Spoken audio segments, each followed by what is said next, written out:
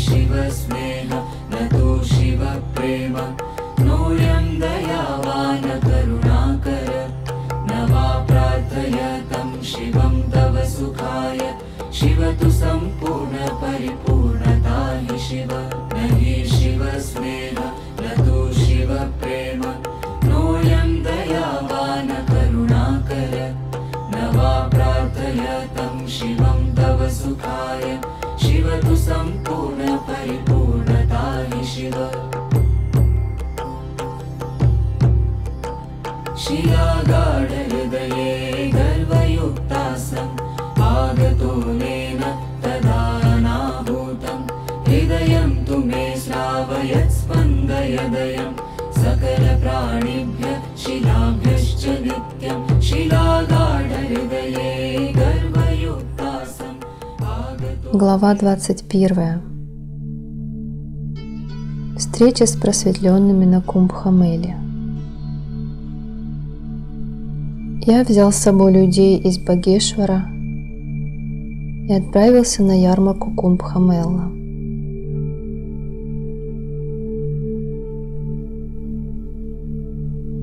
Уважаемый Кришначандра Гири все организовал. С нами был Лакхима Чандра и Тарадатта Шастри.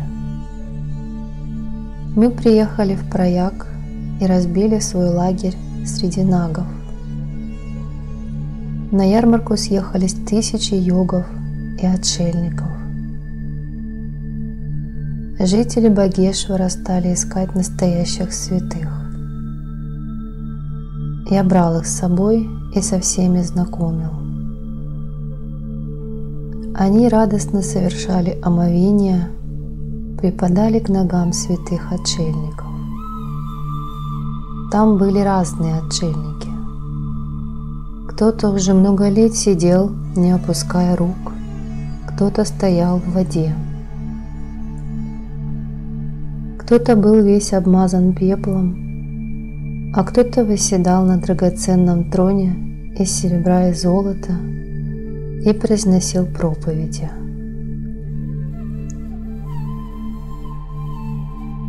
Каждый из них пытался доказать собственную точку зрения, но каждый делал это по-своему.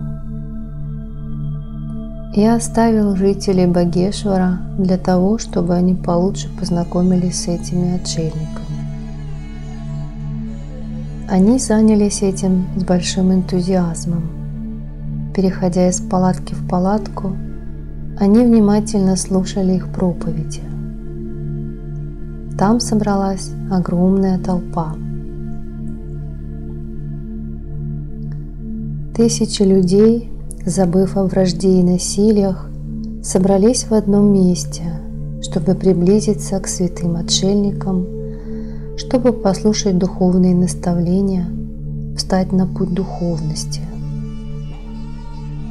Именно здесь можно понять, что есть истина, а что иллюзия.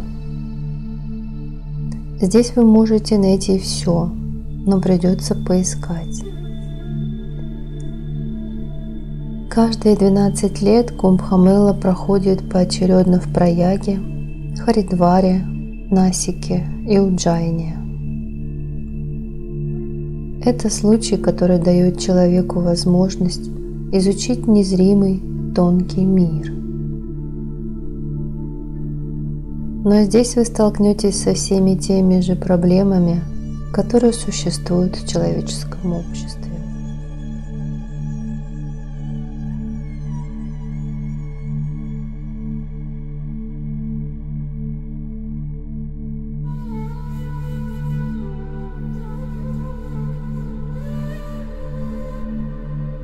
Однажды я взял с собой Биру, мать Кешана, Тарадатта Шастри и других женщин и отправился вместе с ними в лагерь Бхагван Рама Авадхут Агхорешвара. Он был прославленным святым из Бенараса. Вокруг него собралась огромная толпа людей. Но когда он услышал о моем прибытии, то позвал меня внутрь. Мы провели в беседе с ним несколько часов. Все мои друзья получили у него благословение и просад.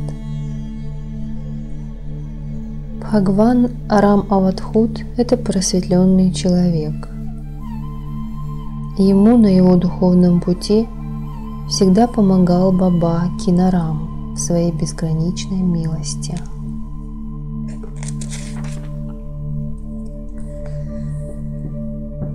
Как только мы вышли из шатра, перед нами появился сумасшедший, который в экстазе раскачивался из стороны в сторону. Иногда он прислонялся к стенам или дверям, иногда поднимал с земли пригоршни песка и втирал их в свое грязное тело. Иногда рвал на себе и без того потрепанную одежду. Я продолжал наблюдать за этим зрелищем, а мои друзья встали поодаль. Я подозвал к себе Биру и Чампо. Услышав этот призыв, подошли и все остальные. Я бросился к сумасшедшему и схватил его. Он начал меня кусать, царапать, чтобы вырваться из этого плена. Я велел Бире и Чампе помочь мне и сказал: «Это и есть Кинарам, человек необыкновенной силы и способностей. Свое собственное тело он покинул уже несколько сотен лет назад, но он всегда приходит на Кумбхамеллу. Именно благодаря ему сегодня Бхагаван Рам Авадхут и достиг таких высот. Но, возможно, Бхагаван Рам Авадхут не знает, что Баба Кинрам здесь, и я должен ему сообщить». При этих словах сумасшедший Баба, рассмеявшись, сказал: «Эй, не делай этого! Никому ничего не говори! Не впутывай меня в дела этого мира! Позволь мне идти по своему пути свободно, подобно тому, как свободно текут реки. Ведь я могу видеть свет даже в самой кромешной тьме и слышать голоса в полном безмолвии. Ты узнал уже очень много, и у тебя есть желание узнать еще больше, но нехорошо иметь много желаний. Ладно, скажу, я действительно Кинарам». Баба шел вместе с нами, мы хотели отвезти его в лагерь, но он неожиданно растворился в воздухе. Все очень расстроились. Я рассказал своим друзьям о Кинараме. Мой рассказ их по-настоящему поразил, особенно когда я рассказал им, что Кинарам давно покинул физическое тело, а это тело, созданное им самим.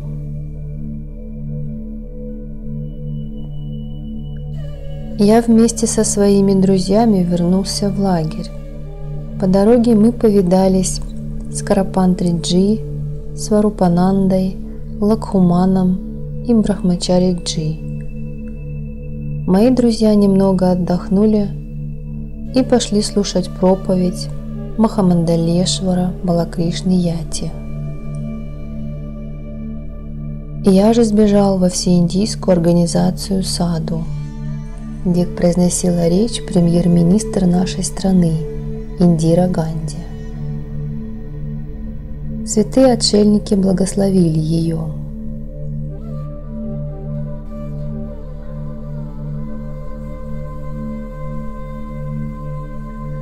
За некоторое время до этого я получил от Бабы Мадхурдаса информацию о том, что ситуация в стране скоро изменится и далеко не в лучшую сторону. Напоминаю, что одно время Баба Мадхурдас был пандитом Джавахарлалом Неру, премьер-министром Индии и отцом Индиры Ганди. Я был обязан сообщить об этом и написал на имя Индиры Ганди письмо, где излагал полученную информацию. Когда я вернулся в свой лагерь, то почти сразу увидел аватар Бабу. Аватар Баба не стал садиться, а внимательно за всеми наблюдал. Потом он велел мне взять деньги у Кишана. У Кишана было 700 рупий, которые я и передал аватар Бабе, после чего он ушел. Я же объяснил своим друзьям, что это был аватар Баба, который является учителем моего гуру. На следующий день проходила церемония главного омовения на Кумбх-Меле. И я взял всех своих друзей и отправился на место слияния рек. Мы пришли туда в 2 часа ночи, а в 4 совершили омовение. Когда я после омовения хотел сменить одежду, ко мне подошел очень высокий отшельник и стал просить, чтобы я отдал ему свою накидку.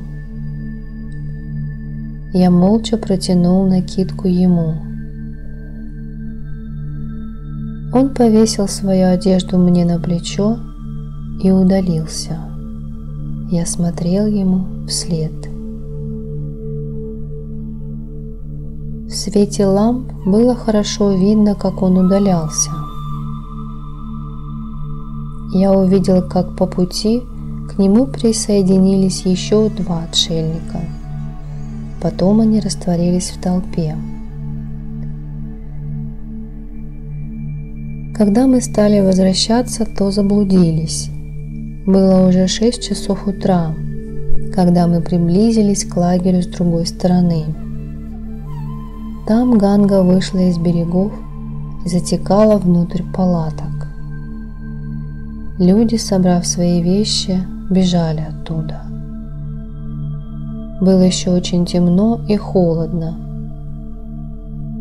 Дождь усилился, а из-за дождя люди испугались, что река снесет оба моста. Началась паника. И вот среди этой паники я слышу голос: «Дай мне 2 рупии». Я остановился и увидел перед собой Гурудева. Я прикоснулся к его ногам и дал ему 2 рупии. Он взял меня с собой и пошел вперед.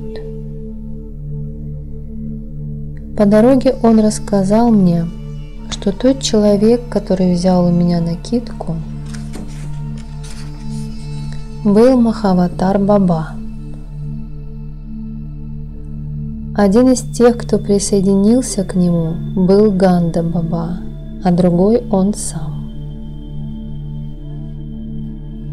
У Джунагарха Гурудев меня покинул.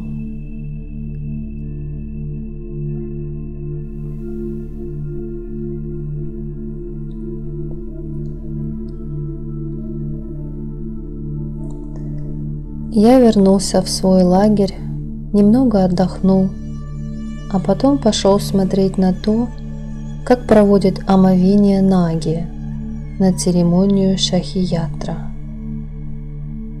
Из-за грязи, которая была повсюду, проводить церемонию было нелегко.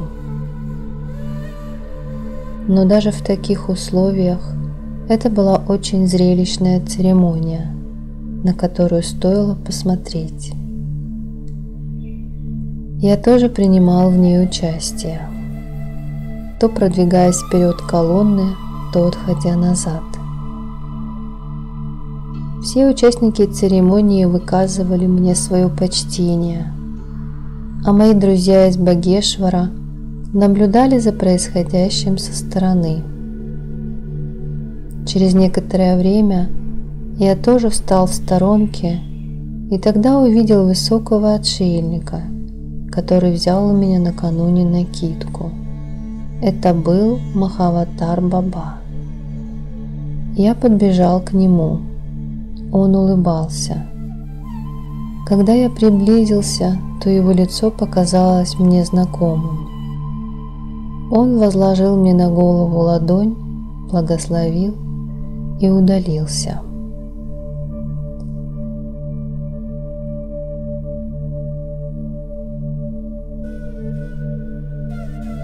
Я вновь присоединился к процессии.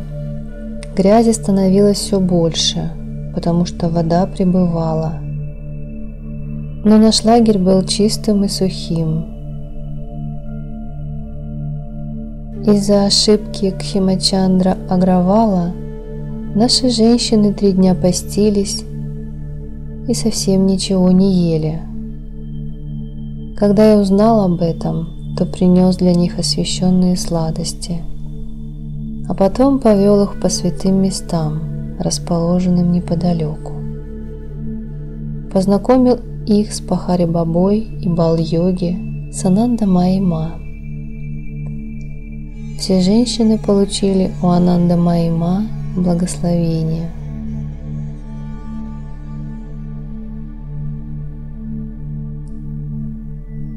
Потом мы отправились к шатру, где Лакшман Брахмачари проводил ягью.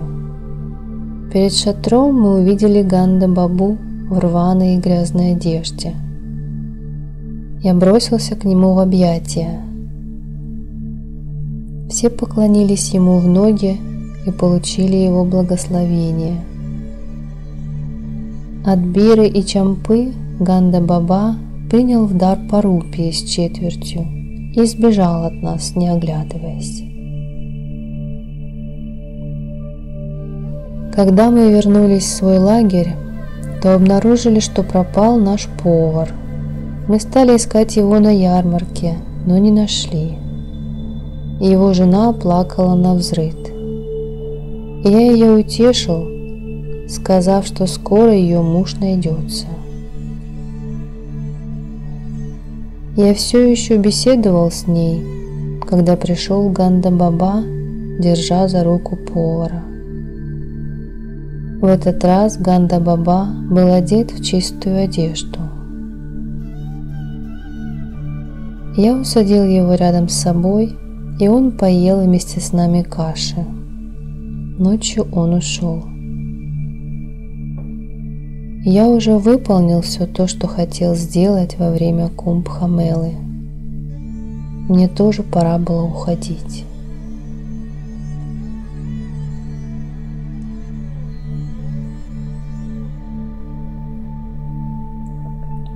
Единственный способ добиться своих целей в жизни, когда вы барахтаетесь в океане чувств и эмоций, это познать Божественное, постичь самого себя, а также общаться с просветленными людьми. В нашем физическом теле, подобном светильнику, горит свет жизни. Бог может зажечь и потушить этот светильник в любой момент. На рассвете я совершил омовение и свои обычные ритуалы, а потом попрощался со всеми и отправился обратно в Багешвар. По дороге я остановился в Лакхнау, в доме госпожи Тары Агравал. Туда пришли также А.П. Гупта, Анупама, Тантрик Джитендра, Бхарти Джи. Пришел главный министр штата, господин Нараян-датта Тивари, и министр горного развития, господин Бхандари. Из Канпура приехала моя ученица Вимла. Я провел несколько дней в Лакхнау, а потом отправился в Найниталь.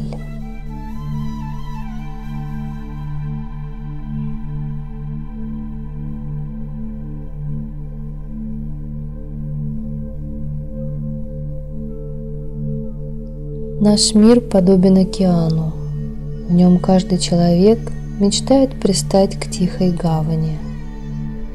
Но это может получиться лишь у того, в чьем распоряжении есть корабль, лодка или другое плавучее средство. Я смог пристать к берегу, потому что у меня, фигурально выражаясь, была лодка. То есть у меня было знание о йоге и духовная помощь гуру. И даже несмотря на это, волны жизненного океана швыряли мою лодку из стороны в сторону. Но теперь это просто история моей жизни, которую я бережно храню. Я уверенно шел по духовному пути, надев оранжевые одежды. Было время, когда этот монашеский наряд казался мне ограничением, как будто меня, свободную пташку, посадили в клетку. Когда я надел оранжевые одежды и вышел в большой мир, то обнаружил всю глубину своего одиночества в нем. Те люди, что, казалось, уважали меня вчера, сегодня меня не узнавали. Я начал вести жизнь, независимую от людей.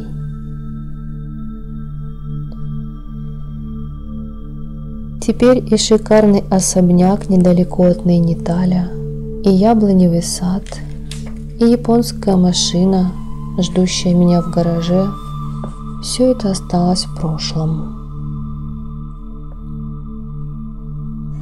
В то время я был красивым молодым человеком, любил бродить по улочкам Найниталя. А после того, как я стал отшельником, через много лет я вновь вернулся туда. Я остановился там всего на несколько дней, а потом отправился в Харидвар. Именно тогда там находился директор и кинорежиссер Нареш Кумар. Он пришел повидаться со мной. Потом пришли Рамаян Тивари и Нана Пансикар. Они провели со мной какое-то время, но мне не нравилась атмосфера в этом городе. Я снова уехал в Найниталь.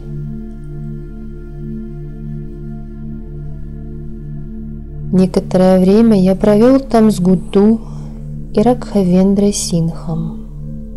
Я сделал своим домом одну из комнат в отеле «Алка» и пытался там найти ответы на запутанные вопросы, которые предлагала мне жизнь. Время никого не ждет. Оно идет своим чередом. Вскоре в Найниталь приехал принц княжества Салимпур со своей матерью и сестрами. Я посмотрел на свое будущее внутренним взором и увидел, как я одинок. Весь мир шел своим собственным путем, а я своим собственным.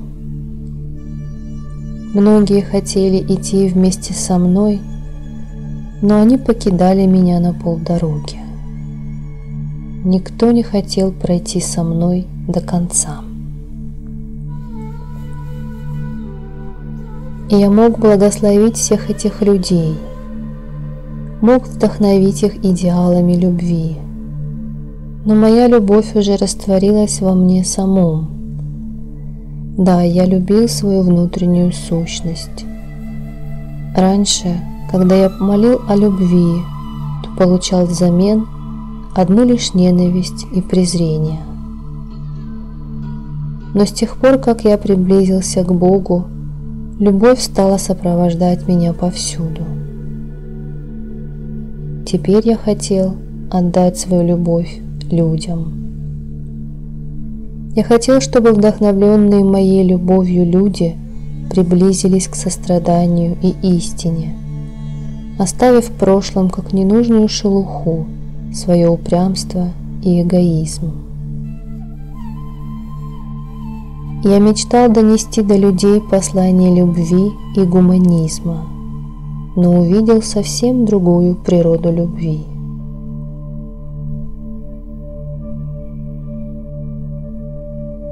Человеческая любовь рядилась в разноцветные одежды эгоизма, религии, касты и общинных интересов. Кто-то кричал о чистоте индуизма, другие защищали чистоту ислама. Некоторые говорили, что только христианство может нас всех спасти. Все хотели запереть Бога в своем пыльном шкафу. И все это было похоже на торговлю. Если это божественная любовь, то что же такое любовь мирская? Никогда не могли меня связать эти мирские цепи.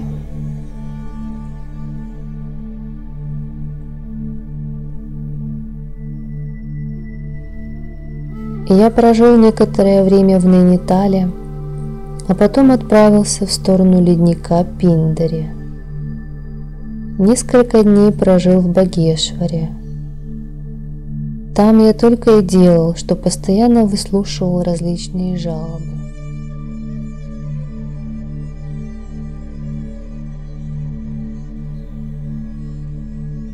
Потом я пошел дальше через Бхарари. Позади я оставил всю свою историю. Впереди была моя любимая пещера в Гималаях, а посередине шел я сам. Я думал, что оставил позади человеческий социум и надеялся встретить в своем будущем святых отшельников. Я знал оба этих мира. Оба этих мира привлекали меня, но я вышел за границы обоих этих миров. Я оборвал обе этих нити.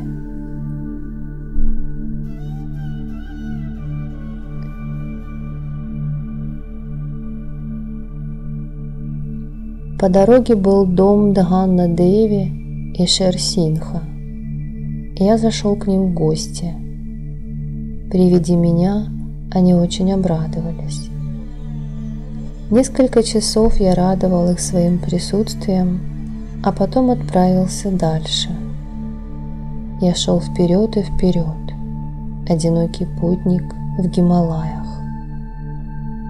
Гималаи стали спутником моей жизни, стали моим маяком, моим учителем. Гималаи были для меня всем. На следующий день я пришел в деревню Кхати, в которой проживали 28 семей. За этой деревней лежал знакомый мне ледник. В этой деревне жили Ратна Сингх, Чанчал Сингх и Мангал Сингх. Здесь все люди были приближены к Богу. Они постоянно служили отшельникам, приходящим в эти священные места. Эти люди живут своей собственной жизнью в согласии с природой, вдалеке от основных традиций человечества. Эта местность сама по себе является воплощением истории и древней культуры. Люди, которые живут здесь, считают себя наследниками наших исторических эпосов и преданий. Хотя эти люди ничего не знают ни о производстве пшеницы, ни о рисе, ни о бобовых, но они впечатляют нас своим культурным наследием. Они не знакомы с коварством, ложью и обманом. Они постоянно общаются с отшельниками, и духовные знания приходят к ним сами, без всякого усилия с их стороны. Мое пребывание в этих местах послужило дальнейшему прогрессу.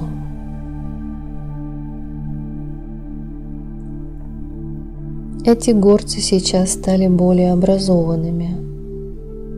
Они теперь знают, как выращивать пшеницу, рис и бобовые, знают, как одеваться.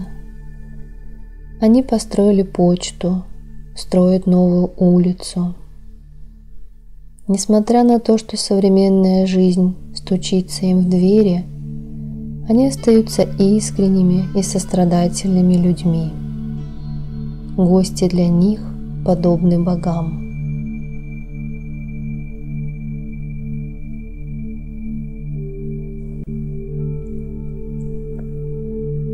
В этот раз я пришел в Гималаи, намереваясь здесь, среди снегов, пребывать в состоянии самадхи в течение 5 месяцев. Мое тело останется в заваленной снегом пещере, а я сам, создавая себе другое тело, буду путешествовать по другим мирам. Эту свою мысль я озвучил перед жителями Кхати. Я также хотел построить в Пиндаре храм, как и просила у меня Деви. Я созвал особое собрание, на которое пригласил всех членов деревенского совета и всех влиятельных людей этой местности. На этом собрании все единогласно решили помочь мне в возведении храма.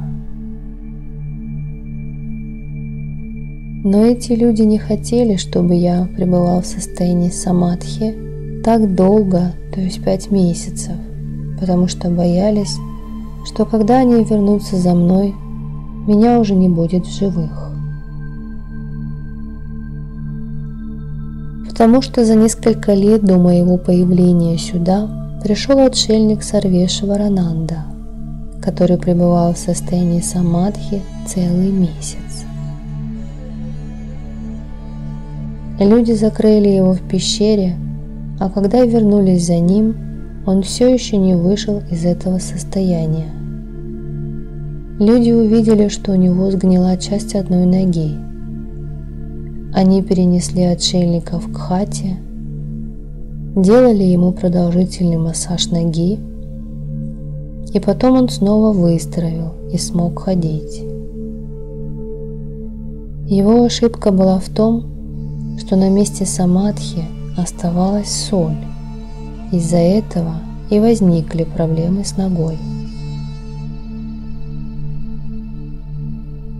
Люди стали меня просить, чтобы я находился в состоянии самадхи не 5 месяцев, а всего 1.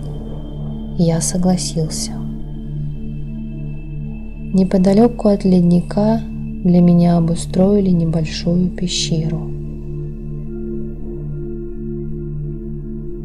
Пока для меня обустраивали пещеру, я решил сходить к Сундарнатху и в Деви-Кунд.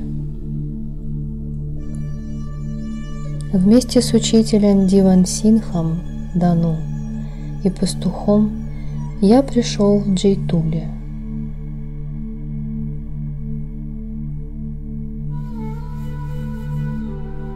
Сундардханга была последней деревушкой на нашем пути, расположенном на высоте 9000 футов.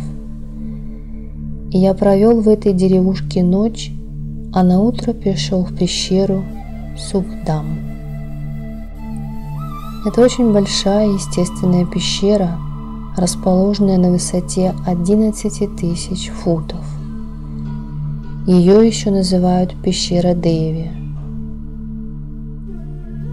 Когда я пришел туда, то увидел, что там уже расположилась группа девушек из Бомбея. Они были членами клуба любителей альпинизма. Они за 3 дня дошли до пещеры Деви и Джетели, и это восхождение далось им с большим трудом. Они удивлялись, как мы могли добраться до места всего за один день. Кроме того, я всегда путешествую почти полностью без одежды, только в набедренной повязке. Когда я прихожу в какой-нибудь населенный пункт, то набрасываю на себя накидку. На этой высоте в горах стоял страшный холод. Люди дрожали от холода даже в меховой одежде. Я же почти полностью раздетый, совсем не чувствовал холода и все время весело улыбался. Лидерами группы девушек-альпинистов были Фироза, Ирани и Лолита. Они, а также другие девушки и их проводники настаивали, чтобы я ночь провел вместе с ними. Я принял их предложение, а на рассвете отправился в сторону Девикунда, который находится на вершине Бханумати.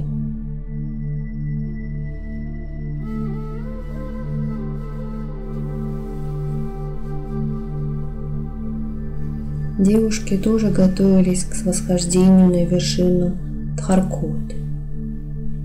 Я же начал восхождение вместе с Дивансинхом и под руководством пастуха.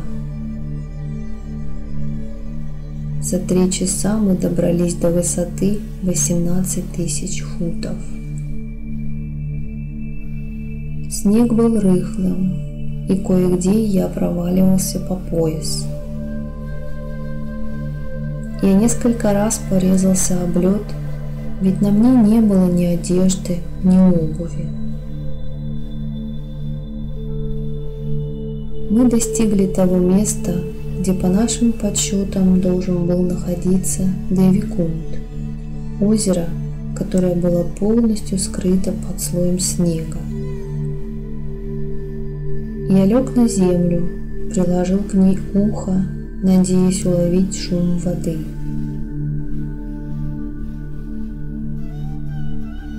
Вдруг я увидел, что над нами стали кружиться 2 птички очень красивого золотистого цвета. Они опустились на снег недалеко от нас.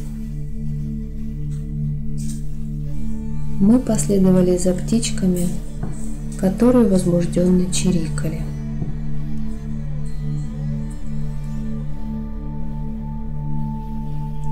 Я взял у Дивансинха кокосовый орех, кусок тростникового сахара и положил их перед птичками. Птицы взяли сахар и улетели. Я посоветовал копать снег именно в том месте, где они сидели. Как только мы разбили ледяную корку, показалась вода. Мы 5 раз совершили омовение, потом разбили кокосовый орех и положили его куски из сахара на снег в качестве символического подношения. Затем мы отправились в Бейрав-Кунд, а после этого вернулись в лагерь. Девушки все еще были там. К ним присоединилась женщина-врач из Гуджарата. Девушки стали настаивать, чтобы врач обработала мои порезы, опасаясь, что у меня начнется заражение крови. Я посмеялся над их наивностью. Потом я взял пепел и втер его в раны. Я сказал: это для меня лучшее лекарство. Гималаи никогда не смогут причинить мне вред, и тем более убить меня, ведь они мой самый близкий друг.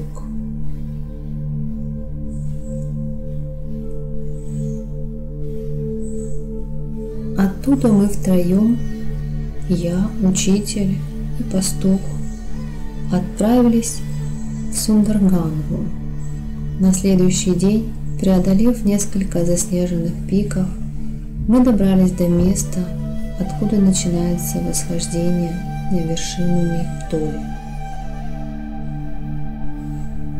На склоне Пвали-Двар было много ледников. На солнце это зрелище было поистине достойно восхищения. Между вершинами Мейктоли и Пвали-Двар именно в том году возникло большое природное озеро.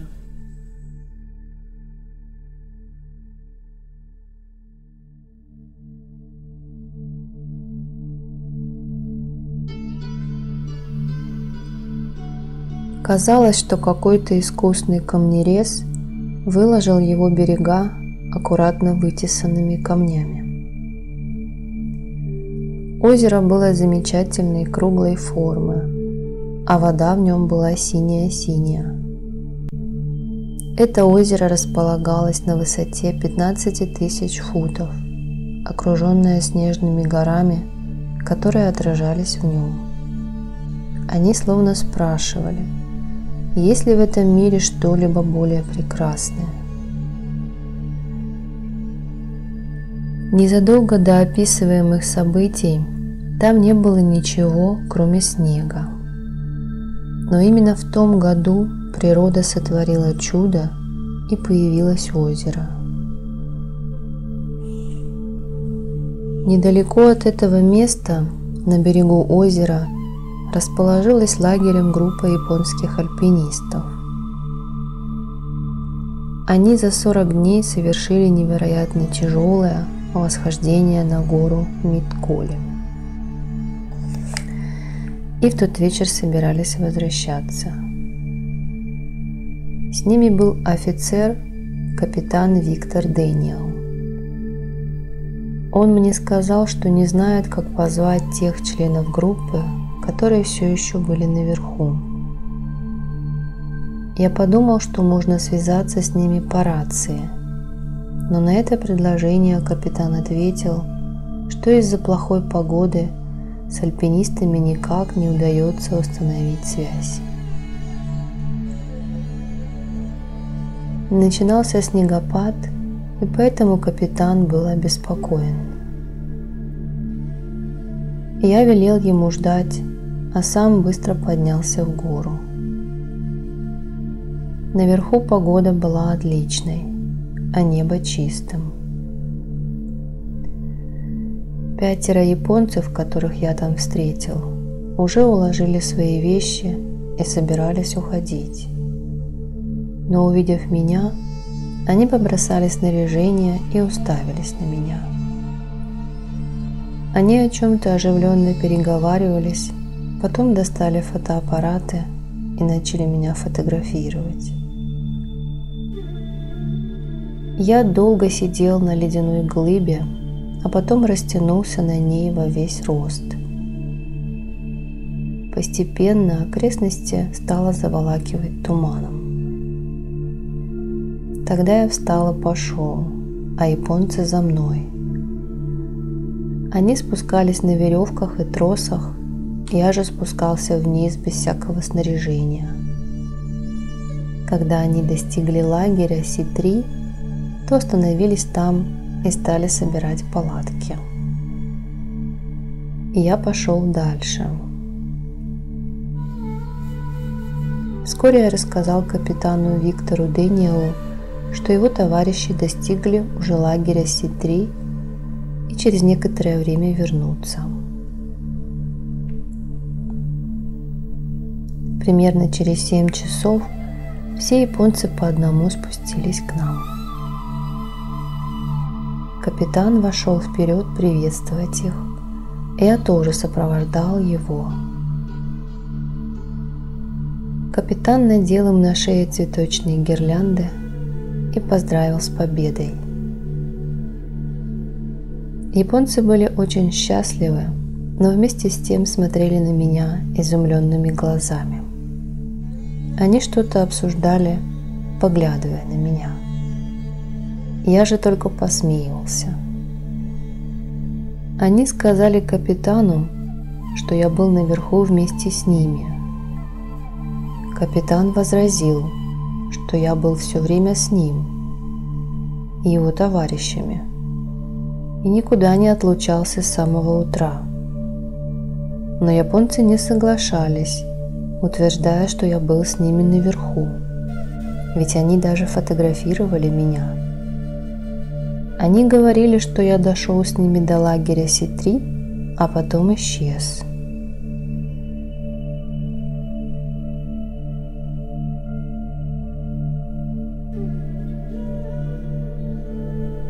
Я развеял сомнения обеих сторон, сказав, что находился в двух местах одновременно.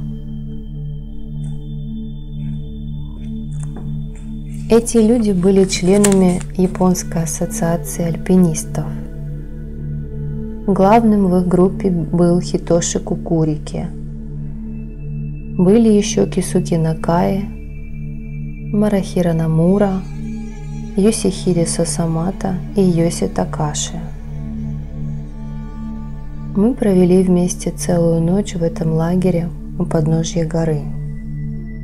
На следующий день вернулись в Кхати, где японцы отдыхали от восхождения еще несколько дней. Потом они уехали к себе на родину.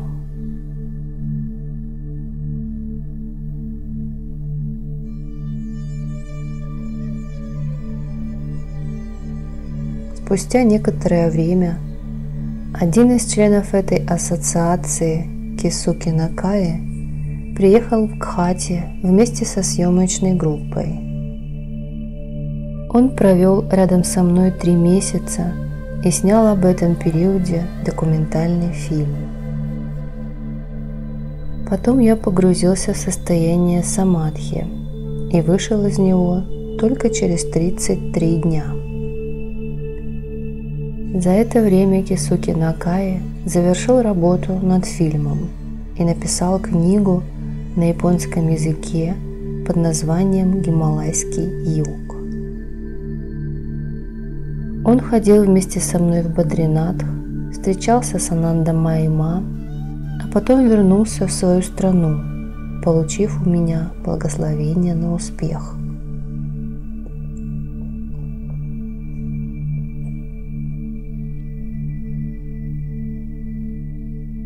В Кхати мы переименовали Накаи на индийский манер.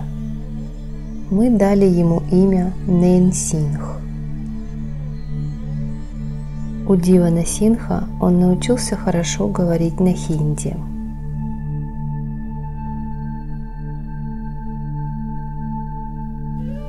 Гималаи всегда были тем местом, где ощущается присутствие божественных сил, где обитают удивительные существа. Обычно человек гордится своими даже самыми незначительными достижениями, но он забывает о том, что если бы природа не была на его стороне и не помогала ему, он бы ничего не смог достичь. И если он хотя бы раз поймет, какие удивительные спектакли ставит для нас природа, какой она великий режиссер, то он уже никогда не сможет хвастаться своими достижениями. И Гималая – это не только сказочно красивое место, но и та земля, где действительно обитают боги и просветленные. Любой человек, который приедет сюда и будет медитировать в одиночестве, получит удивительный сверхъестественный опыт. В Пиндаре можно часто услышать, как играют на традиционных музыкальных инструментах. Эту музыку можно услышать, когда вы приходите в Пиндаре на рассвете. Но где бы ни был человек, и что бы он ни делал, ему хочется похвалиться своим умом. И мне невероятно жаль, что в наше время все маломальски образованные люди, приезжая сюда, своими мыслями, словами и поведением развращают наивные души горцев. Они губят Гималаи. И люди начали вырубать леса, перекрывать течение рек. Самолеты и другие летательные аппараты нарушают священную атмосферу Гималаев. Не случайно Гималайские горы теперь связывают с угрозой терроризма. Гималаи, защищаясь, показывают свой грозный лик. Те самые Гималаи, которые раньше можно было назвать дарующими жизнь, теперь ее отнимают. Но люди не понимают истинного значения происходящих событий.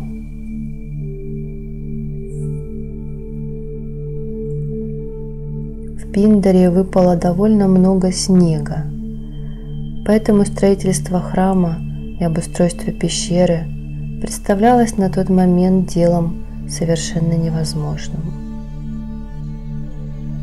И я решил побродить по другим долинам и, пообещав вернуться, отправился по дороге между вершинами Бальджурия и Бвали-Двар в сторону Сундардханги.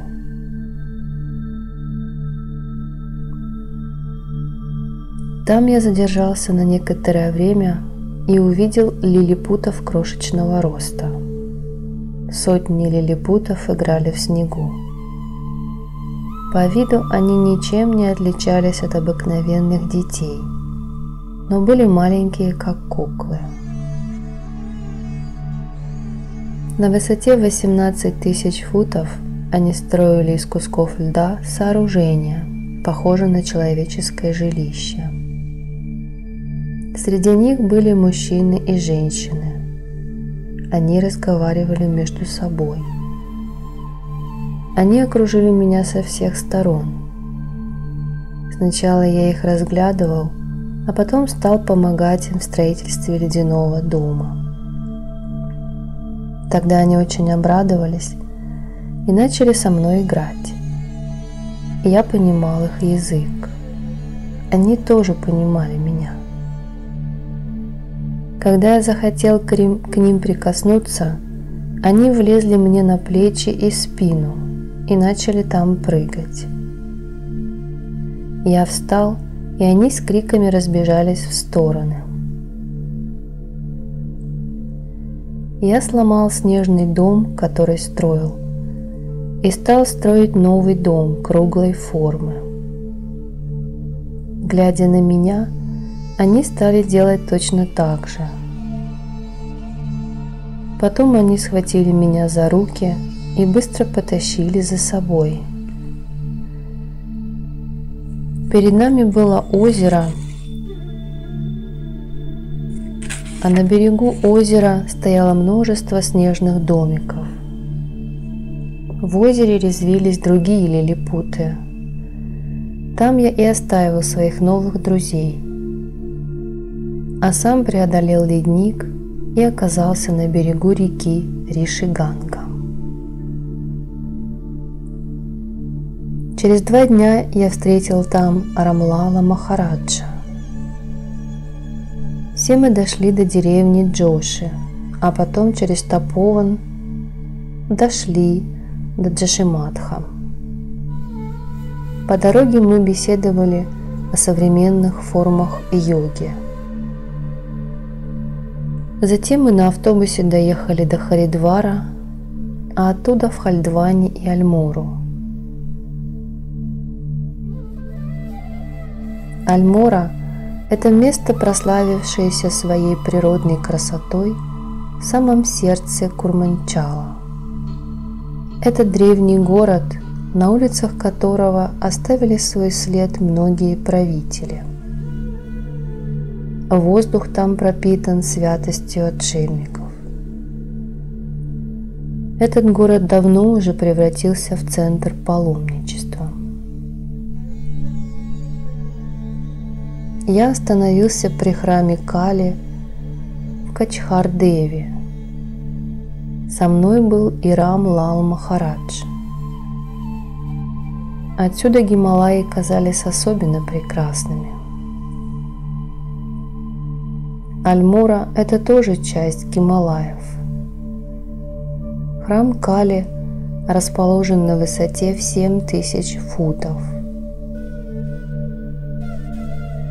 Прошло совсем немного времени, и из города стали приходить люди, чтобы встретиться со мной.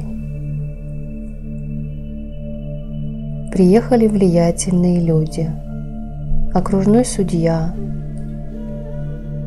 полковник Тхапа, гражданский хирург Агравал, учителя, их друзья и домочадцы.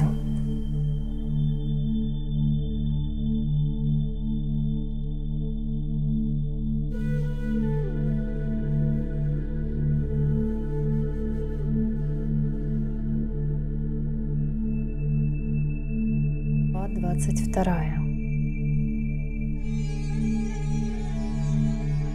Как я поразил ученых и врачей, проведя 9 дней в воде и месяц в снегу, погруженный в состояние самадхи.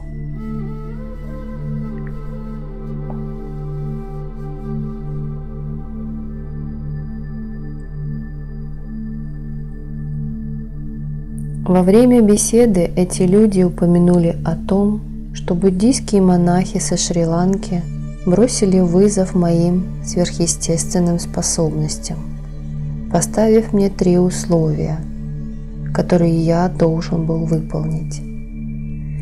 Я сказал, что принимаю эти условия. Я был готов войти в состояние самадхи, погрузившись в воду. Я собирался просидеть 9 дней в водном резервуаре размерами 7 на 3 фута и глубиной в 9 футов. Этот резервуар строился под руководством инженера Бхатии и Индрапракаша Гупты. Потом его наполнили водой. В сооружении этого резервуара огромную помощь оказал Виджай Кумар Натх из Хальдвани. В Альморе слухи о том, что Палад Баба собирается находиться в состоянии самадхи, сидя в воде, распространились подобно лесному пожару. Из Великобритании приехал Альфред Вринант со своими друзьями, а из Франции группа женщин-врачей. Из Италии тоже приехала группа молодежи.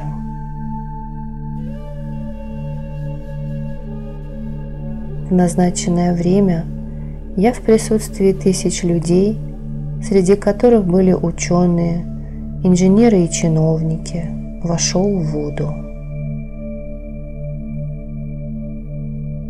Я велел им на 24 часа оставить поверхность водоема открытой, а после этого накрыть его крышкой и не открывать, пока не истечет 108 часов, потому что через сутки я ожидал наступления бури.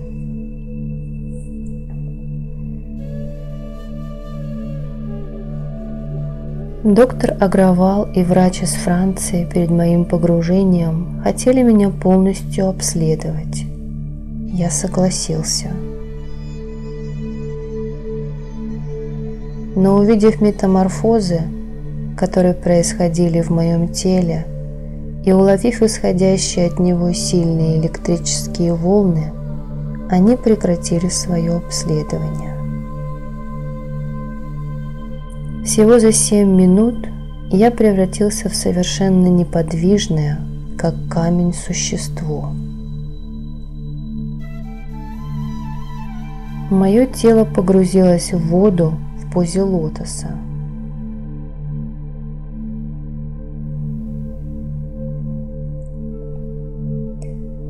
Резервуар был наполнен водой до краев. Мы заранее позаботились о том, чтобы процессу самадхи ничего не мешало. В этом нам оказал огромную помощь руководитель районного масштаба Мукул Санвал. Крышка с резервуара была поднята в точно назначенное время под наблюдением Тарадатта Шастри и Рам Лала Махараджа. И мое сознание тоже возвратилось в тело в точно назначенное время и всплыло на поверхность. Мое тело совершенно побелело. Казалось, что кожа сгнила от постоянного нахождения в воде, что стоит до нее дотронуться, и она слезет с меня, как ненужная шелуха. Я велел всем подождать полчаса и начал возвращать свое тело в обычное состояние.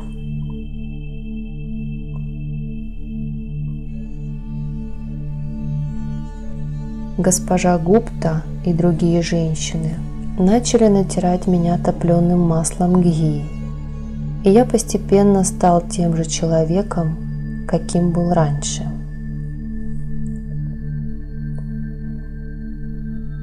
Я сел на возвышение и перед собравшейся огромной толпой людей, пришедших издалека, поблагодарил природу, которая помогла мне в проведении этого эксперимента. Люди сказали мне, что на другой день, как я и предсказывал, началась сильная буря, и резервуар не просто пришлось накрыть крышкой, но и привязать эту крышку веревками.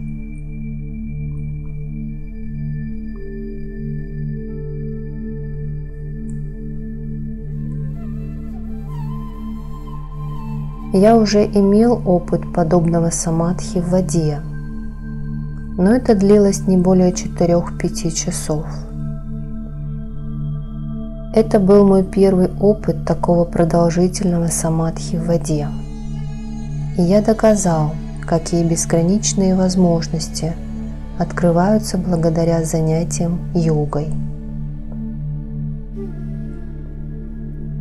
Благодаря силе, которая дарует йога, любой человек может находиться под землей, в безвоздушном пространстве или в воде без угрозы для собственной жизни. Внутри меня произошли удивительные перемены. На кого бы из сидящих предо мной людей я не бросил взгляд, я видел, что это махатмы. И в мужчинах, и в женщинах, которые подходили ко мне, я видел свет их божественной души. В тот момент я принял решение немедленно отправиться в Гималаи.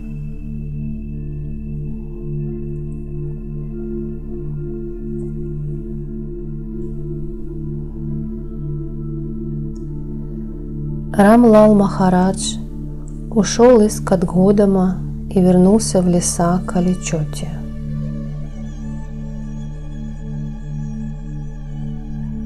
Я же вместе с Альфредом Вринанандом отправился в Непал.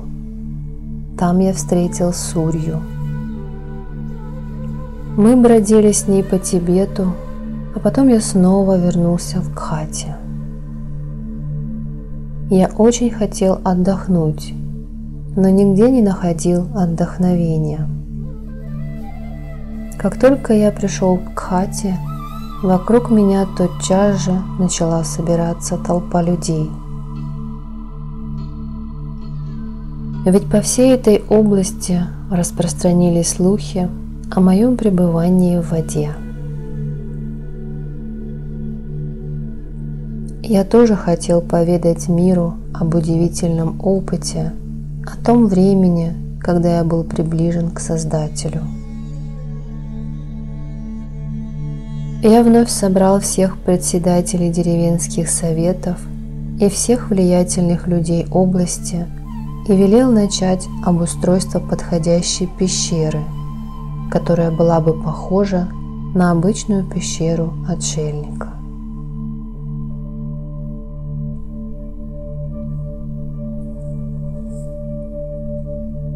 Благодаря усилиям Ратан Синха из Кхати, Чанчал Синха и Мангал Синха недалеко от Пиндари и была устроена такая пещера.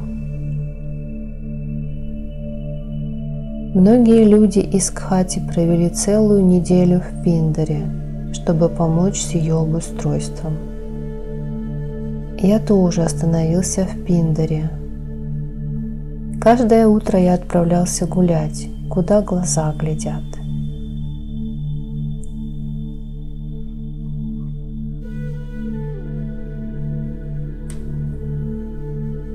Иногда я преодолевал один ледник и доходил до ледника Милам, а иногда целый день оставался сидеть на берегу озер, расположенных в леднике.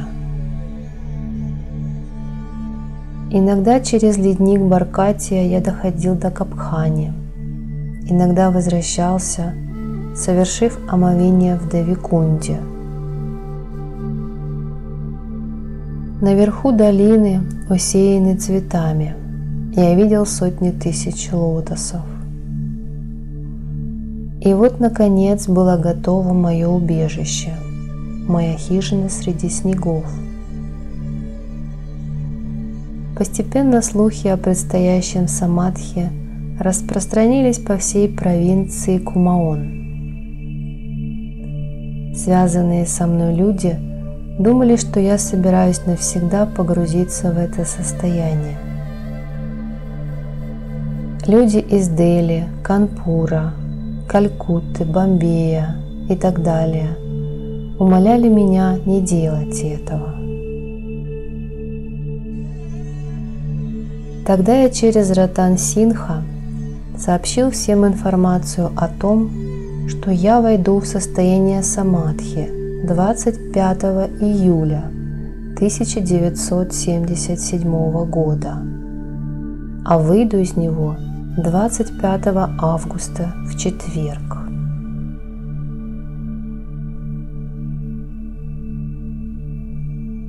Но страх, который поселился в сердцах людей, так быстро не уходил. Люди беспокоились обо мне. Им казалось, что находиться 33 дня в снегу невозможно. Но мое намерение было твердым. В меня верили жители Кхати, потому что перед ними был пример самадхи Сарвешварананды и Нагина Бабы. К тому же к ним постоянно приходили святые отшельники. Жители Кхати наблюдали и самадхи, которая происходила в Багешваре. Посмотреть на меня приходили люди из самых отдаленных уголков страны. У меня уже был неоднократный опыт самадхи в течение нескольких месяцев.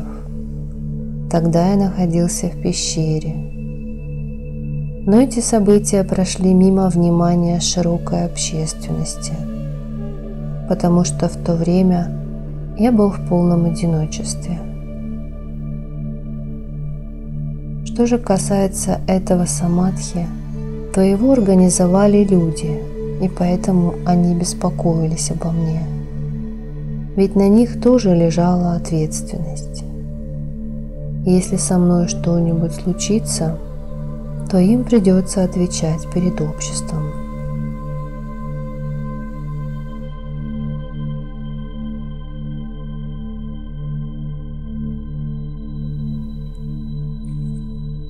Но на моем пути не было препятствий. Полностью подготовившись, я 18 июля попрощался с населением Кхати. Люди провожали меня с помпой, с музыкой и криками под руководством Хаят Синха и Пратап Синха. Плакали все, и мужчины, и женщины, и дети. Из кувшинов они выливали на меня молоко, осыпали цветами. Они молились обо мне, матери Джагадамбе, чтобы я возвратился целым и невредимым. Невозможно описать всю глубину их любви, преданности и благоговейного трепета. Накаи был там вместе со съемочной группой, и он запечатлел этот момент на пленку. Из Кхати я прибыл в Чхали. В Чхали находится место слияния рек Пиндар и Капхани. Там был охотничий домик, где нас разместил его охранник Кхушхал Сингх. На следующий день через Бхарукию мы добрались до пещеры.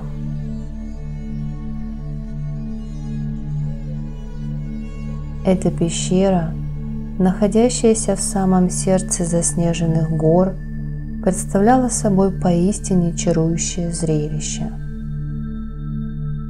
Неподалеку от этой пещеры и было оборудовано место для моего самадхи.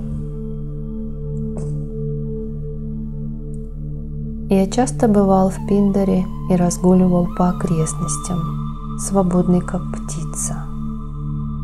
Гималаи постоянно зовут меня, дают мне отдых, что-то рассказывают, чему-то учат.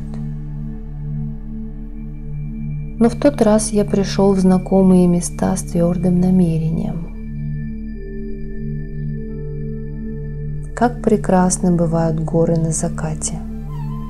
Они стоят гордо возвышаясь среди снегов, а между ними течет река Пиндари. Вдоль этой реки цветут тысячи разноцветных цветов. Часто попадаются стада мускусных оленей. Эти цветущие долины раскинулись на мили и мили вперед. Как же они радуют глаз! На следующий день я вместе с Хаят Сингхом преодолел ледник и пришел в Капхани.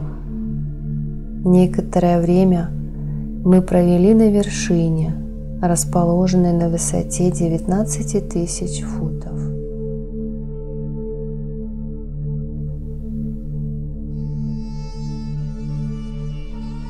Мы видели божественный храм Нанда-Деви. На следующий день мы взобрались на пик Балджурия. Оттуда были великолепно видны горы Нанда-Деви, Нанда-Дхункат и священная гора Кайлас. Оттуда была проложена хорошая дорога до Сундар-Дханки. Здесь существует заснеженное поле, раскинувшееся на 15 миль. Именно отсюда берут свое начало реки Мандакини и Нандакини.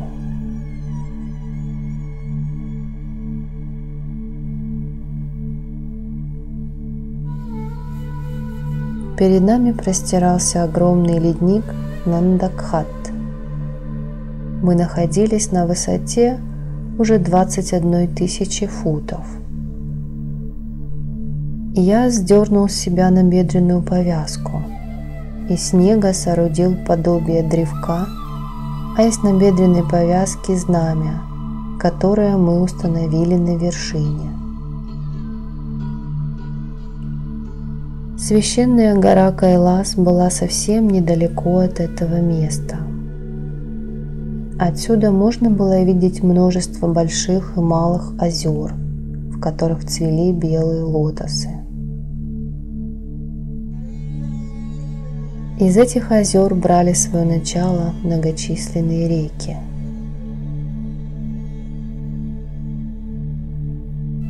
Мы спустились вниз и пришли к Вирсинху, который неподалеку пас овец. Он накормил нас картошкой. Мы перебрались на другой берег реки Пиндар и пришли в пещеру где нас уже ждал Пратап-Сингх. Туда уже пришло множество людей из самых отдаленных мест. Народу становилось все больше.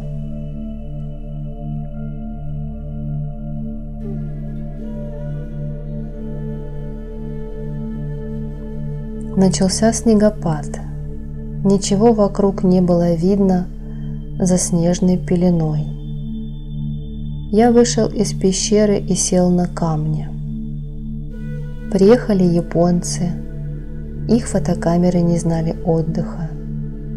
Приехали также люди из Багьякота, Сарага, Бадвама, Суфи, Тарсали, Бхарари, Багешвара и Альморы. Они говорили, что на следующий день придет еще больше народа. Но в Пиндаре не было никакой инфраструктуры, никакой возможности разместить и накормить людей. К счастью, приехавшие люди сами о себе позаботились. Кроме того, Ратан-Сингх и Чанчал-Сингх устроили лагерь для проживания нескольких тысяч людей. Они издалека заказали дрова, чтобы их обогреть. Мне пришлось освободить несколько близлежащих пещер. Некоторые отшельники прервали свои самадхи и присоединились к нашей группе. 23 июля я находился неподалеку от пещеры, а в Пиндаре к тому времени уже собралась большая толпа народа, подобно которой Пиндаре еще не видела. Люди хотели выразить всю глубину и искренность своего духовного порыва.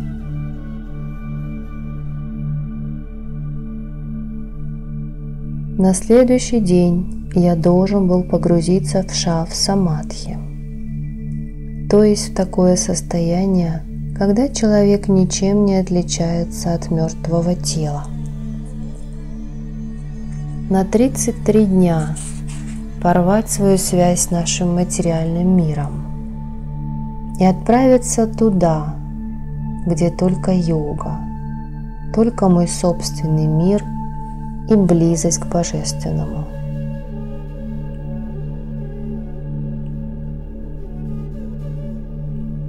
Как только за мной закроется дверь погребенной в снегах хижины, я тотчас же растворюсь в безграничном космосе. Я избавлюсь от привязанности этого мира и буду бродить духовными тропами. Когда существование души становится независимым, то исчезает разница между тонким миром и миром материальным. Истинные желания человека становятся его жизнью, его кастой и национальностью. Как прекрасна жизнь! Люди выражали по отношению ко мне столько любви, но и тогда в сердцах многих была тревога, потому что они беспокоились обо мне. А в остальном кругом царила радость. Но люди думали, что полная самадхи на 33 дня – это очень большой срок, и ежились, глядя на снег. Что же произойдет с моим телом за 33 дня в этих снегах?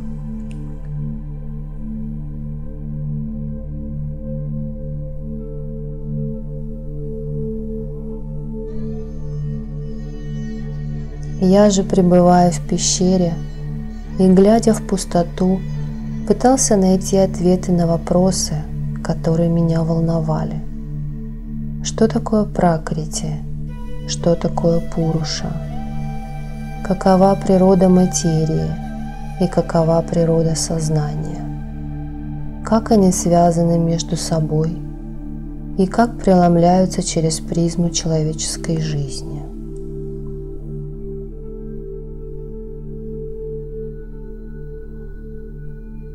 По стальному блюду я размазал слой топленого масла гии.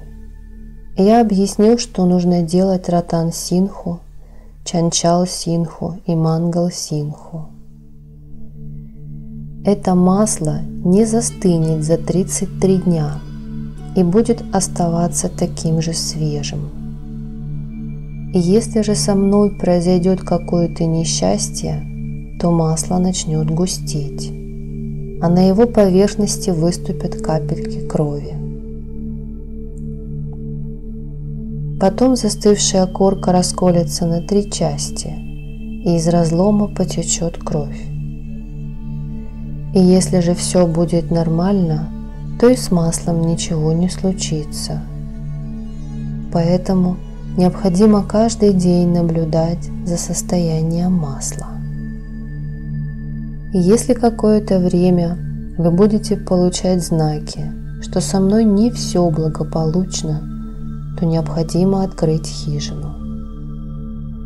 Я все это объяснил, а солнце медленно скрылось за краем гор. Люди отправились отдыхать. Мангал Сингх расчувствовался. Он и не собирался уходить, но я велел ему покинуть меня, а сам в пещере начал ждать наступления следующего дня.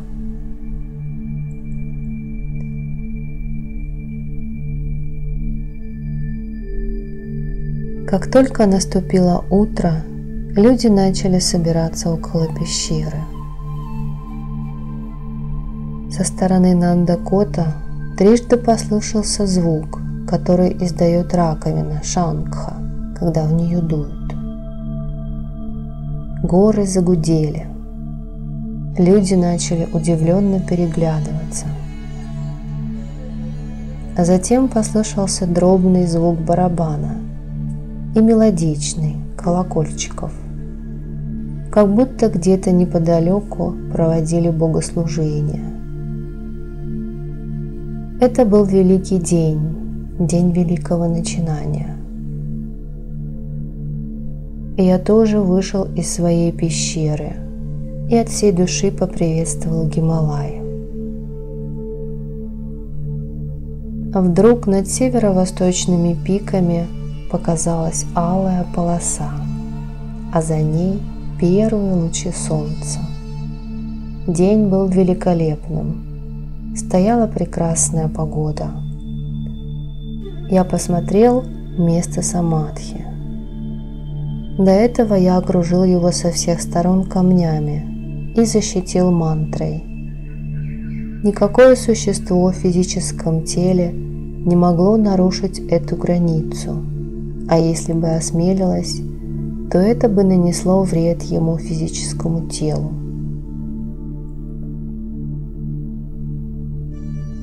Заклятие вступало в силу через 10 часов после моего погружения в самадхи и прекращало свое действие за 2 дня до его окончания.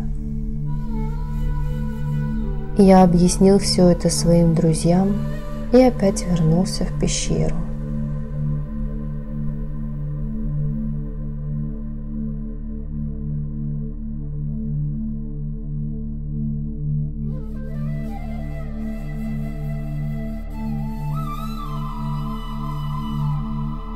Когда я полностью подготовился к предстоящему самадхи, я вышел и сел среди людей.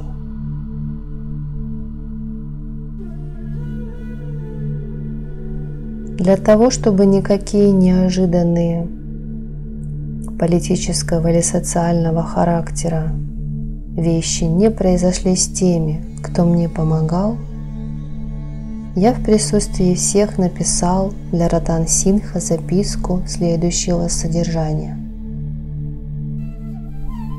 Я погружаюсь в состояние вшав-самадхи по собственному желанию, для того, чтобы познакомиться с устройством безграничного космоса. И никакой человек в этом мире, никакое живое существо не несет за это ответственности.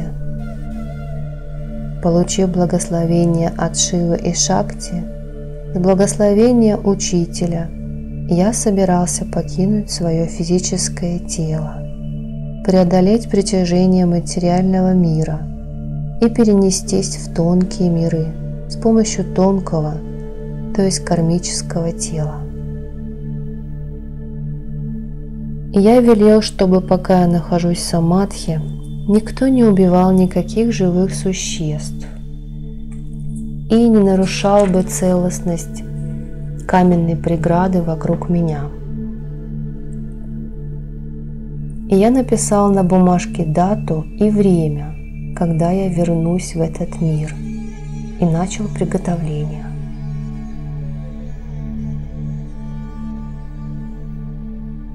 Время погружения в самадхи приближалось. Гималаи огласились восторженными криками. В точно назначенное время я зашел в пещеру. Потом вход в эту пещеру был завален камнями, а поверх камней забит досками и завален снегом. Теперь я уже не мог слышать их радостных криков. До меня не доносилось ни звука. Я постепенно все дальше и дальше удалялся от этого места и отделился от своего материального тела. Все мои намерения, цели, вера, сила воли, моя истинная сущность – все это соединилось в одной точке, и я погрузился в безграничность космоса.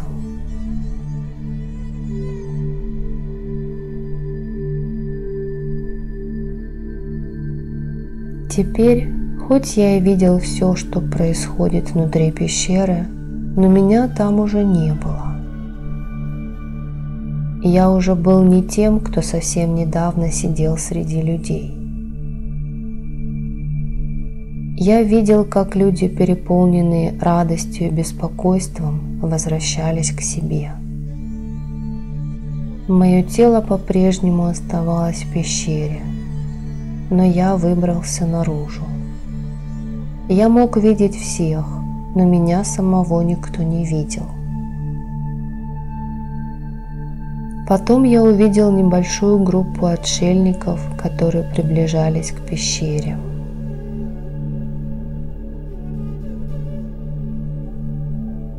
Теперь я собираюсь описать то, что произошло со мной после 33 дней пребывания в пещере.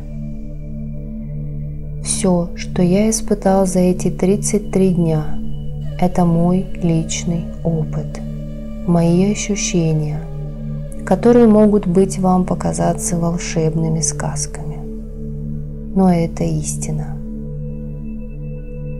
Если вы хотя бы немного попытаетесь приблизиться к своей духовной сущности, то увидите все, что увидел я. Тогда вы узнаете все, что происходит в космосе.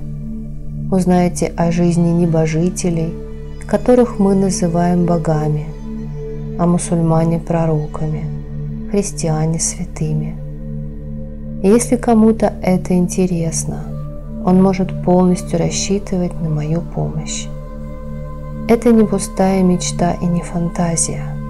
Это та истина, которая может открыться каждому из вас.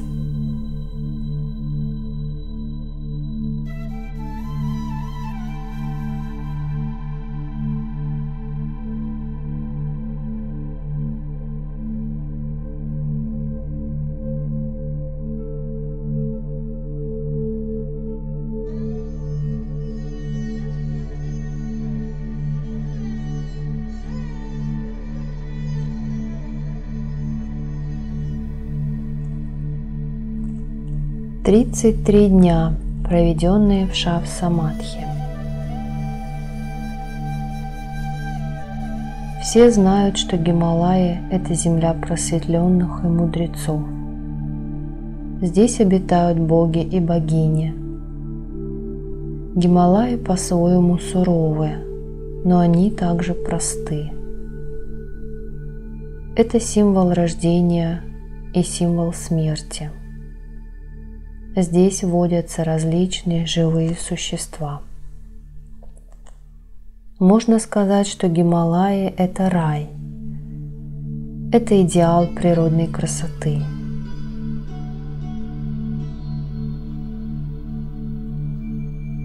И я погрузился в состояние самадхи. Мое тело было погребено под снегом. Сам я находился за пределами пещеры в своем тонком теле. Я видел удивительных существ, которые обитают в воздухе. Никто из них не мешал другим. Я увидел целую группу святых отшельников, с каждым из которых я поздоровался по очереди.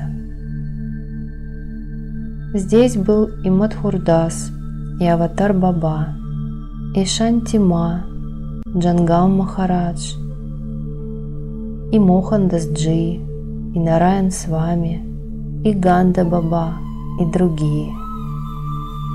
Всего их было 33.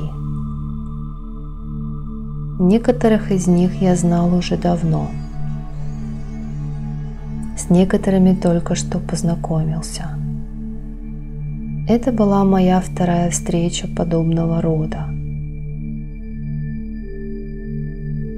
Однажды я побывал в их пещерах в собственном физическом теле. Теперь я находился в тонком теле.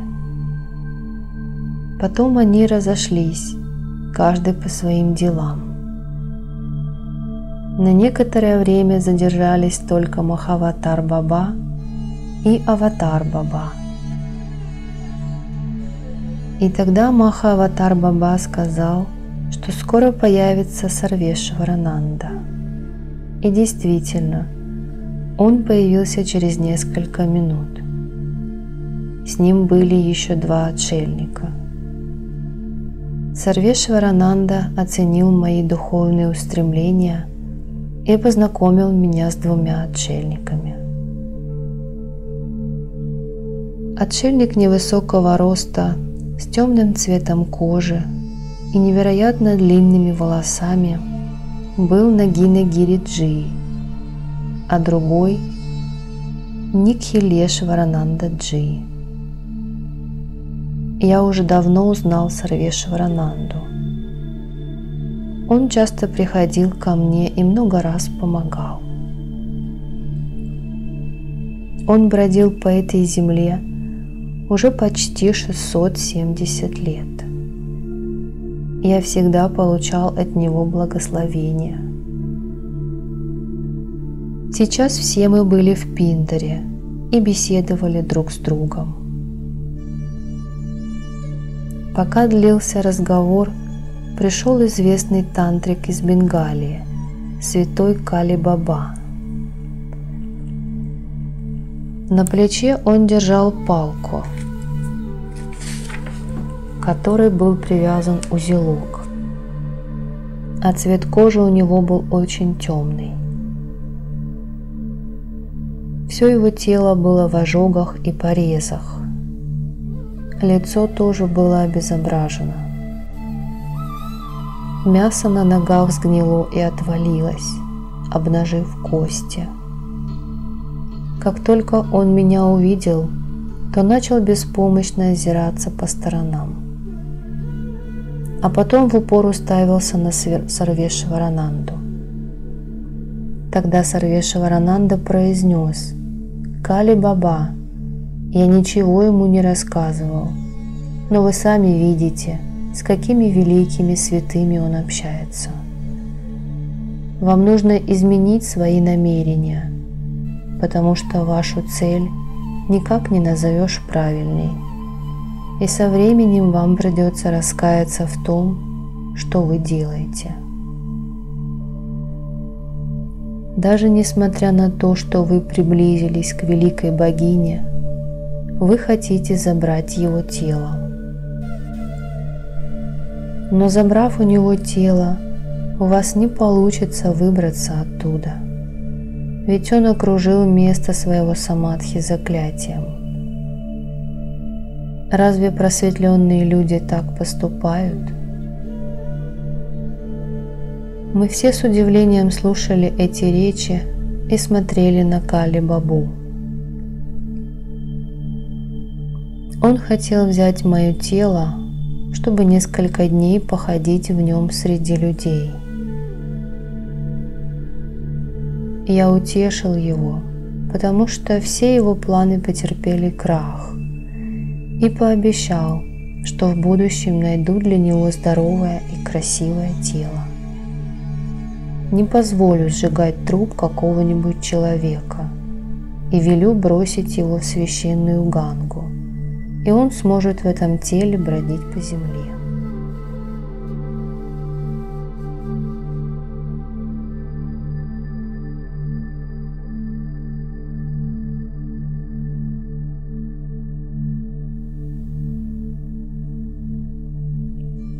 На мир опустилась ночь.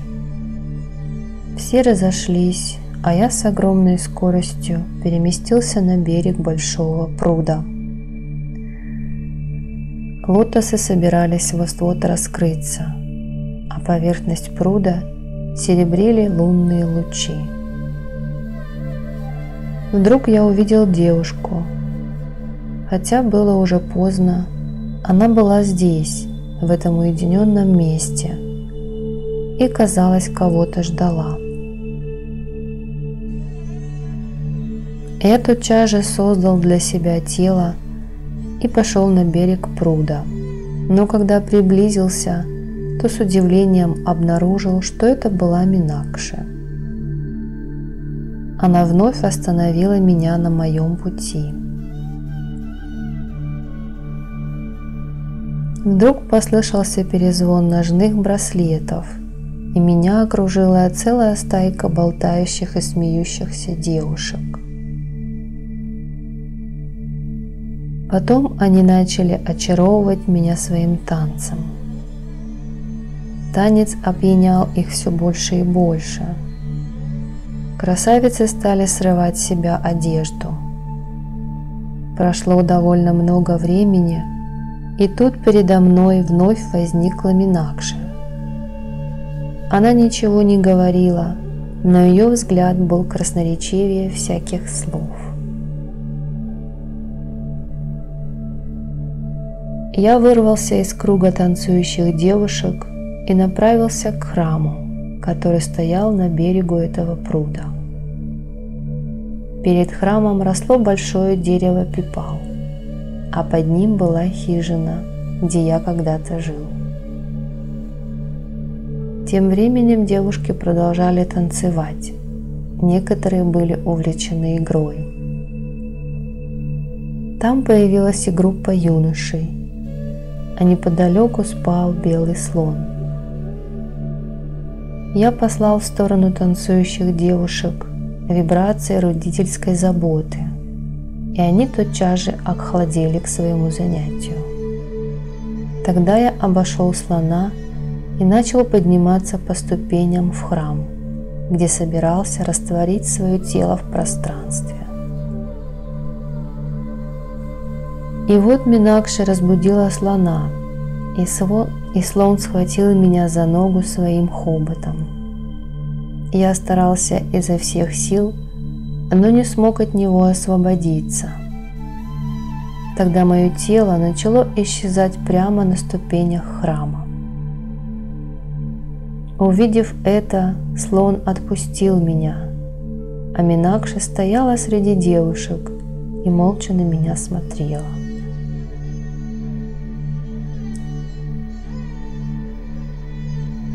Когда мое тело исчезло, я уже собрался было покинуть это место, но тут передо мной возник удивительного вида человек, который держал на руках тигренка и гладил его. Он отдал мне тигренка и стал гладить слона. Но когда я огляделся по сторонам, никого вокруг уже не было, ни Минакши, ни слона, ни девушек. Передо мной стоял только бог Индра. Я его поприветствовал, а он улыбнулся мне в ответ. Я сказал Индре: «Махарадж, у меня нет никаких желаний. Я погрузился в самадхи только для того, чтобы больше узнать о вас и о других небожителях. Хочу изучить космос. Для себя мне ничего не нужно, но я хочу, чтобы вы посодействовали мне в моем замысле, который направлен на благо всего человечества. Я появился здесь, чтобы убедиться в истинности существования богов и небожителей, в истинности ведических историй и традиций, узнать, как и где живут боги, чтобы потом рассказать обо всем этом на земле. И если вы считаете, что это невозможно, или это может навредить небожителям, я тотчас же могу отказаться от своей затеи.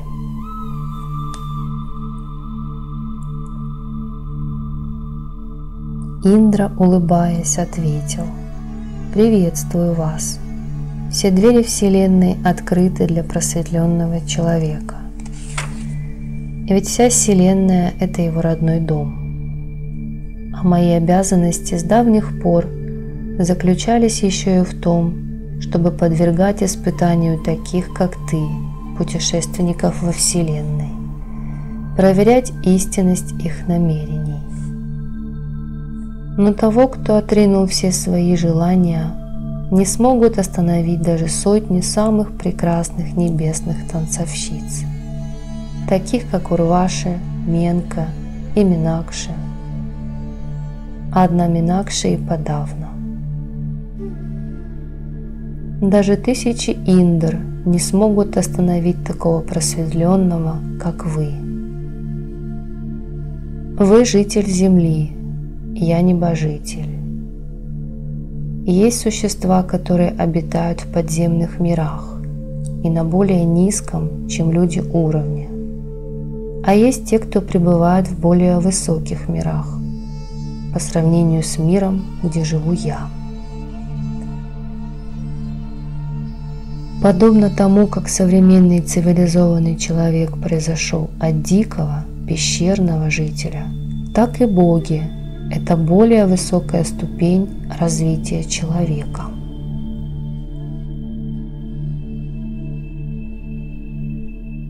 Те, кто живет в более высоких, чем я, мирах, находятся на более высоком уровне развития божественных качеств. Но даже будучи человеком, вы можете путешествовать по всем этим мирам. Мы все дети одной Вселенной, но только тот, кто погрузился в свою божественную сущность, познал собственную душу, может совершить подобное путешествие. В тонком растворено безграничное, а в безграничном – тонкое.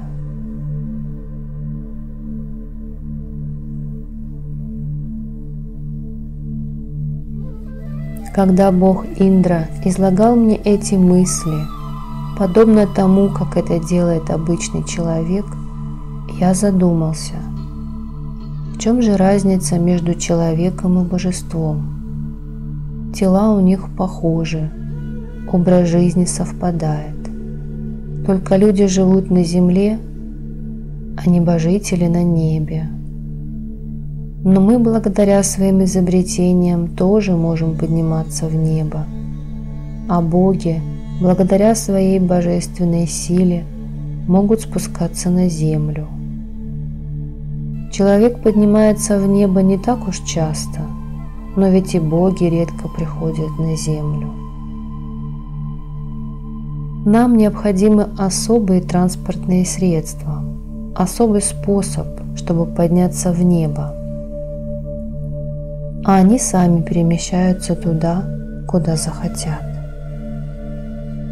Но и на Земле есть такие просветленные люди, которые только благодаря своим сверхъестественным способностям могут переместиться куда угодно.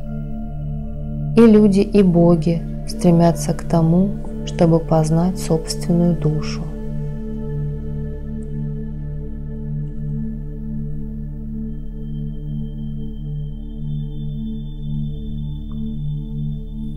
Почему же человек постоянно запутывается сам в себе? Он признает только то, что сам увидел или понял, а то, что говорят ему другие, считает пустой выдумкой. Подобно тому, как дикие жители лесов боятся попасть в большой город и не признают существование более развитых людей, так и цивилизованные люди не признают существование более развитых форм жизни.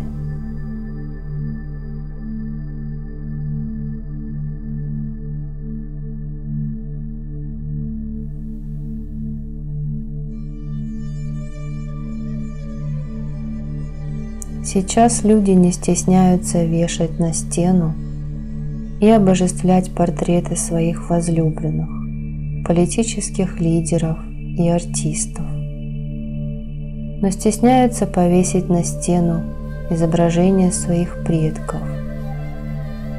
А ведь они божества для нас. Они уже познали себя и стали жителями Вселенной, а мы их земные дети.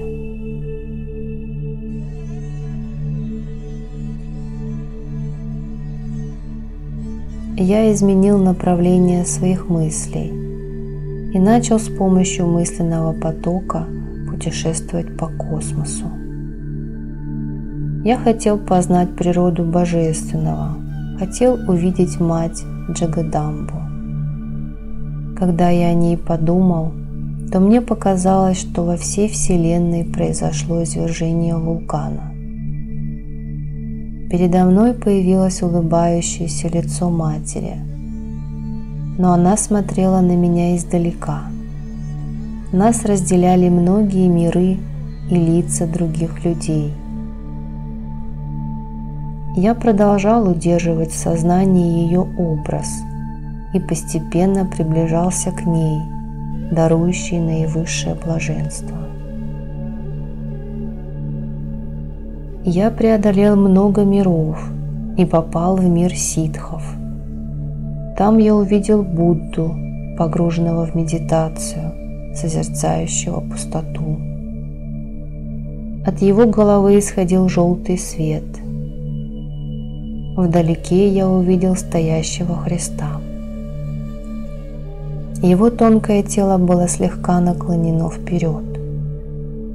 От него тоже исходил свет, но это был белый свет. Рядом с Христом находились и некоторые из его учеников.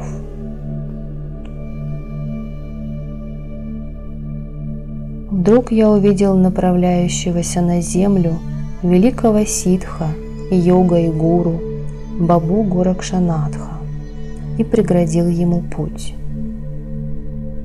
При виде меня он очень обрадовался, а когда увидел рядом со мной тень Шакти, заплясал от радости. Потом он сказал: «Смотри, здесь нет ни индусов, ни мусульман, ни христиан. Здесь находятся только познавшие самих себя просветленные души. Ты увидишь здесь всех, и Христа, и Будду, и Махавиру, и Мухаммеда, и всех святых. Увидишь монахов и священников, Раму и Кришну. Этот мир выше, чем мир богов.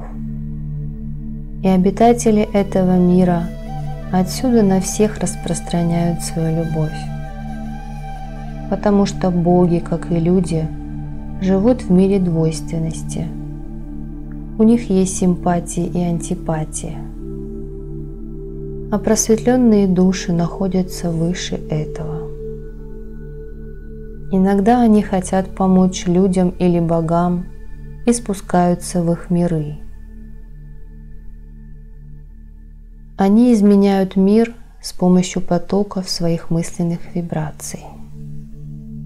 Они могут перемещаться куда угодно, могут по своему желанию выбрать то или иное тело до следующего воплощения, могут снова воплотиться на Земле.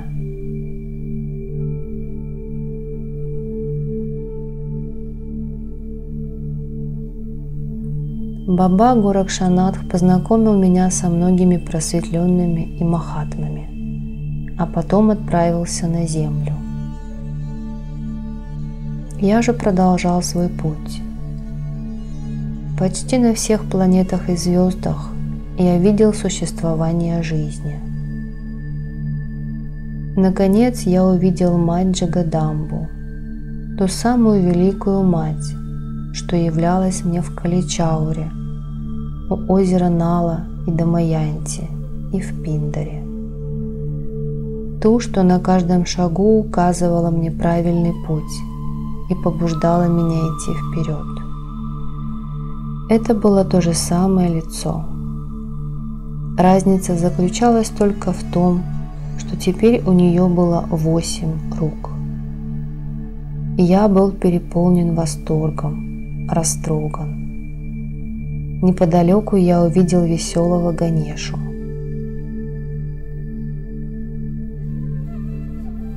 Потом я отправился в такую точку Вселенной, откуда можно было увидеть все мироздание одновременно, откуда было видно и начало творения, и его конец. На севере и на юге нашей планеты полюса сияли вечными снегами. С одной стороны был яркий свет, с другой кромешная тьма.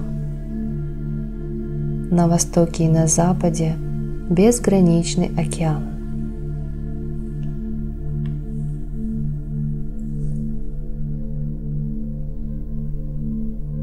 И я направился к свету. Через некоторое время я удостоился лицезреть богиню в ее различных формах и проявлениях. Я увидел группу женщин неописуемой красоты, одетых в разноцветные одежды. Среди них была 18-рукая мать. Все ее тело было покрыто бесценными украшениями, и от нее исходил удивительный свет. Я увидел стаю очень крупных белых птиц с большими клювами. Они были размером с лошадь. Я стоял и смотрел на мать. Мать жестом указала мне направление, в котором мне нужно было двигаться. Я отправился туда.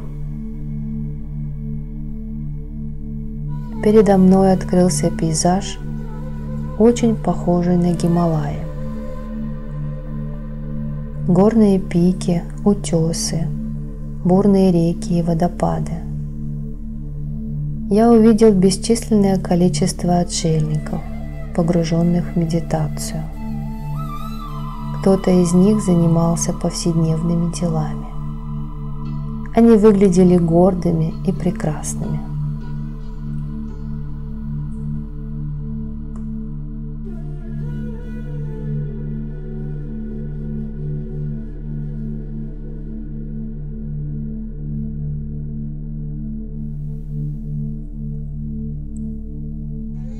Я растроганно посмотрел на всех этих отшельников, мысленно поприветствовал их и отправился на другую сторону горной гряды. Я увидел там большое дерево, звенящее от птичьих голосов. Увидел пруд, в котором цвели белые, желтые и красные лотосы. Рядом резвились мифические существа, ганы, а также злобные духи, призраки и пишачи. Там же я заметил поселение пишачей. Я пригляделся к ним, но так и не понял, чем они особенно отличаются от людей. Были, конечно, небольшие отличия. У некоторых на голове были рога, у других длинные клыки. Среди них было много духов, которые блуждали после смерти. Некоторые из них приняли образ буйвола или быка. Но я нигде не мог увидеть семью Шивы.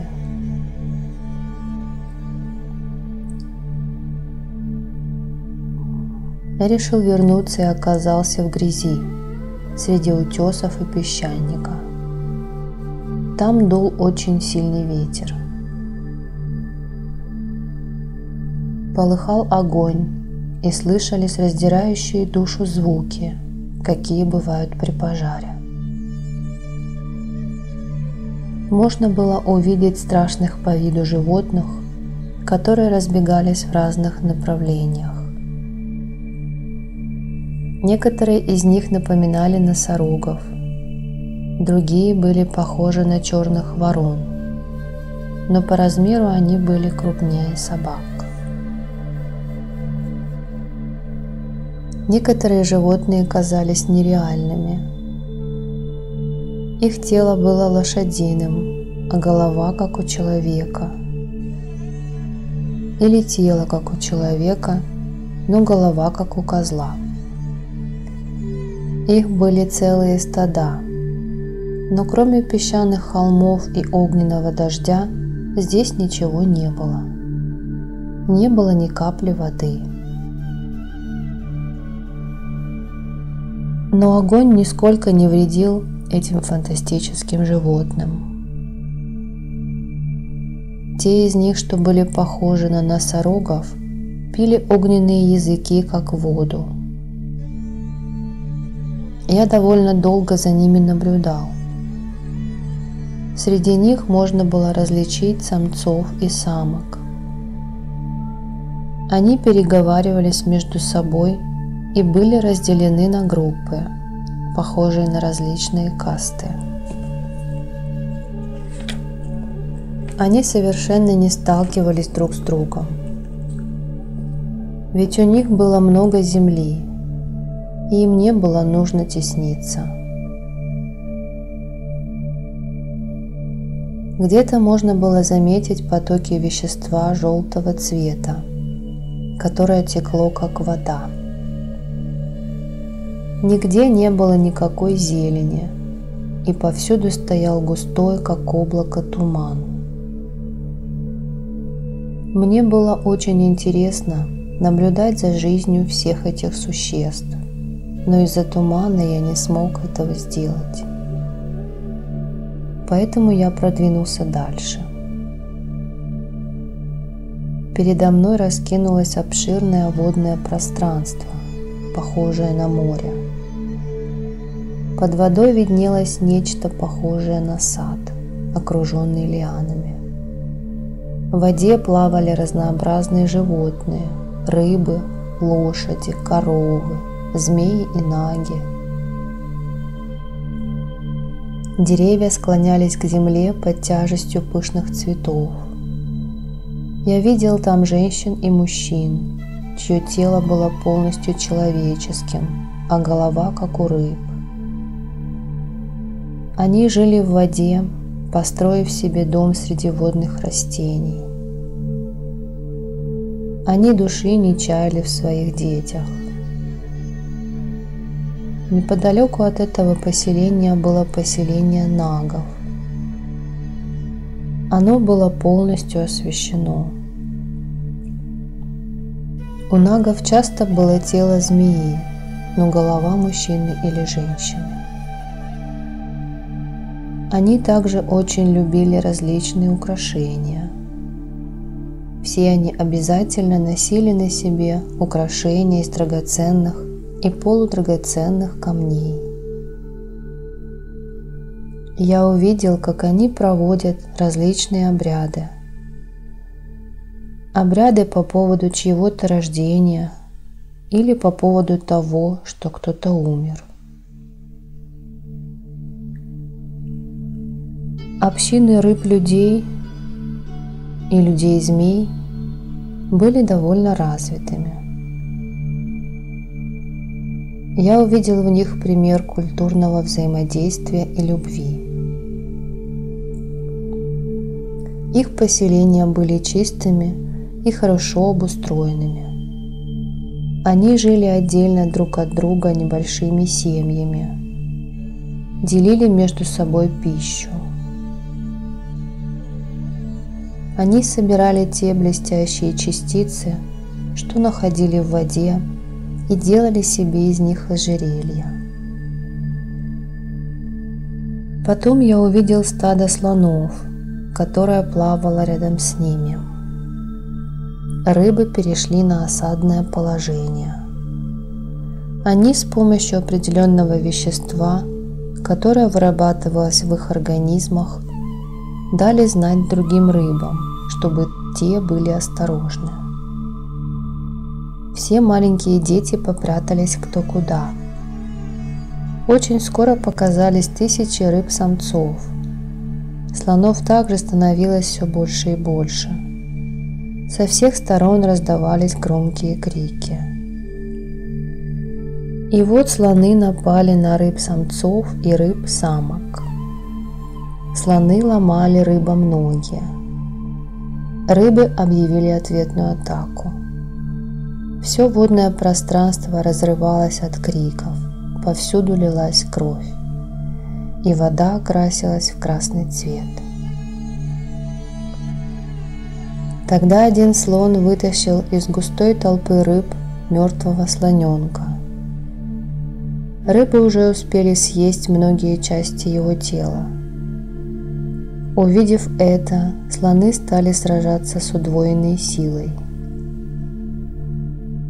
Я направил на сражающихся существ вибрации любви, милосердия и сострадания, и сражение вскоре прекратилось.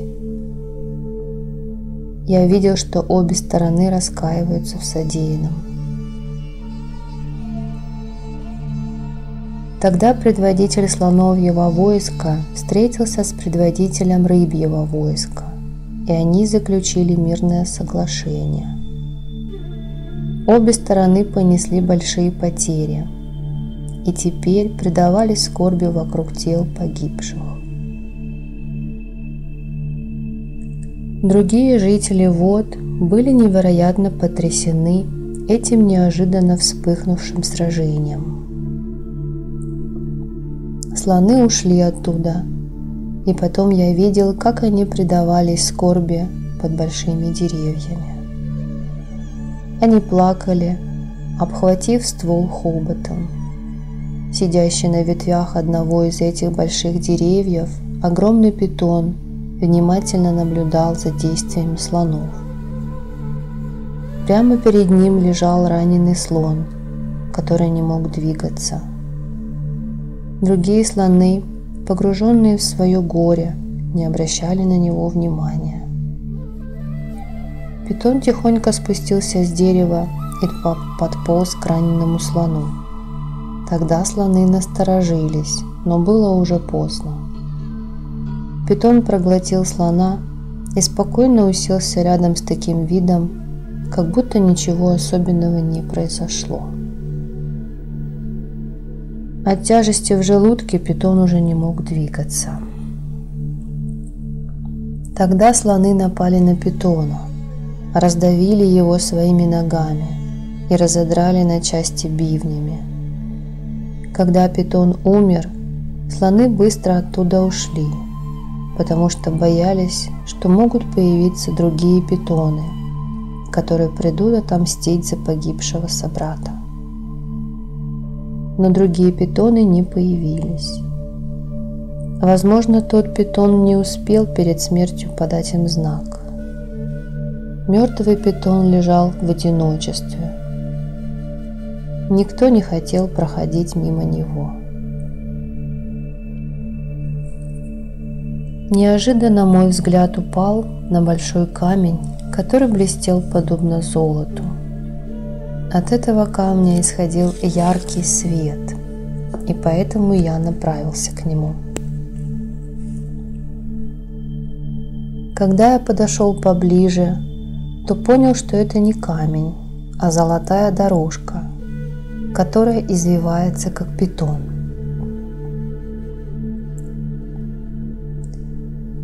Я пошел по этой дорожке, и через некоторое время я увидел божественную девушку, которая была совершенно обнаженной. Она зажигала светильник, сидя на золотом лотосе, от которого расходились лучами дорожки, освещавшие светом необыкновенно прекрасных светильников. Я увидел, что множество девушек занято тем, что зажигают эти светильники. Шум воды здесь был почти не слышен. Казалось, что именно отсюда берет свое начало Великий океан. Здесь можно было наблюдать цивилизацию гораздо более развитую по сравнению с человеческой. Здесь все были культурными и воспитанными, и люди, и животные.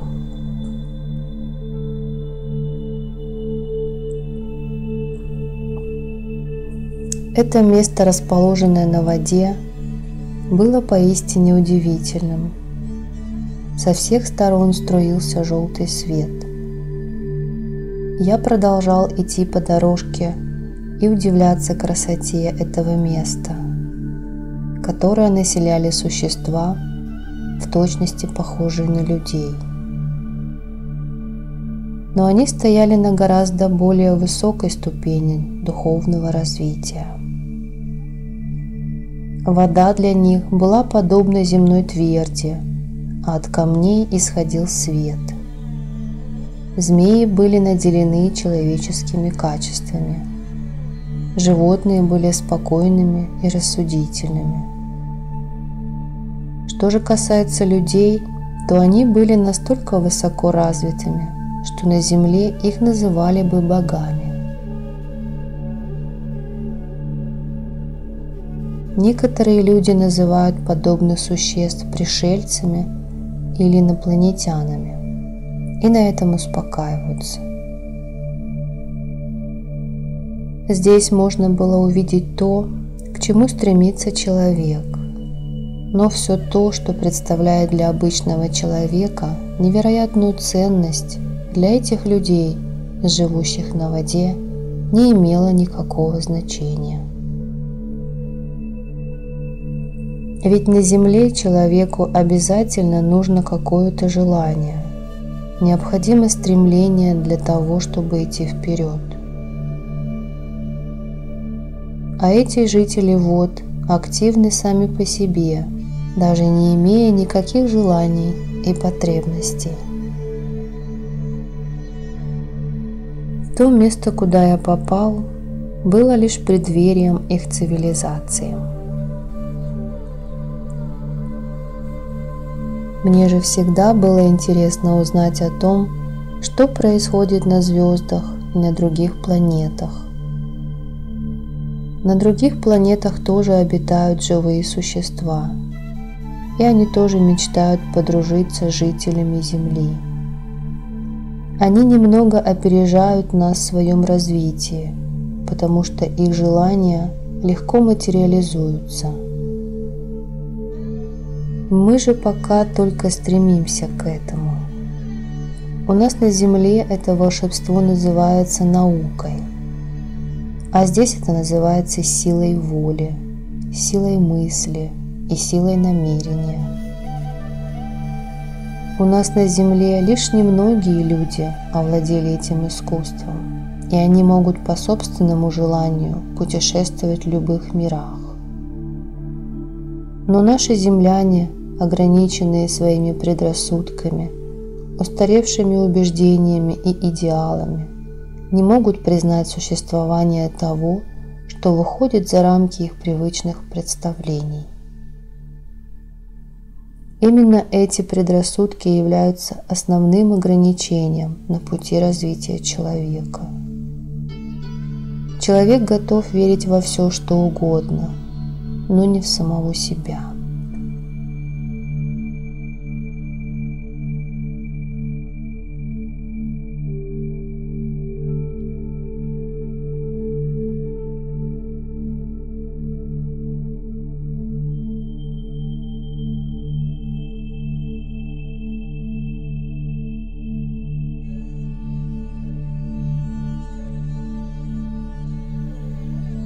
в городе Вишну.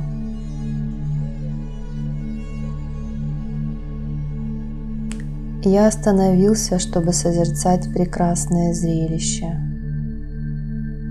Я увидел, как вода в стремительном водовороте огибает камень, который напоминает по своей форме йони. Вокруг этого камня красовались цветы лотоса, а с их лепестков капли падали прямо на йони. Отсюда исходил необыкновенный свет. Казалось, что это лучи, подобно звездам, соединяют между собой воду и небо. Посреди этого великолепия стоял божественного вида юноша. У него было 4 руки, от головы исходил неизъяснимый свет. Он был спокойным, как море, сияющим, как 1000 солнц, прохладным, как вода, и пылающим, как огонь. Он срывал цветы белого лотоса и возлагал их на тот необычный камень. И камень поглощал эти цветы без остатка, а юноша продолжал возлагать цветы. И я понял, что увидел, как Вишну поклоняется Шиве. И ведь этот камень был ничем иным, как Шивалингамом. Рядом был сад, наполненный щебетом птиц. Там было также множество разнообразных зверей. С деревьев свисали лианы, а среди них сияли ярким, как луна, светом каменные качели, которые по форме напоминали полумесяц. На качелях сидела девушка в украшениях молочно-белого цвета. Это была сама Лакшми, дарующая богатство супруга Вишну. Священная птица Вишну, Гаруда, иногда раскачивал качели клювом. Вот кто вобрал в себя все вожделение мира. Лакшми – символ богатства и настоящее воплощение Майи. И я, глядя на этих небожителей, продолжал сравнивать их с обычными людьми. Мы все живем на земле, а они обитают на небе, могут жить на воде. Они безгранично развитые создания, нас же сковывает рамки множества ограничений. Мы уходим от самих себя, от своей внутренней силы и полагаемся на других. Небожители хотят показать нам правильный путь, но мы отвергаем этот пример, считая богов чем-то из области легенд и фантастики. Они живут ради блага всех живых существ, а мы живем только для себя. Вот и вся разница между небожителями и земными людьми. Мы не можем сами определить собственную судьбу и взять за нее ответственность, а они решают судьбы всего мира. Они свободны, а мы вечно зависим от других людей и множества обстоятельств. Мы не можем выйти из порочного круга рождения и смерти, а они находятся вне этого круга. Мы знатоки материального мира, они духовного. Мы хотим получить знания о тонком мире, а они обладают этими знаниями изначально. Я вышел из прекрасного города Вишну и Лакшми, расположенного на воде, и стал наблюдать за волнами. Это море было воплощением пространства и безграничности. Я стоял на берегу моря, а волны одна за другой набегали на берег. Они то появлялись, то исчезали. Они тоже были частью огромного мироздания. Когда я захотел уже оттуда уйти, море вдруг вздыбилось, как будто изрыгая лаву огромного вулкана, а потом отступило очень далеко от меня. Моему взору открылся утес, на котором сидел отшельник, погруженный в медитацию. Его тело было полностью неподвижно. У него была длинная борода и длинные седые волосы. Он почувствовал мое приближение, и в тот же момент все его тело задрожало. Он начал раскачиваться из стороны в сторону. Вместе с ним задрожали горы. Из-за спины отшельника показался огромный и страшный зверь. Он был таким же большим, как и горы вокруг. Зверь поднялся во весь рост и завыл. Из его пасти вырывались потоки огненной лавы, которые зажгли пространство. Вскоре все кругом полыхало, но я стоял среди огня спокойно и неподвижно. Отшельник сказал: «Дальше ты идти не можешь, потому что ты житель земли, а не неба. На тебе безграничная милость Матери, ты наполнен светом собственной души».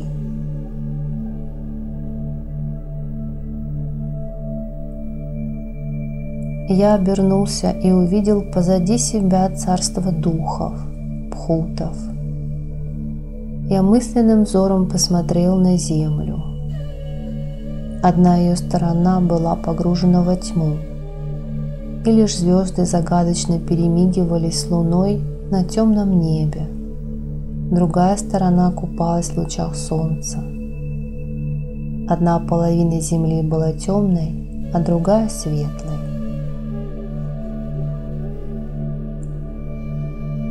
Отшельник, который сидел на этом камне уже много столетий, пристально на меня смотрел.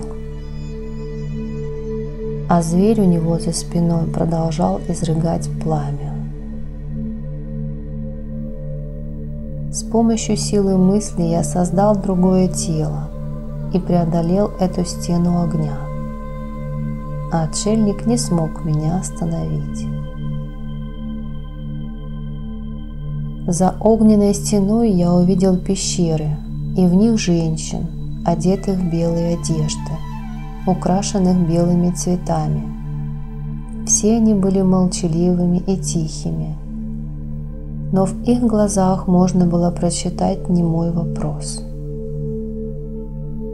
Некоторые женщины стояли, сжимая в руках гирлянды белых цветов, и словно ждали чего-то. Я сконцентрировал все мысленные вибрации в одной точке и создал для себя физическое тело. После этого я начал там прогуливаться и обошел все поселение, но меня никто не узнал. Когда я уже собирался в обратный путь, женщины окружили меня и сказали: «Нам нужна вечная любовь, но любовь мужская, а не женская. Ты мужчина, а мы женщины.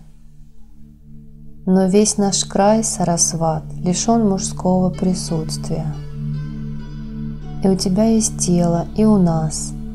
Только ты смертный, а мы бессмертные. Мы ждем уже много веков, когда же, наконец, земные люди одержат победу над небожителями и придут к нам, чтобы дать в союзе нам начало новой и вечной любви».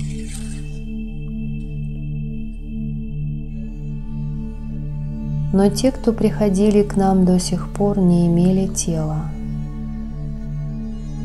Ты тоже пришел к нам сегодня, Но это свое тело ты создал уже здесь, а твое настоящее тело находится в Гималаях. Поэтому возвращайся к себе на землю, а мы будем по-прежнему ждать сынов человеческих, которые смогут дать нам вечную любовь.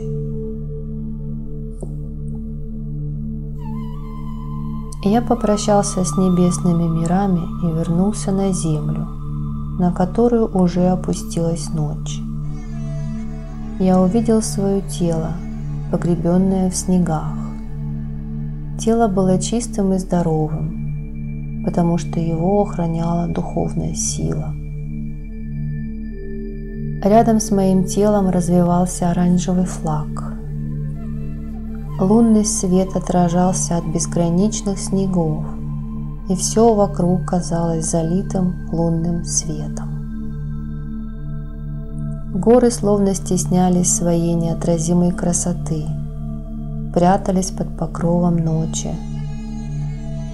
Проведав свое тело, я отправился в Багешвар, на берег реки. Потом я создал для себя тело, подобное настоящему, и пришел в храм Кришна-Чандри-Гири, который сидел там и курил. Увидев меня, он сначала очень удивился, а потом обрадовался.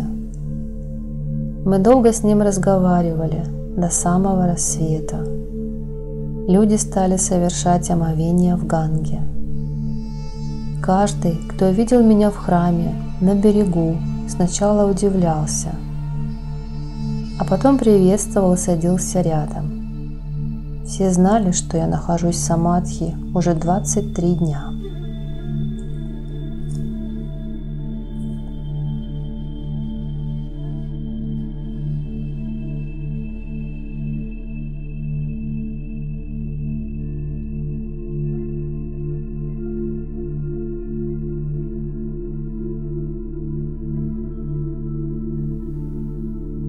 Муж и жена Диван Сингх Парихар и Муни Парихар не смогли сдержать нахлынувших чувств. Они были безумно рады видеть меня. Вира, как только услышала о моем появлении, сразу же прибежала и упала к моим ногам. С ней вместе была и Пунам, которая очень располнела. Я велел ей похудеть. Рядом стояли Мадхавананд Джоши, банковский служащий, Пьяри-Лал Шах и Джагдиш. Они беседовали со мной, но на их лицах было написано изумление. К ним постоянно закрадывалось сомнение, что я вышел из самадхи и появился в храме. Ведь люди, привыкшие полагаться только на логику, рассуждают именно так. Пришли и женщины – Падма Шах, Нима, Лали, Кусум и Бина. Падма погрузилась в религиозный экстаз, а Кусум была на меня сердита. Шантивах Джейсвал постоянно до меня дотрагивалась, чтобы проверить, настоящий я или нет. Собралась целая толпа, и настоятель хотел ее разогнать, но не тут-то было. Люди все пребывали и пребывали. Пришли мать Кишана, Чампа, Гирдхари Лал Шах, Пурнима и Бэби. Они принесли с собой еду. Я дотронулся до нее рукой. Потом я стал прощаться, хотя люди и не хотели меня отпускать. Меня окружили преподаватели и студенты колледжа.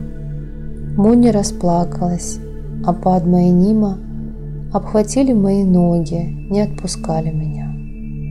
Кусум тоже плакала. Прошло уже довольно много времени, а мне нужно было уходить. Тогда я сделал так, чтобы мое тело растворилось в пространстве прямо там, в храме, и стал наблюдать за происходящим уже из тонкого мира.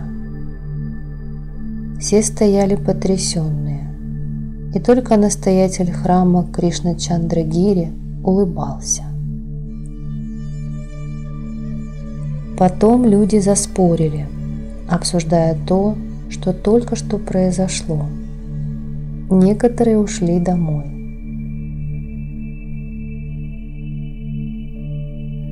Неожиданно я подхватил на руки маленькую дочку Бины, Уму. Она так и зависла в воздухе, что ей очень понравилось. Потом я вернул ее обратно в материнские объятия.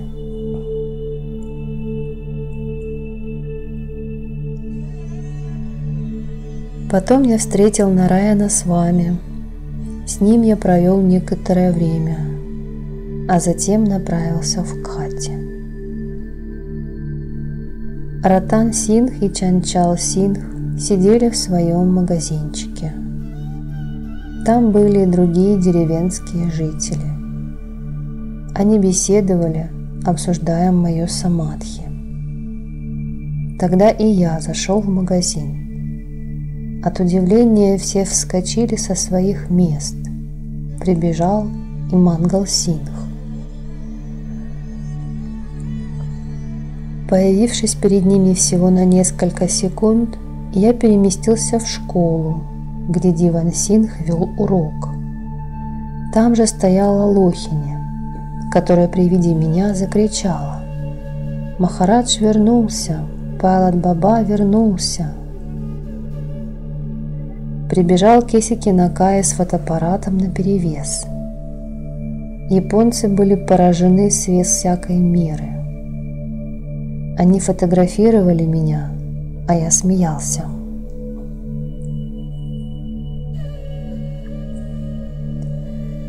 Прежде чем они успели понять, что же на самом деле происходит, я уже переместился в Парукию, где сел рядом с Хаят Сингхом, который грелся у огня. Потом вместе с ним пешком отправился в Пиндаре, но через некоторое время, как раз когда мы перебирались на другой берег реки, я растворил свое тело в пространстве. Хаят Сингх стал меня повсюду искать. Потом начал громко звать меня: «Махарадж Джи». Когда я рассмеялся, он посмотрел наверх и, наверное, понял, что происходит. Он быстро повернул обратно в сторону Пиндари. Я тоже направился в Пиндаре, а мое тело по-прежнему находилось в пещере.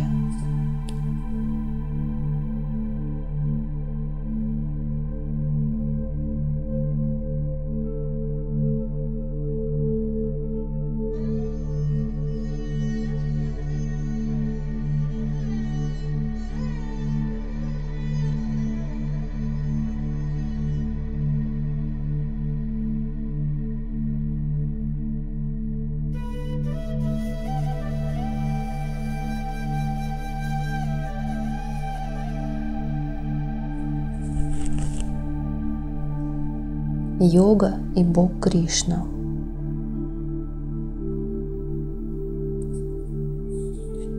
Я пришел к Мадхурдасу Бабе и просидел вместе с ним до вечера, беседуя о космосе и небесных мирах.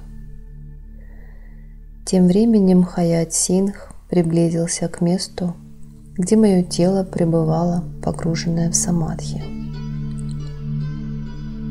И я, разговаривая с Бабой Мадхурдасом, все это видел. Хаят Сингх вернулся в деревню только после того, как хорошенько осмотрел место самадхи. Мы еще немного поговорили. Баба Мадхурдас выражал глубокую озабоченность положением дел в мире. Напоследок он велел мне присматривать за телом, пребывающим в самадхи, и мы распрощались. Оттуда я в обход священной горы Кайлас направился в Непал к Рафтар-бабе, который сидел на берегу озера Рафтар. Потом решил проведать своего гуру. Не застав в пещере никого, я вдруг заметил, что во всех вещах и явлениях стал представляться образ Бога Кришны. Куда бы я ни бросил взгляд, я видел только Его.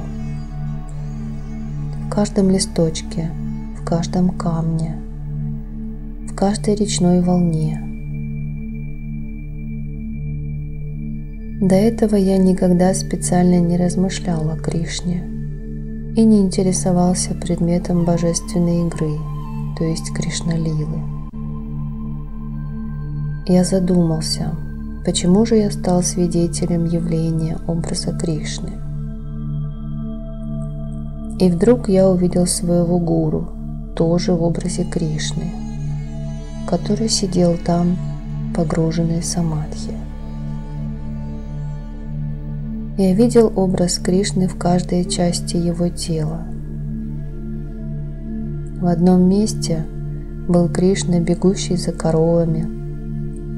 В другом он играл на флейте и танцевал. В третьем произносил проповедь. Я видел различные сцены из его жизнеописания. Потом я увидел знаменитых мудрецов и отшельников, всех своих знакомых, и их тела тоже состояли из образов Кришны. Я вдруг заметил Махаватара Бабу, который с улыбкой смотрел на мое замешательство. За ним стояли Аватар Баба и мой учитель Хари Баба. Казалось, что Кришна изменил всю окружающую обстановку на свой лад. Отовсюду слышалась мелодия его флейты. Я выразил свое почтение Богу Кришне и приблизился к Махаватар-бабе. Он сказал мне: каждое событие, которое происходит в мире, поглощается образом Кришны. Кришна – великий йог, и мы все становимся просветленными лишь благодаря какой-то части целого. Но Кришна – это йог, который объединяет в себе все мироздание, все искусство. Для того, чтобы йога стала ближе к людям, он и спустился к нам на землю. Если по-настоящему погрузиться в изучение йоги, то увидишь образ Кришны. Кришна создает и иллюзорные образы. Когда он соединяется с Майей, то кажется обыкновенным человеком. Все это происходит прямо на твоих глазах. И мы тоже были свидетелями этих событий. Не стоит поддаваться сомнениям, ведь только вера может указать нам истинный путь. Мы убеждались в этой истине великое множество раз. Люди считают, что история о Кришне – это просто сказки, легенды. Но на самом деле Кришна в искусстве йоги превзошел даже богов. И если убрать Кришну из системы йоги, то от этой системы ничего не останется. Кришна – это не плод чьего-то больного воображения. Это венец фантазий всего нашего мира. От него зависит вселенская любовь. В любви есть место и привязанности, и воображению, и размышлению. Из этого создаются эмоции, а из них чувства. Все мы в этом мире различные воплощения великой Майи. И самый высокий уровень развития великой иллюзии Майи – это и есть Бог Кришна. Другая сторона его образа – его живое земное воплощение. Ведь мы все люди.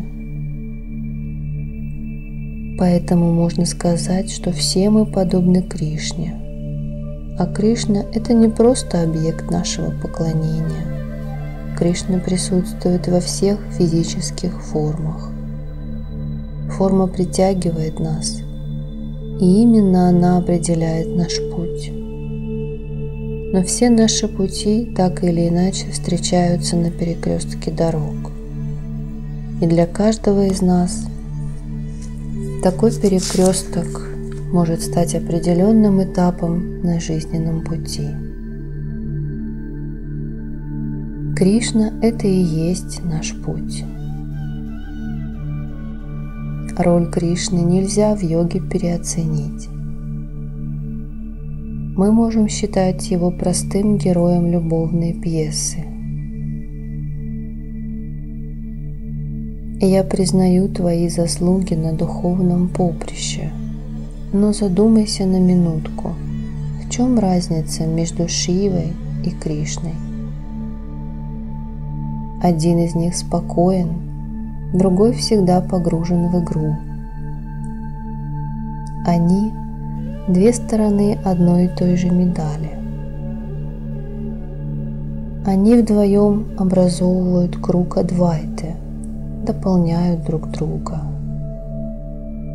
Ведь если бы не было игры, не существовало бы и спокойствия. Существует определенная потребность, и существует то, что ее удовлетворяет. Это и создает лицо нашего мира. Ведь иначе мы бы ни к чему не стремились. Иди, мое благословение с тобой. Попробуй донести до людей весть об истинной йоге.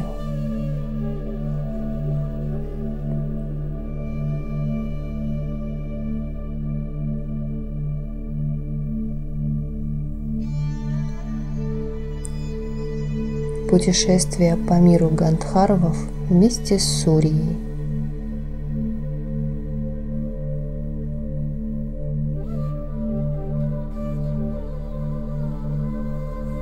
Я вернулся в Гималаи и увидел, что Сурья счастлива, ведя обычную жизнь. Она была поглощена служением другим людям. Я воссоздал для себя физическое тело и начал медленно идти около моста у реки Ганги.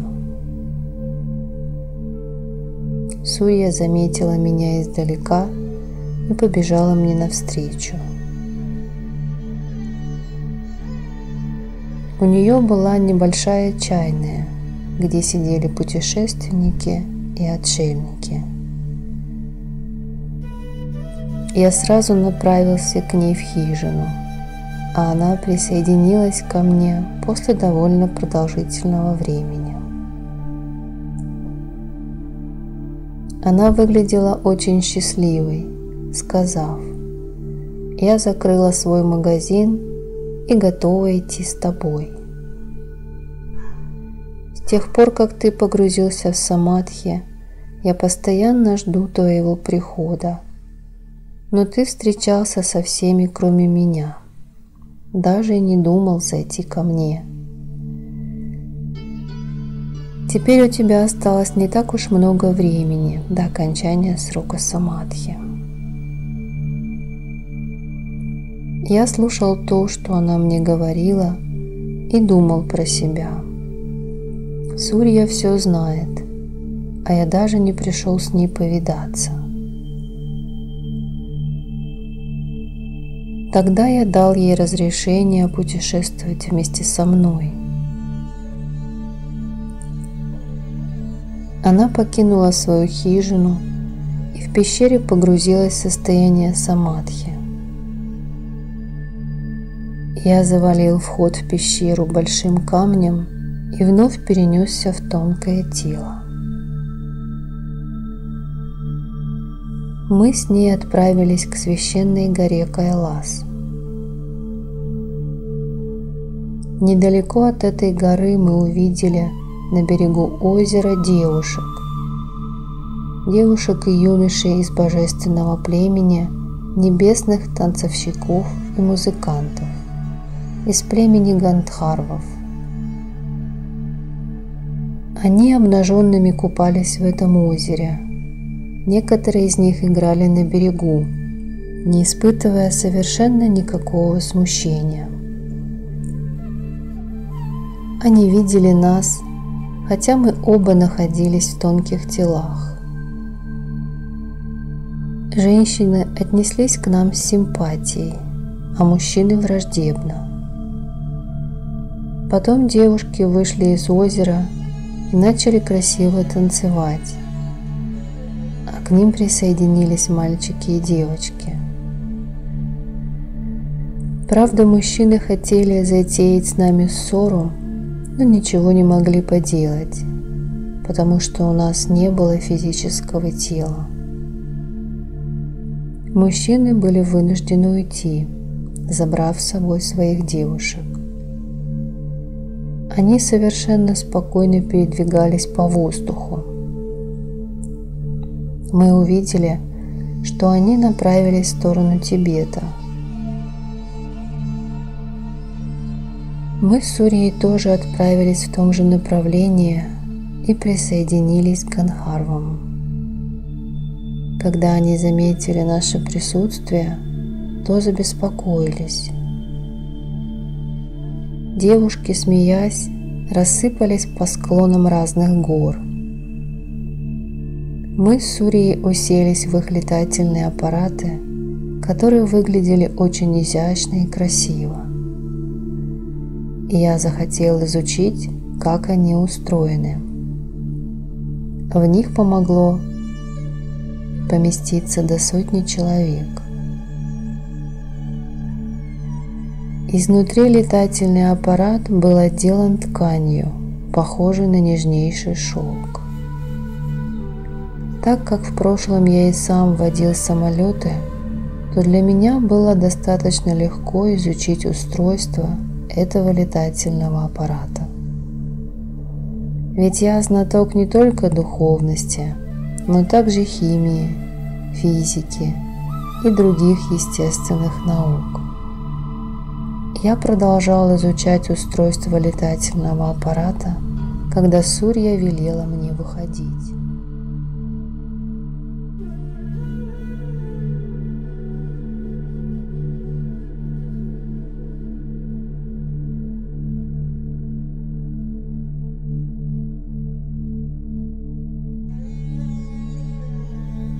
Когда я вышел, то застыл в изумлении. Мы со всех сторон были окружены Гандхарвами, которые держали в руках луки и стрелы, а кое-кто сжимал увесистые камни. Армия Гандхарвов приближалась к нам все ближе и ближе. Вокруг нас на землю опустилось множество летательных аппаратов, подобных тому, из которого мы только что вышли. И я не знал, как мне быть, и не нашел ничего лучше, как заставить исчезнуть мое физическое тело, которое я создал незадолго до этого, чтобы изучить устройство летательного аппарата. Гандхарвы беспомощно смотрели на нас с Сурьей, потому что все их хитрости были против нас бессильны. До этого я хотел взлететь на одном из их летательных аппаратов, но когда у меня это не получилось, придавил его огромным камнем. Гандхарвы подошли к летательному аппарату, убрали камень, но он все равно уже не мог подняться в воздух. Мы спокойно стояли и наблюдали за всеми их действиями. Они тоже наблюдали за нами. Неожиданно один из летательных аппаратов, который был похож на корзину, начал испускать желтый газ, от которого плавилось все вокруг, и деревья, и цветы. Постепенно весь летательный аппарат превратился в газ. Мы с Сурьей удивленно наблюдали это зрелище. Потом гандхарвы расселились по своим летательным аппаратам, которые были самой различной формы. Некоторые напоминали павлина, другие – утку. Многие были очень похожи на корабли и лодки, на диковинные плоды и корзины. Во время полета из летательных аппаратов вырывались струи огня, подобные молниям. Они двигались в пространстве с неизъяснимой скоростью. Сурья поняла мое искреннее желание, и мы последовали за одним из них. Как же быстро он летел! Он оставлял позади себя планеты и звезды.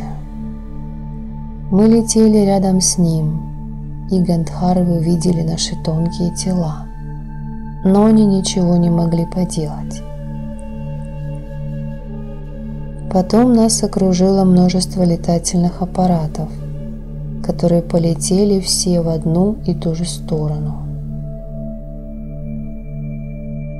Они хотели преградить нам путь, но у них ничего не получалось, потому что мои мысленные вибрации были слишком сильными.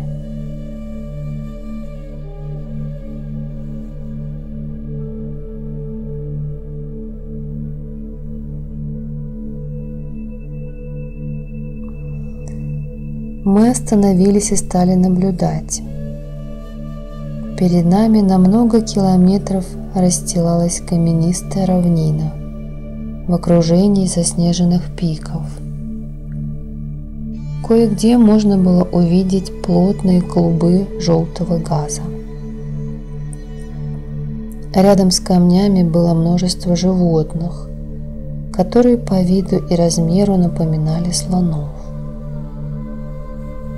Вокруг летали огромные птицы, которые стремились похитить животных. Казалось, что это поселение гандхарвов. Именно здесь они приземлились и поставили свои летательные аппараты на стоянку.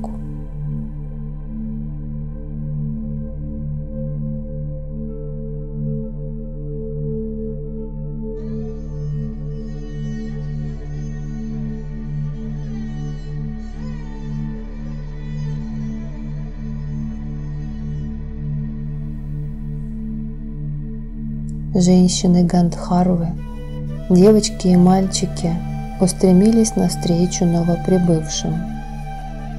Все гандхарвы по-прежнему смотрели на меня, но теперь они казались безмятежными и радостными. Но в их поселении я не мог создать для себя физическое тело, потому что желтый газ за несколько секунд растворял все, что угодно. Мы с Сурьей осмотрели это поселение, а потом вернулись в Гималаи. Мы достигли священного озера Манасаровар около священной горы Кайлас. На берегу этого озера мы создали для себя физические тела. Неподалеку от озера прогуливались отшельники по тропинке, которая извивалась, как змея, вдоль берега озера. Рядом с отшельниками были военные и несколько машин.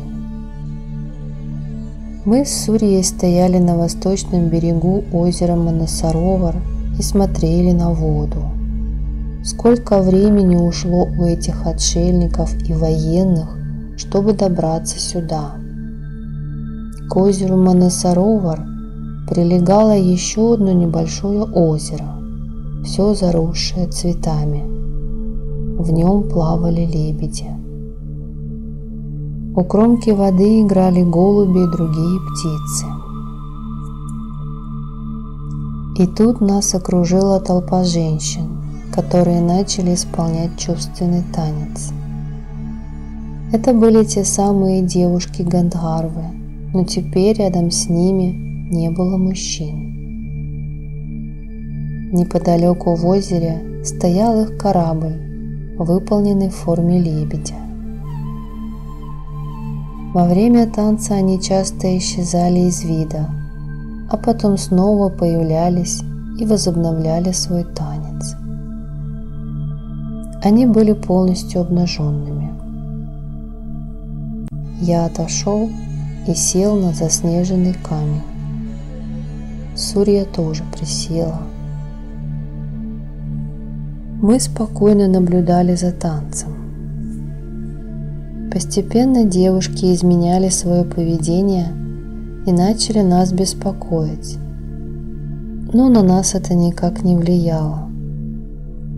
Потом Сурья встала и схватила одну из девушек. При помощи мысленного усилия она наполнила свое тело безграничной красотой и сказала: «Чем вы лучше меня, что исполняете здесь такие танцы? Мы, земные мужчина и женщина, стремимся вверх для того, чтобы достичь отрешенности, а вы, жители небес, стремитесь вниз».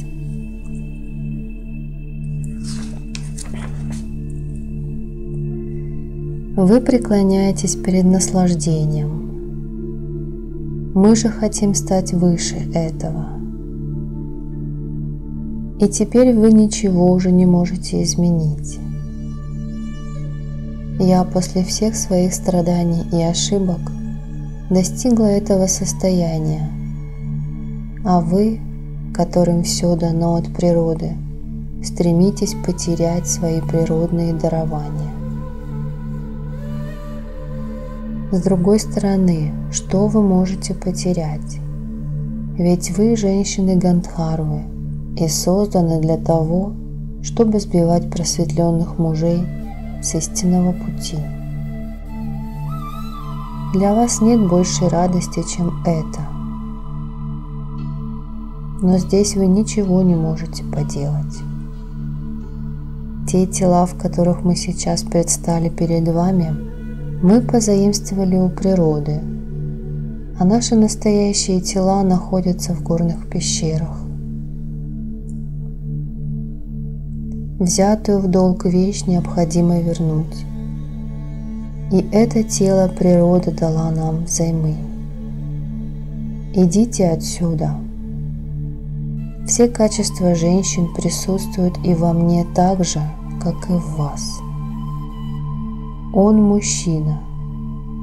И если бы нашей целью было физическое наслаждение, то достаточно того, что он мужчина, а я женщина.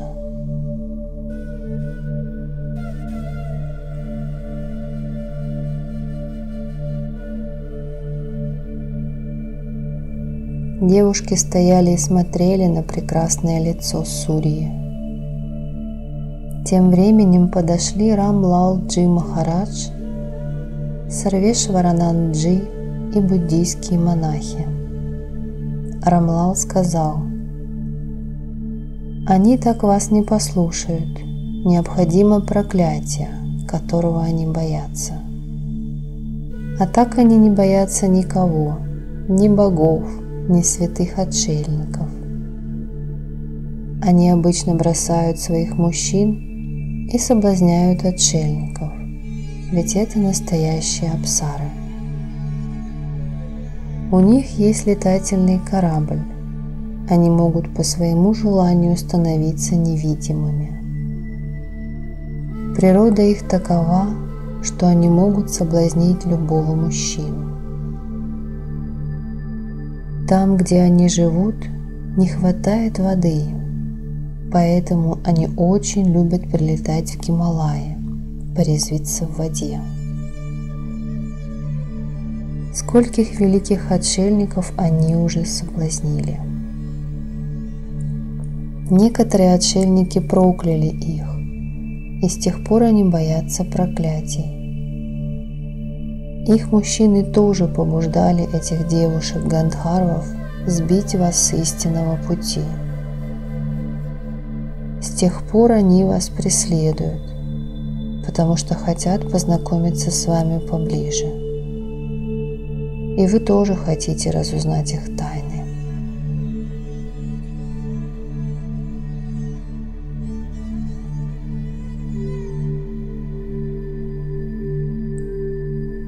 Затем Рам Лал Джи наклонился и зачерпнул воду из озера.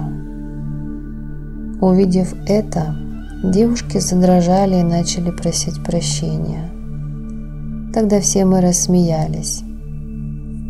Увидев беспомощность девушек, Сурья отпустила ту, которую схватила до этого, и вернулась в свое исходное состояние.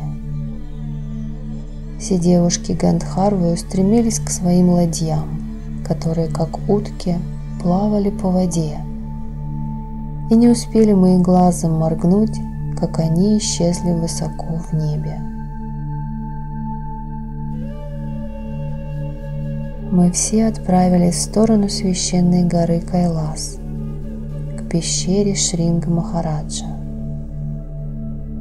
Там было еще много других пещер, в которых обитали предающиеся аскезы отшельники. Многих из них мы уже давно знали. Эти отшельники не носили одежды. При моем приближении они все высыпали из пещер. Они похвалили мою идею космического путешествия, но посоветовали не злоупотреблять своими возможностями. Я же пригласил их принять участие в церемонии ягьи, которая будет проходить в Пиндаре после того, как я выйду из состояния самадхи. Отшельники приняли мое приглашение, мы попрощались с ними и удалились.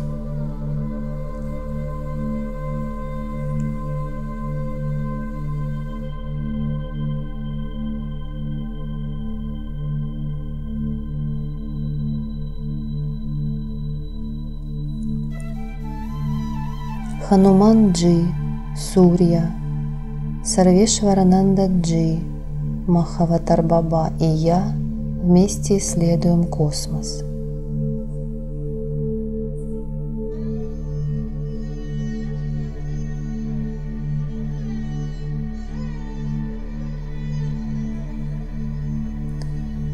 Когда мы шли по прекрасному лесу, нас остановил обезьяний бог Хануман. Когда мы приблизились к нему, он сказал: «Учитесь жить на более высоком уровне, чем ситхи, просветленные, обладающие особыми духовными силами». Потом он передал нам некое знание о тонком мире. Благословляя нас, он снова заговорил, обращаясь ко мне: «Заботься о своем физическом теле. Один отшельник хочет что-то с ним сделать. Это тот человек, чье тело почти совсем сгнило. Возвращайся в Пиндаре, чтобы охранять свое тело. Я тоже отправлюсь вместе с тобой». Мы втроем отправились в Пиндаре на место моего самадхи. Никхилананда пытался выйти из собственного тела. Он сидел неподалеку, на берегу реки Пиндаре. Как только мы прибыли на это место, то почувствовали порывы сильного ветра. Показалось, что кто-то со всей силы толкает Никхилананду в грудь. Он перепугался, что происходит. Но как только мы к нему приблизились, он начал вести себя как сумасшедший. начал рвать на себе волосы. Тогда Хануман-джи в утешение ему сказал: «Почему ты не хочешь войти в тело какого-нибудь молодого человека, который скоропостижно скончался?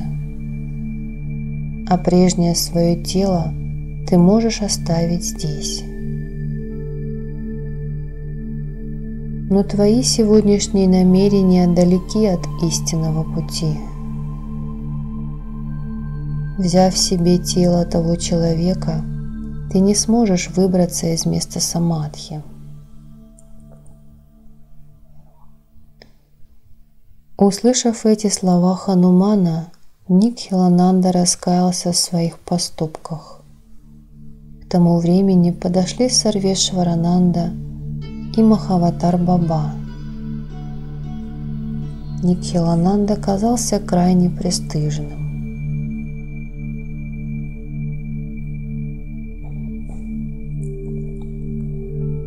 Махаватар Баба предложил отправиться в космос, и мы впятером полетели туда. Мы отправились в мир богов и по дороге увидели, что сотни людей летят в одну и ту же сторону.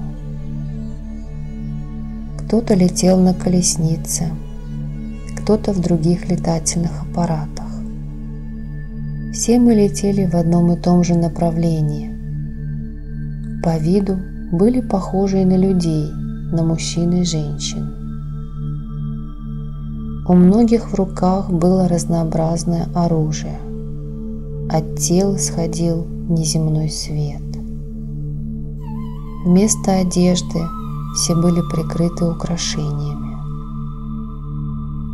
Мы тоже летели сами по себе. Но неожиданно перед нами остановился летательный аппарат. Мы решили обогнуть его и продолжать свой путь, но вдруг увидели, что в этой летающей колеснице стоит сама Бхагавати, Гаури, Нанда-деви. Мы остановились. Вместе с ней было еще несколько десятков богинь.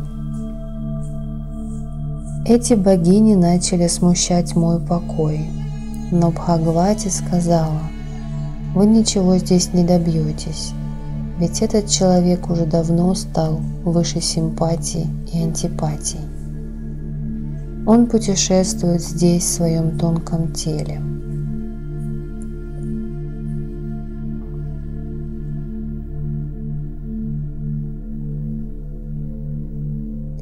Мать велела нам забраться в ее колесницу и позволила создать себе физическое тело. За какую-то секунду мы выполнили ее поручение и сели в летательный аппарат, который был построен из какого-то белого металла и управлялся силой мысли.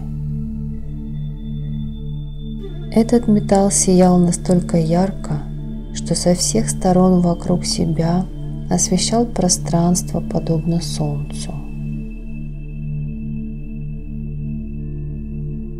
Летательный аппарат двигался в том же направлении, куда и все остальные. Через некоторое время мы опустились на поверхность планеты, которая напоминала Луну. На заснеженном поле виднелись летательные аппараты, и стояли обитатели здешних мест. Мы тоже опустились на это поле. Великая Мать сказала, что в этот день здесь будет проводиться церемония ягьи, что они организовали эту церемонию для божеств и просветленных, и что мы также можем принять участие в ней. Она специально привезла нас сюда.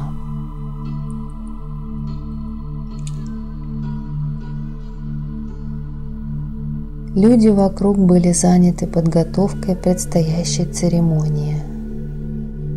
Все было организовано так же, как мы это делаем на Земле. Был построен огромный навес, украшенный жителями из разных миров, отшельниками и просветленными. Мы видели людей с 4 или 10 руками и с 3 или 5 головами. У некоторых существ голова была похожа на птичью, а у других на голову животного. Некоторые существа ничем не отличались от птиц, другие – от различных животных. Но при этом все они казались существами высшего порядка.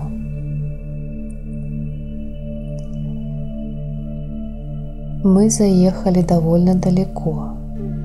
Горные цепи продолжили тянуться с обеих сторон, пока не уступили место каменистой равнине, покрытой черными камнями. Мы увидели водопады и ручьи, берущие свое начало среди камней. Но в этих потоках не было воды. Это казалось странным. Вместе с другими существами мы продвинулись вниз по течению реки до равнинной части. Здесь мы увидели, что все утопает в зелени, а среди зелени стоят белоснежные круглые по форме домики. Их обвивали растения, похожие на лианы. Все домики были неотличимы друг от друга. За ними вновь начиналась горная цепь, покрытая снегом. Там виднелись одни только женщины, которые были одеты в белые, прозрачные одежды из неизвестного материала. Над горами порхали стаи птиц. Они были очень большими, белого и желтого цвета. По размеру они были сопоставимы скорее с теми животными, которые обитают на земле. И я видел, что животные здесь летают, как драконы, но они не опасны. Потом я вернулся к шатру для проведения церемонии, который казался невероятно красивым. Там я встретил Мадхурадаса Бабу. Он подвел меня к тому месту, где одна женщина наблюдала за сооружением шатра для проведения церемонии.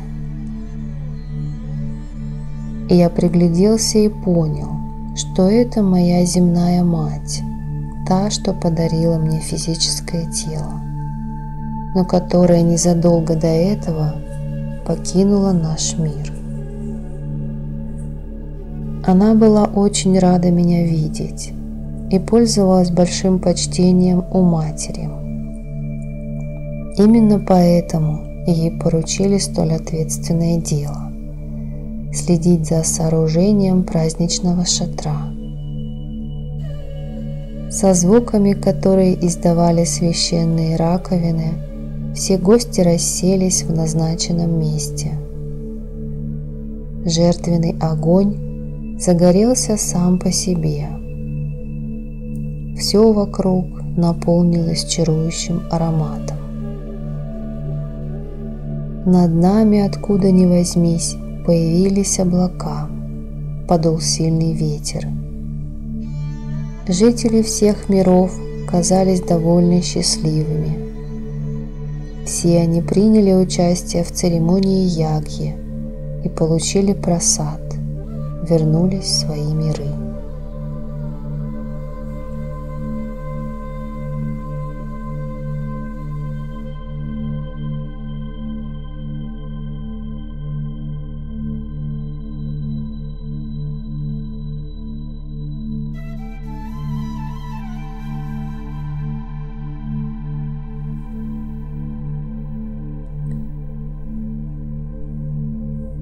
Мать Бхагавати благословила меня и наставила на правильный путь.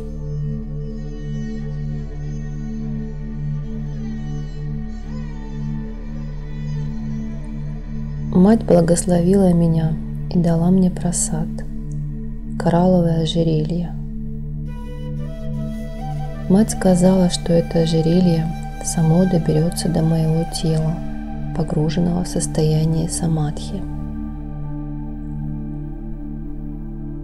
Это ожерелье обладает необыкновенной прочностью. Оно не подвержено изменениям. Мать благословила Исурью и, вручив ей белую прозрачную одежду, сказала: «Пусть Гималаи станут спутником твоей жизни. Всегда броди в Гималаях». Гималаи – это такое удивительное место, которое, несмотря на то, что расположено на земле, является жилищем множества богов. Существа из многих миров гуляют здесь. Гималаи – это центр йоги, ее бессменный часовой. Гималаи будут всегда указывать вам путь. Выслушав наставления матери, мы отправились на ее летательном аппарате. В обратно и по пути встретили множество отшельников. Чуть дальше мы увидели танцующих девушек Гандхарвов. Среди них была и Минакши. Увидев меня, она подбежала к нам и начала напоминать мне о днях, которые мы провели с ней вместе. Я только улыбался в ответ. Махаватар Баба отдернул ее со словами: «Настоящая жизнь направлена на познание истины, а вы, девушки Апсары, вечно гонитесь за наслаждениями. И хотя вы стоите выше жизни и смерти, но на самом деле даже хуже простых смертных. Вы изменяете форму, меняете тела, соблазняя таких великих отшельников, как Вишвамитра, Агастья, Парашар и других. Теперь ты решила принять вид Минакши, чтобы преследовать его. Но если кто-то встал на путь йоги, то у него есть определенная цель. И об этой цели ты знаешь, Минакши. Если бы Капил захотел, то мог бы воздать тебе по заслугам за твои грехи. Но он простил тебя, потому что ты женщина. И он поступил правильно. Но ты продолжаешь идти к собственной погибели. Ведь для тебя нет ничего лучше физического наслаждения. О, девушки Гандхарвы! Вы не знаете, в чем заключена главная тайна Вселенной. Вы научились плавать в мире искусства, забыв обо всем другом. Ведь все вы осознанные существа, но несмотря на это, вы стремитесь к плотским удовольствиям. Ваше сознание спит.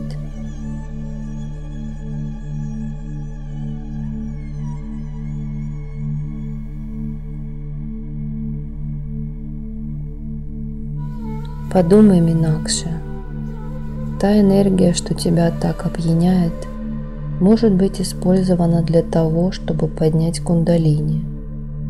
А кундалини способны привести человека к таким вершинам духовного экстаза, что даже тысячи девушек, подобных тебе, Минакши, не могут доставить подобного наслаждения. Я советую тебе избегать наготы и встать на правильный путь. И тогда весь мир станет для тебя единым целым. Он станет одухотворенным.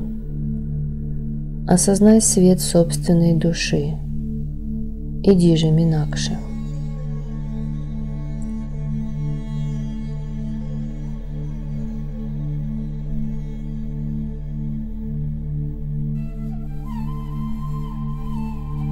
Встреча с Шивой, погруженным в самадхи. Мы попрощались с Минакши и другими девушками-гандхарвами и отправились на священную гору Кайлас. Там мы увидели целую группу отшельников, которые громко прославляли божество. На горе были существа из разных миров, мужчины и женщины. Мы тихонько зашли в пещеру, перед которой происходило восхваление. Здесь мерцали и переливались потоки света. Эта пещера изнутри была покрыта льдом. Рядом со мной было заснеженное озеро, посреди которого был воткнут священный трезубец, символ Шивы. Золотистое сияние, которое исходило от этого трезубца, наполняло весь мир вокруг божественным светом. Сбоку от трезубца восседало божество, погруженное в медитацию. Его длинные волосы были распущены, тело обнажено. От этого тела исходил удивительный свет, который был настолько ярким, что освещал изнутри все кости его скелета, а лоб божества был раскаленным, как огонь.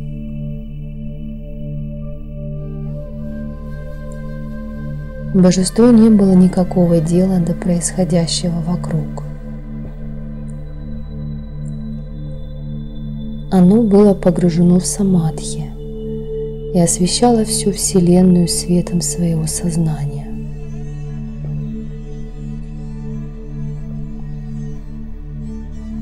Для нас это было незабываемое, ни с чем не сравнимое зрелище. Мы все стояли потрясенные. Кто-то восхвалял божество, другие начали танцевать. Ведь это был сам вечный Шива. Он ради блага всего человечества оставил свое божественное жилище и стал жить в Гималаях.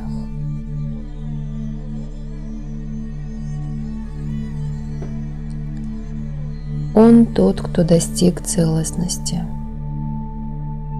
Он предается аскезе ради блага всего человечества, в то время как обычные отшельники медитируют и практикуют духовные практики ради того, чтобы добиться большой личной силы, ради осуществления своих эгоистических желаний. Когда я предстал перед Шивой, то с радостью понял, что жизнь моя прошла не зря, что я достиг всего, о чем только можно мечтать. В этот момент для меня исчезла разница между жизнью и смертью. Я не хотел уходить оттуда, но разве у меня были причины остаться? Я был земным человеком и должен был сначала уничтожить прошлую карму, чтобы получить право находиться в этом священном месте. Я стоял, погруженный в созерцание Шивы, как вокруг поток света из ореола божества вошел прямо в мое тело.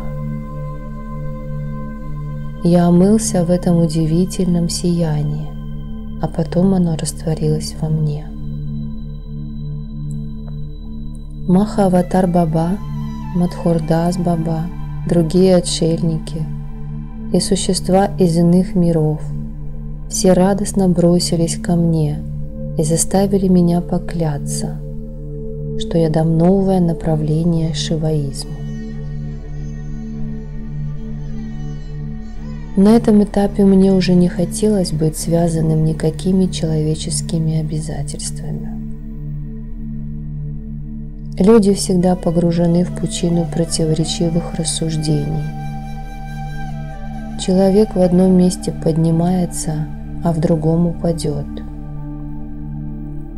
Я ответил: хорошо, время покажет. Я буду поступать в соответствии с требованием времени. Не ставьте миру условия.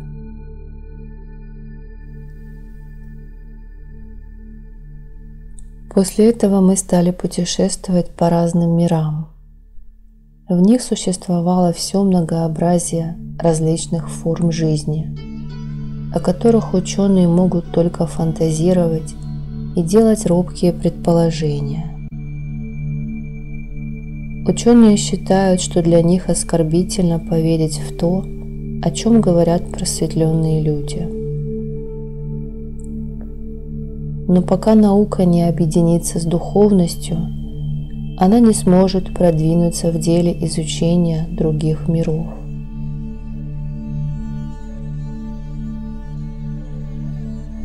Все мы знаем о жизни на Земле. В последнее время предпринималось множество попыток изучения космоса, поиска других форм жизни во Вселенной. Но эти усилия не увенчаются успехом, пока люди не отринут свой эгоизм и не займутся самопознанием. Ведь как много еще других планет и созвездий, на которых обитают живые существа, подобные людям. Эти существа очень красивы. На некоторых планетах существуют и более развитые формы жизни по сравнению с нашей жизнью. Жители этих планет могут перемещаться куда угодно по своему желанию. Все их внешние проявления зависят только от их внутреннего намерения. Но они такие же люди, как и мы, хотя их можно назвать и божествами, и демонами. Они свободны от цепей симпатий и антипатий и занимаются познанием собственной души.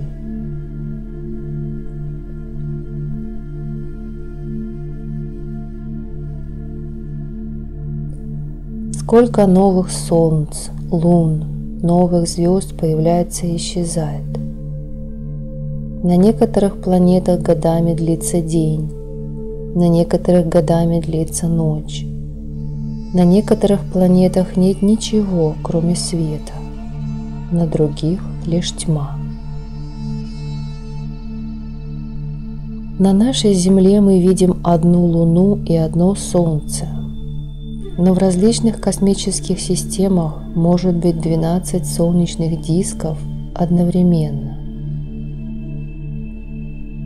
Иногда жители этих далеких миров спускаются к нам на своих летательных аппаратах. Их можно часто встретить в Гималаях.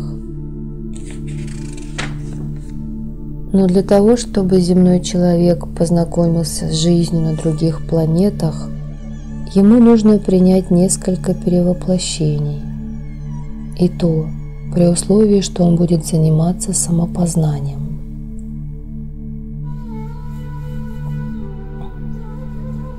Ведь истина заключается в том, что наш Небесный Отец создал нас таким образом, что мы можем получить все, что захотим, если с полной самоотдачей будем стремиться к своей цели. Наша внутренняя мастерская совершенна по определению. Если мы полностью очистим ее, то сможем путешествовать в иные миры, везде, где захотим. Человек может достичь такой степени величия, что все божества начинают помогать ему во всех его начинаниях. И тогда жители космоса приветствуют его от всего сердца.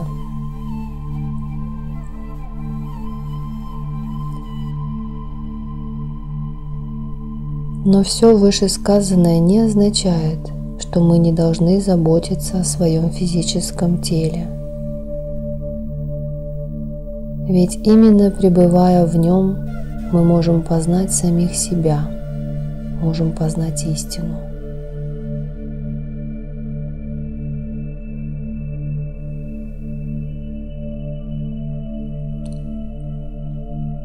С помощью духовных знаний человек может очистить свое тело.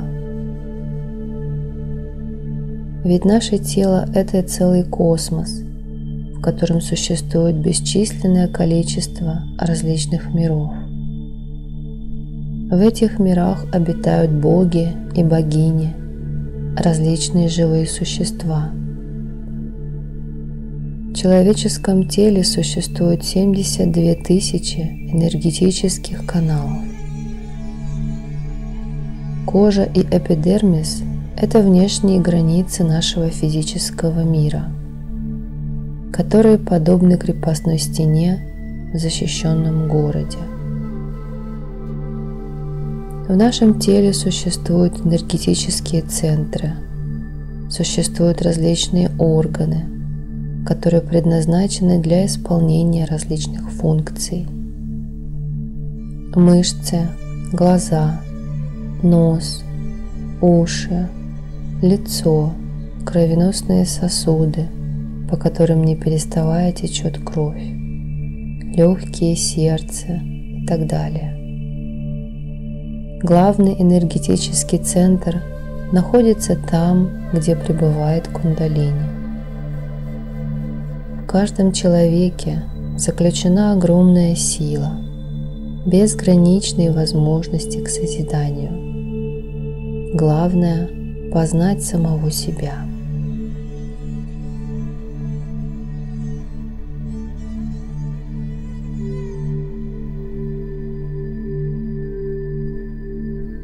Ценность самадхи.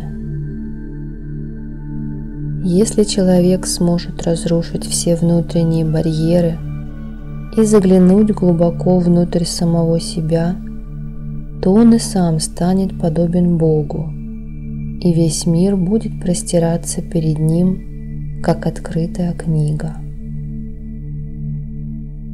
Тот, кто умеет по своему желанию растворять свое тело в пространстве или вновь воссоздавать его, познал все тайны Вселенной.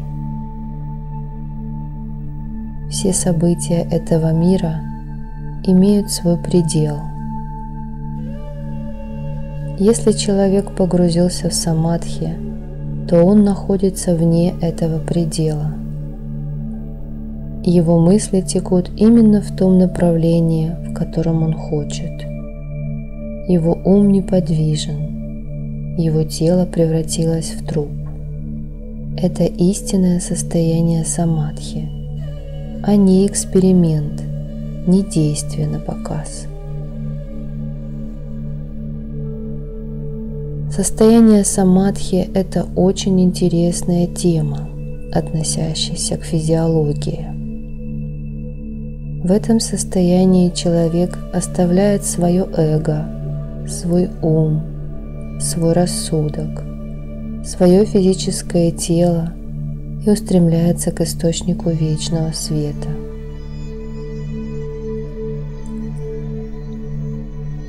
Состояние самадхи истинный йог отделяет себя от тонкого и кармического тела и получает возможность путешествовать в космосе.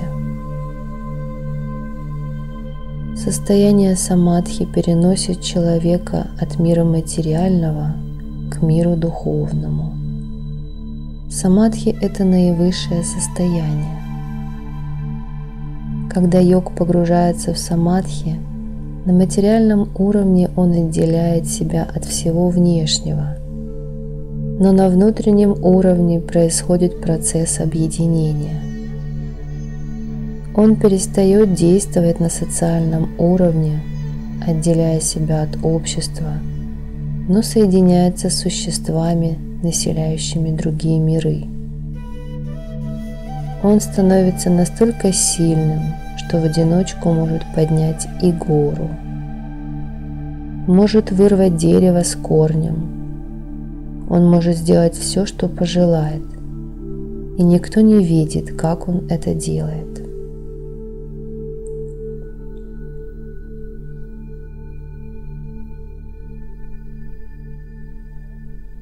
Когда отшельники погружаются в состояние самадхи, они начинают воспринимать тонкий мир и уже совсем не хотят возвращаться обратно из этого состояния.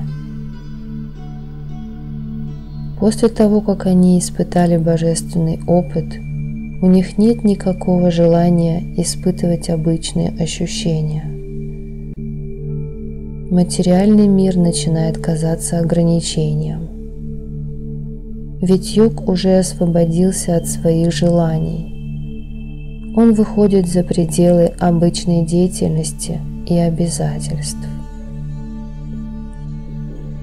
У истинного йога свое собственное лицо, свои цели, свое особое мышление, которое исходит из глубины души.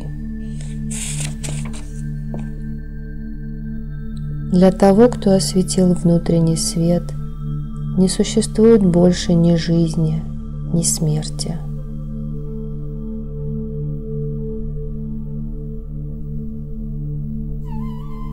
Большинство отшельников, погрузившихся в состояние самадхи, надолго оставляют свое тело в пещерах, а сами путешествуют по тонкому миру. И лишь иногда они возвращаются в свое физическое тело, чтобы завершить незаконченные дела на земле.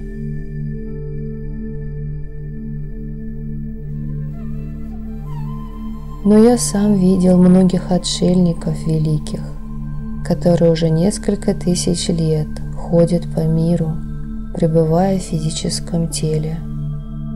Для них и жизнь, и смерть едины. Они путешествуют в любую точку нашей планеты по собственному желанию. Наша древняя история зовет нас, словно бы желая сказать: «Эй, человек, познай собственную душу, познай самую основу бытия, исследуй те области и знания, которые исследовали твои предки».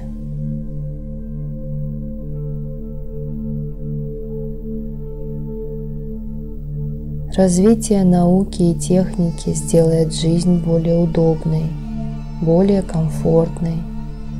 Но этот же научно-технический прогресс может привести человечество к гибели.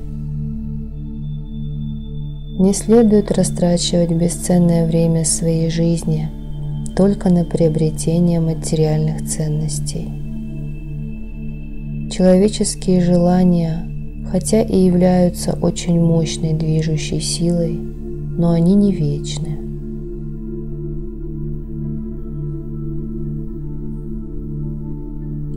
И если человек, освободившись от проявлений внешней активности, погрузится в активность внутреннюю, то он перестанет серьезно воспринимать материальные явления, понимая, что это всего лишь инструменты, помогающие ему достичь своих целей на духовном пути.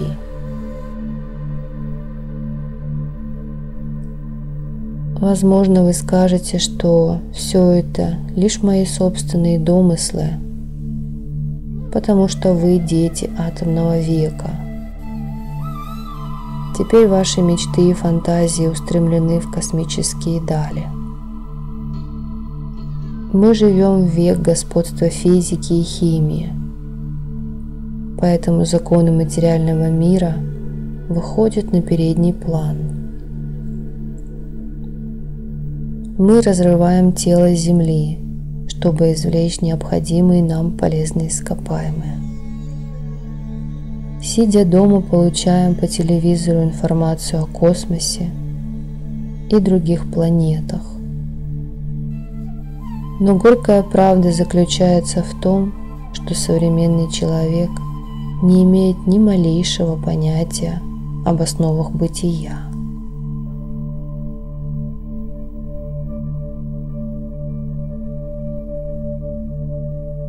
Люди научились летать в космос, но не могут уследить за полетом собственных мыслей. Не знают, что такое жизнь, что такое смерть. Люди научились созидать, но не знают, как остановить разрушение. Сегодня большинство стран принимает участие в гонке вооружений, наращивает свой военный потенциал. Повсюду рекламируются технические новинки, но ни один ученый еще не сумел отсрочить собственную смерть.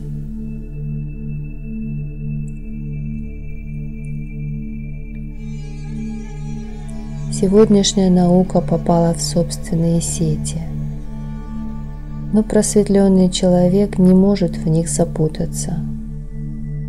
Мир может идти своим путем, но все изобретения науки не являются вечной истиной. Это лишь исследование, поиск, а душа – это и есть вечная истина. Таким же образом, как душа с помощью своей внутренней силы изобрела тело и поселилась в нем, так и человек, познав законы материального мира, сумел поставить природу себе на службу.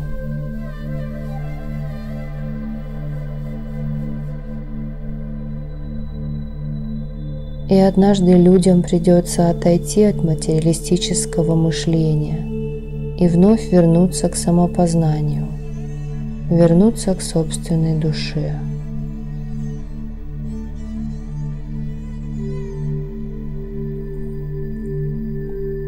Чудеса науки и техники удивляют современного человека, но тот, кто познал собственную душу, ничему не удивляется.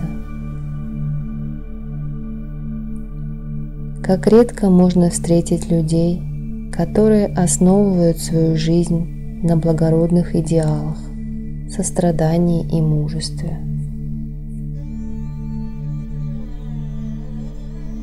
Большинство людей, гоняясь за материальными благами, избрали своим девизом коварство, обман и вероломство. И они гордятся этими качествами, называя их умом, ловкостью и сообразительностью. Этими качествами они воздвигают между собой и остальными людьми высокую стену, не понимая, что весь этот мир – это божественная игра.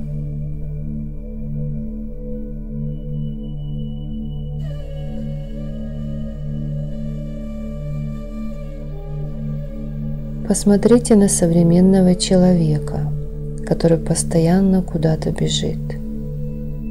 Он вечно занят и мечтает, чтобы весь мир был у него в руках. Теперь уже никто не умеет наслаждаться красотой рассвета. Солнце еще не успело взойти, а человек уже с головой погрузился в работу. Я не говорю, что не нужно работать. Труд почетен, но современный человек работает с утра до вечера, чтобы удовлетворить свое тщеславие.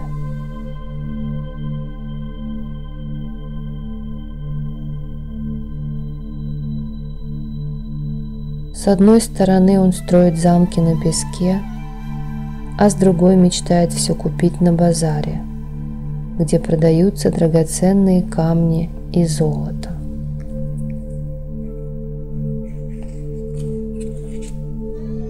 У него не хватает времени подумать о чем-либо другой.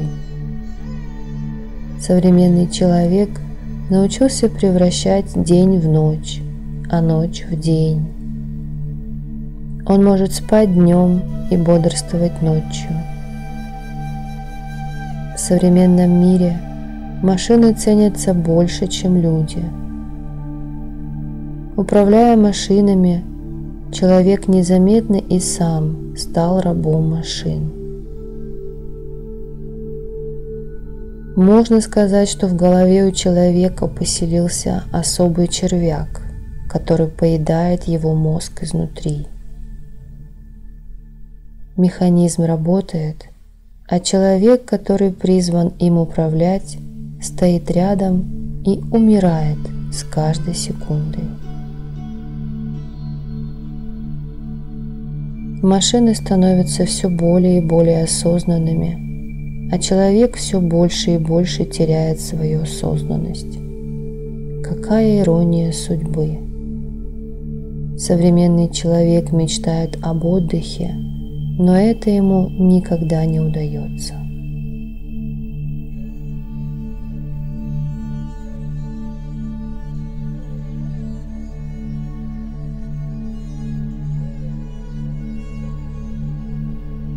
Время не ждет, и человек бежит за ним вслед.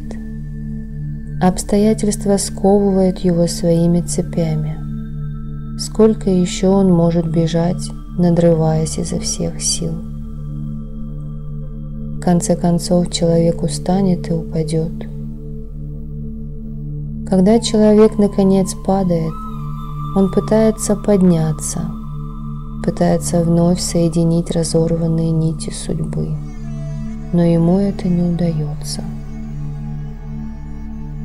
Он видит, что пока он пытался встать, время ушло далеко вперед, и ему уже его не догнать. И тогда человек, чувствуя себя беспомощным и несчастным, обращается за помощью к природе.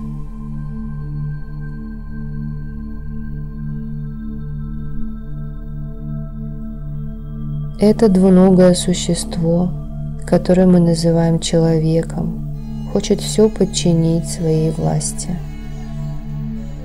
Он идет на поводу своего ума и даже собственную душу хочет сделать удобной для себя, комфортной и красивой.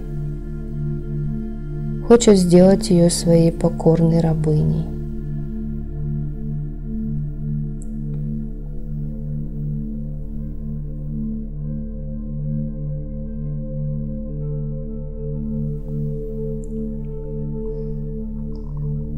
Даже в сфере духовности человек проявляет свой безграничный эгоизм. Свои фантазии и пустые видения он принимает за божественный знак. Все свои мысли считает божественными. Свои законы называет божественными.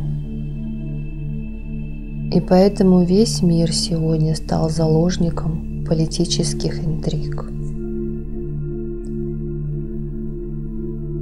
Политики говорят, что их законы имеют божественное происхождение, хотя в этом нет ни грамма истины, ведь они сами по своему усмотрению меняют букву закона.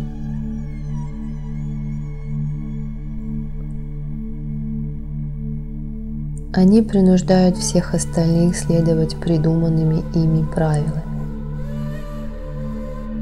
И люди вынуждены им подчиняться. Современный человек, прикрываясь именем Бога, живет как самый презренный из рабов. Современный человек превращает в божество любое явление, которому поклоняется. Если же стремление к этому явлению пропало, то и божество будет низведено со своего пьедестала.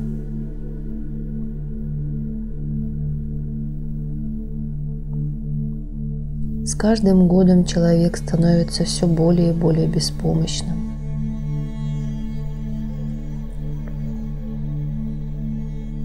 Природа уже давно восстает против того, как варварски он с ней обращается.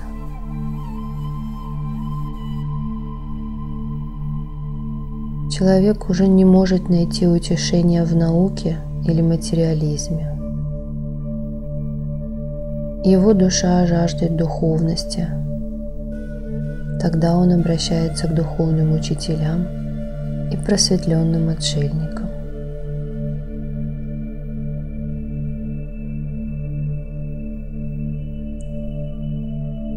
Именно тогда гордыня этого большого ребенка рассыпается в прах, и он начинает искать защиты у божественных сил. Как глуп и одновременно как хитер этот сын природы, современный человек. Ведь он всегда мечтает только о том, чтобы удовлетворить свои эгоистические желания.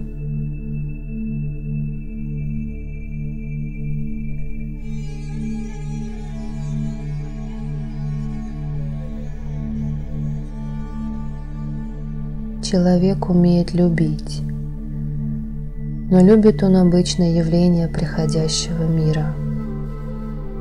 Бог говорит нам: оставь этот бренный мир и полюби меня. Живи в миру, используй материальные вещи себе во благо, но помни, что все они произошли от меня. Я создал их для твоей радости, для твоего удобства. Но все эти вещи не вечны. Но любовь вечна, а я и есть сама любовь. Все мироздание принадлежит мне, а ты всего лишь пожинаешь плоды своих поступков. Но ум человека не может с этим смириться. По указке своего ума человек считает материальные вещи источником своего счастья. Из-за них он радуется и из-за них печалится. Он плачет, если природа что-то у него отнимает. Но разве вы можете своими слезами и страданиями вернуть потерю? Если умирает близкий человек, то его родственники начинают рыдать и рвать на себе волосы, но при этом стараются как можно скорее избавиться от его мертвого тела.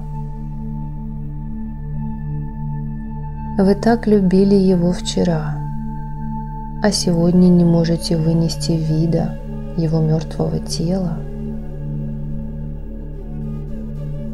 Тот, кто родился, обязательно умрет. Тот, кто ушел от нас, следует уже совершенно другими путями. И когда подобные события происходят с нашими близкими, с нашими соседями, они напоминают нам о вечных истинах. Но мы предпочитаем не помнить об этом, а природа продолжает напоминать нам о самом важном.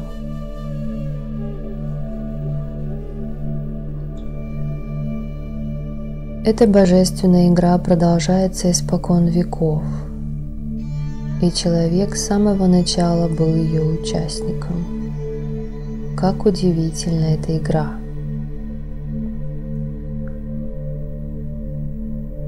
Это великая иллюзия, это майя. Каждый человек полностью поглощен мелодией своей жизни, которая вплетается во вселенский оркестр. Человек пытается придерживаться одной и той же мелодии. Он все больше и больше отдаляется от своего Создателя. Человек поглощен различной деятельностью. Он строит свою жизнь, возводит настоящий дворец. Но однажды природа отнимет у него все это. Все это великая майя. Именно из нее состоит наш мир, который скован берегами материального и духовного начала.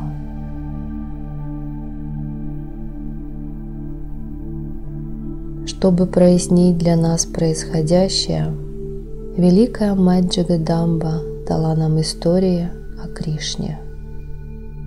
Эта история продолжается до сих пор. И Кришна сам является персонажем этой божественной пьесы. И все мы тоже являемся такими персонажами. Все мы с головой погружены в эту иллюзорную игру. Что же касается меня самого, то я опять перенесся в тонкий мир, где встретил Бога Индру и других божеств. Видел Индрани, играющую с Айраватом. Потом я перенесся в мир благодати, где имел продолжительные беседы с Буддой, Иисусом Христом, Махавирой и другими просветленными.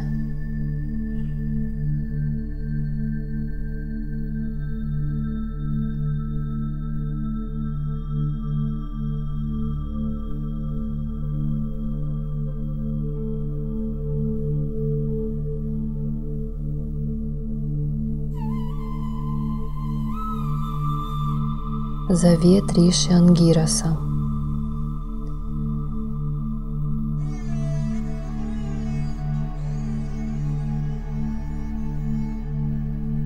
И вдруг появился человек, от которого исходил божественный свет. Все присутствующие встали как по команде. Все стали приветствовать его, а он подошел ко мне и обнял. Вокруг нас собралась толпа просветленных и отшельников. Этот необыкновенный человек хотел что-то сказать, но передумал и просто улыбался. Вместе с ним заулыбались и все остальные. Тогда Махаватар Баба обратился к нему с просьбой: «Гурувар, скажите, ведь человечество стоит на пороге катастрофы.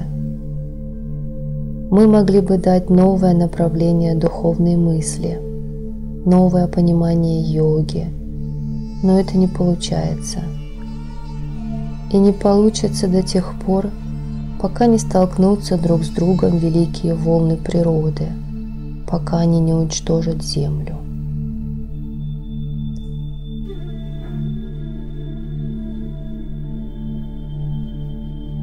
Все люди поспособствовали этому, улыбаясь, ответил он. Вы жили среди людей, а потом вышли из кармического цикла и стали зависеть только от своих желаний. Пусть морские волны сталкиваются друг с другом. Тогда люди поубивают друг друга. Тогда расколются горы, загудит земля, и над человеком нависнет угроза скорого уничтожения. Человек сам станет причиной собственной погибели. Я говорю вам всем, сколько было великих учителей и посланников: Христос, Будда, Махавира, Мухаммед. Но никто из них не сумел успокоить эти бушующие волны.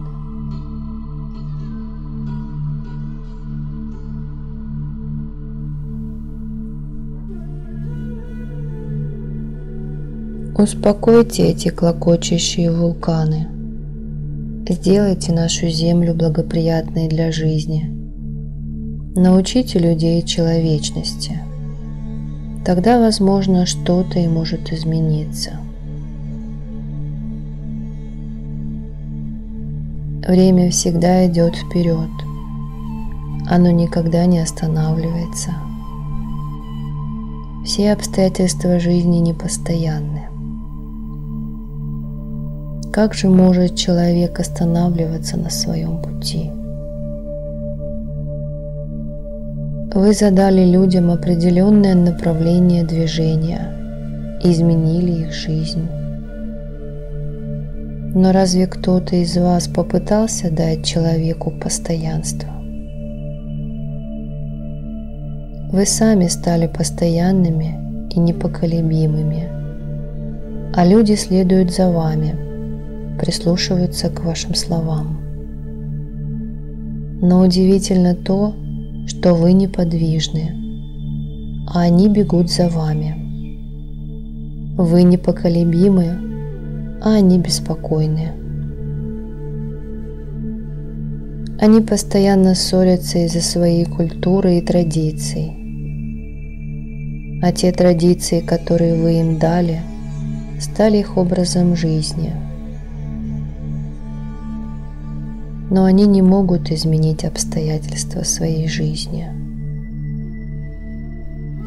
Разве кто-то учил людей, что во имя религии нужно становиться врагами и убивать друг друга? Но современный человек стал именно таким. Никто из духовных лидеров современности не может научить христиан, мусульман, индусов, сикхов, джайнов, буддистов и последователей других вероисповеданий выйти за пределы своих религий и объединиться с другими людьми на этой планете.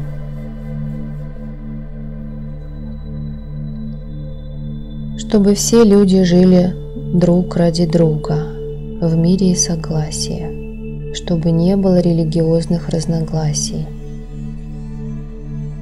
Это должна быть весть о мире и человечности, весть о созидании, а не о разрушении.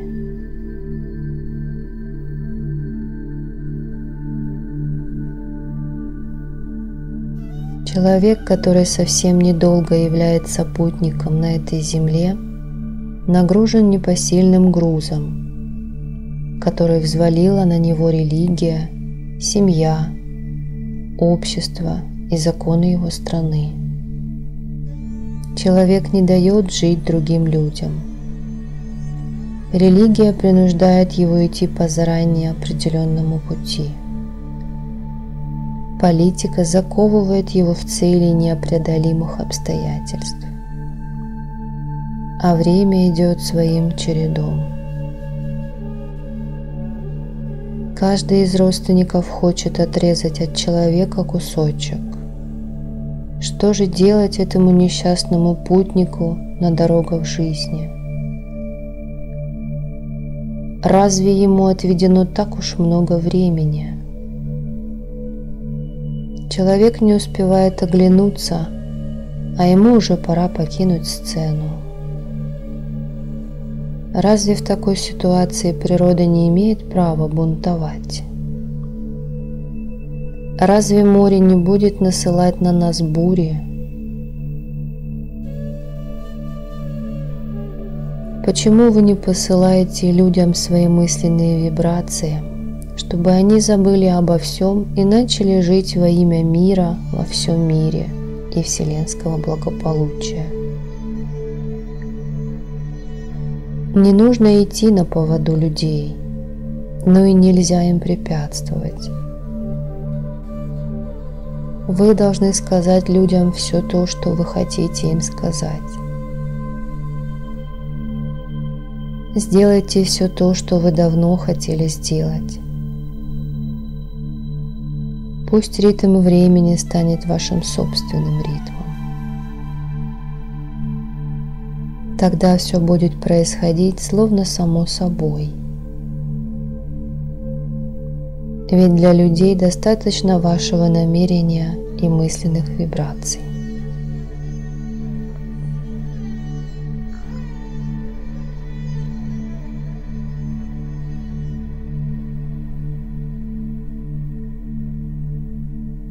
Я пришел сюда для того, чтобы высказать вам то, что я высказал, потому что до меня дошла информация, что кто-то из присутствующих здесь отшельников путешествует по космическому пространству, путешествует по другим мирам. Я пришел сюда и увидел Махаватара и Капила. увидел Мадхурадаса, Сарвешварананду и Сурью. Они все пришли сюда из-за Капила. Я тоже бывший житель Земли. Я связан с ними особыми узами. Ведь я, как и он, родился в этом мире и достиг того состояния, в котором нахожусь сейчас. Я такой же человек, как и он. Поэтому все мы должны задуматься о благе всего человечества. И вы тоже должны подумать об этом. Он попрощался со всеми нами и ушел. Это был великий Риши Ангирас. Он был учителем Махаватара и Кришны Аватара. В свое время они получили посвящение от него в Гималаях.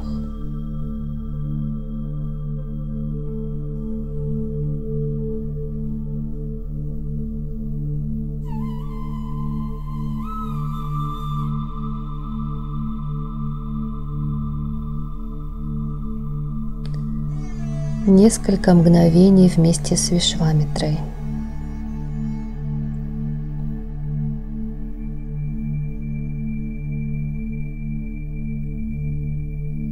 Оттуда все мы направились в сторону Земли. И тогда мы увидели летящего в космическом пространстве Вишвамитру-джи. Это был великий ученый, который тоже изучал атомарное устройство Вселенной. Он летел проверить космический спутник, который был запущен под его руководством. Мы отправились вместе с ним. Сегодня в космосе вращается несколько искусственных спутников. Но этот спутник, запущенный в глубокой древности, сопровождает Землю до сих пор. Мы проникли внутрь вместе с Вишвамитрой и на некоторое время оттуда наблюдали за космическим пространством. Потом мы увидели Землю и две другие планеты, похожие на нее. На Земле я увидел собственное физическое тело, которое находилось в пещере. Другая планета была вся в тумане, но яркий свет освещал ее долины, где было царство женщин.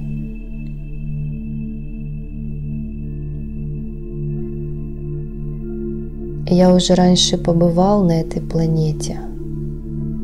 Я увидел там множество женщин с кувшинами на головах. У каждой из них на голове было по 4-5 кувшинов.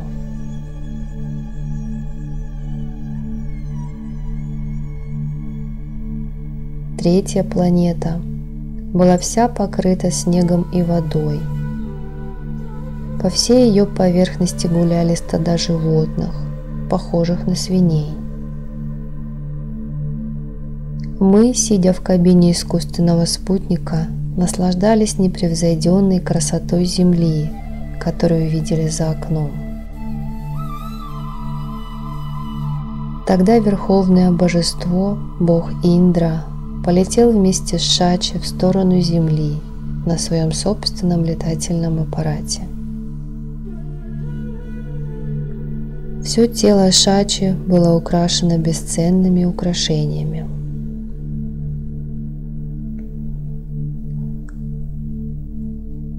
Некоторое время они оставались на орбите Земли, а потом улетели.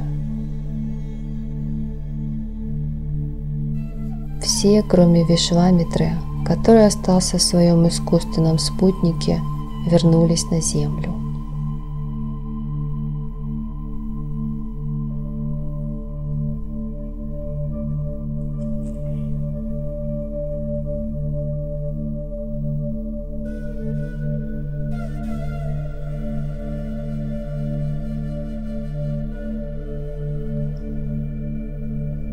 Возвращение в собственное тело в Пиндаре после космического путешествия.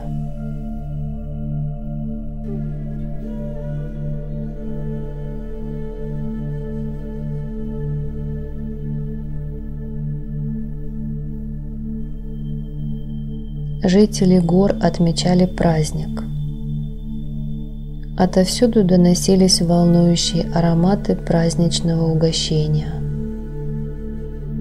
Мы добрались до Багешвара, а оттуда через Кхати в Пиндаре.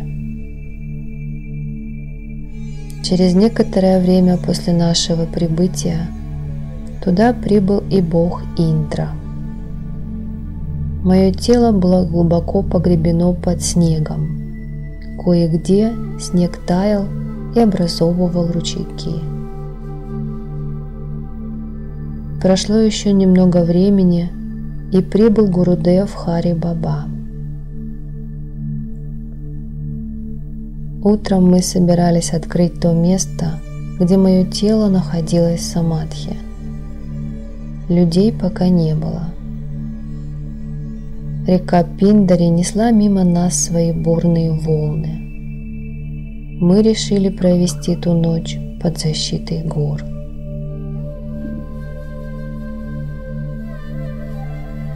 Постепенно в Пиндаре начали собираться просветленные люди. Долина осветилась неземным светом, и все мы смогли увидеть лик Великой Кали. Пиндари наполнилась присутствием богов и богинь. Всю ночь здесь царило оживление, но к утру опять наступила тишина. С помощью Нага-Бабы и Санта-Гири мы могли переправить 1000 людей на другую сторону реки.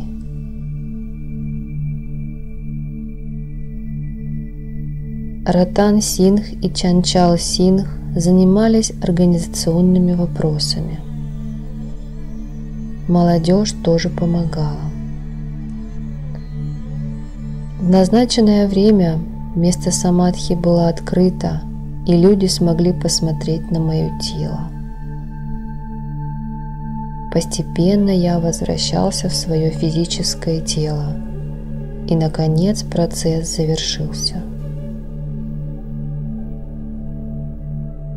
Я встал, опираясь на Нага-Бабу. Японцы тут же начали фотографировать все происходящее.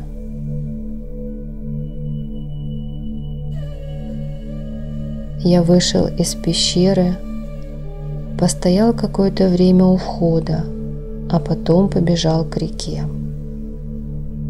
С помощью Санта-Гири совершил омовение. И Махаватар Баба, и Сарвешваранандаджи, и Мадхурдасджи, и Хари Баба, и Сурья, все они присутствовали там. Через некоторое время мы все поели и отправились в Кхати. На ночь мы остановились в охотничьем домике в Бхарукия, где Хаят Сингх уже все подготовил к нашему приходу и обо всем позаботился. Ночью некоторым людям было холодно. В ту ночь в домике было около 100 человек, и с каждым часом становилось все холоднее и холоднее. У нас закончились дрова, а ночь была темной, да еще и начался дождь. Тогда Кишан Сах и Хаят Сингх велели людям сходить за дровами, но никто не хотел идти на улицу. Тогда я сказал, что попрошу дрова у ганов, волшебных обитателей этих мест.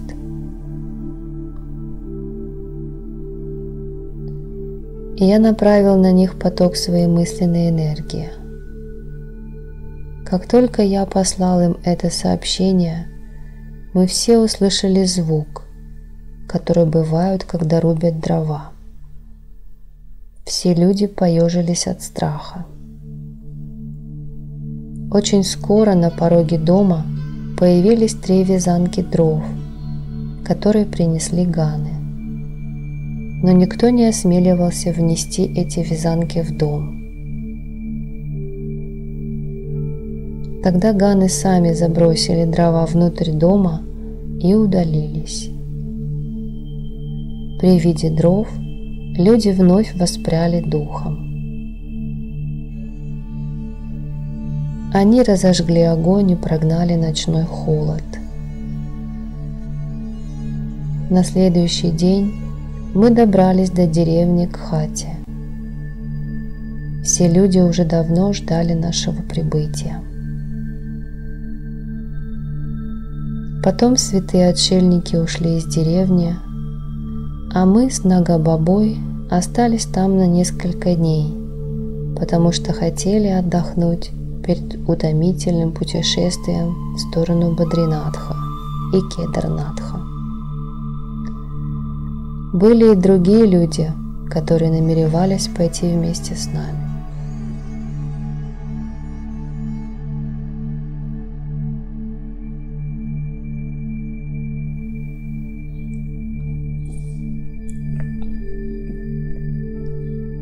Иллюзорная сеть этого мира, майя, соткана из взаимосвязи между жизнью и смертью, человека и мира, Бога и человеческой души. Я осознавал эту великую истину в течение 33 дней, пока находился в состоянии самадхи. Я наблюдал за великим спектаклем, который был поставлен с помощью божественных сил. Если говорить о небожителях, о божествах, кинарах, гандхарвах, нагах, апсарах и о существах нашего мира, то можно сказать, что все они заняты собственными делами. Все вращаются в одном колесе перевоплощений, и все получают в соответствии с поступками.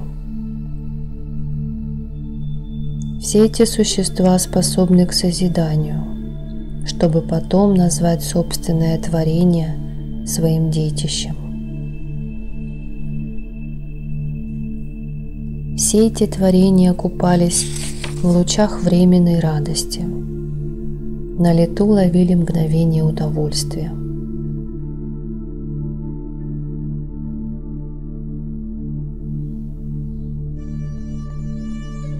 Но будь то человек или любое другое живое существо, оно не может быть вечно в неведении относительно того, что является частью огромного божественного замысла.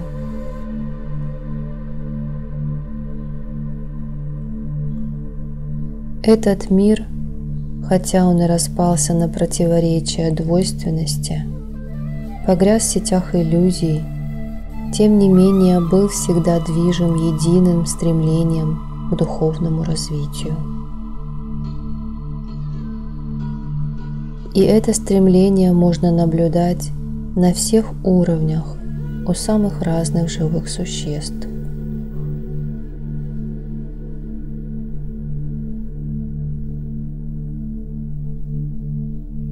Любое живое существо, стремящееся к духовному развитию, рано или поздно достигнет состояния самадхи.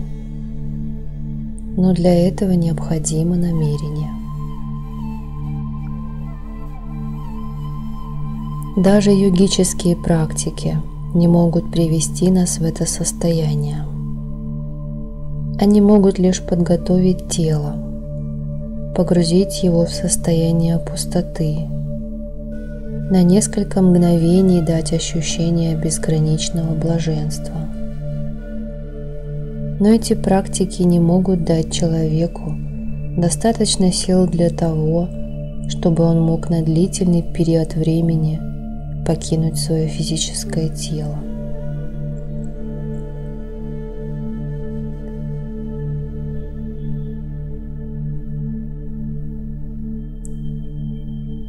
Если говорить о состоянии самадхи, то это такое совершенное состояние, когда человек больше не зависит от своего физического тела, но находится в тонких телах и с их помощью путешествует по Вселенной. Простое существование в физическом теле не имеет никакой ценности. Но когда человек погружается в состояние самадхи, то он разрывает все путы, которые его связывают, и перемещается на тот уровень, что даже выше уровня сатчитананды, то есть уровня истины, осознанности и блаженства, он сам превращается в свет собственной души и путешествует по этому прекрасному миру. И если он не захочет и не создаст особого намерения, то уже никогда не вернется в материальный мир. Но если он заранее с помощью сформированного намерения назначил себе время возвращения в физическое тело, то он туда обязательно вернется.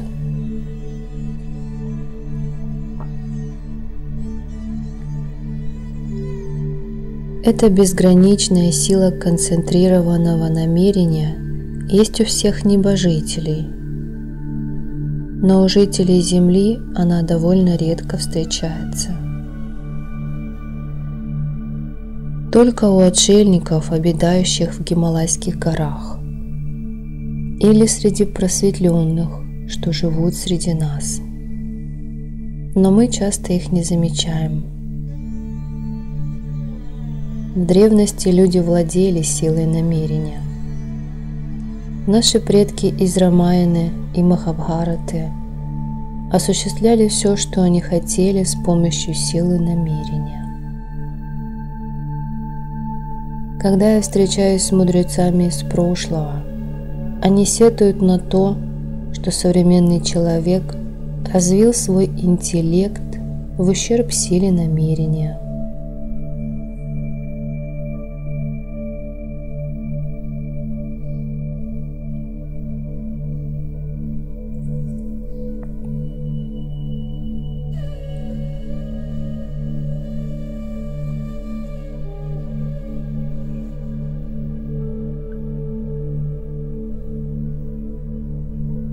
Мы воздвигаем изваяние матери Анандамайи в Пиндаре после паломничества в Бадринатх, Кедарнатх и Харидвар.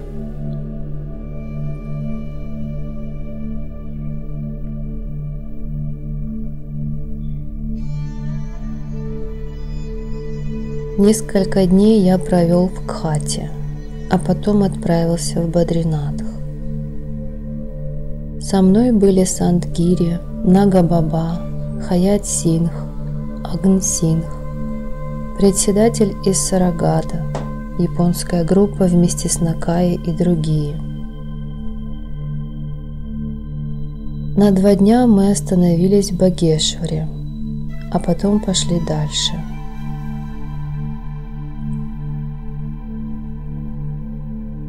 В Бадринатхе мы встретили Ананда Свами и Dayananda Джи.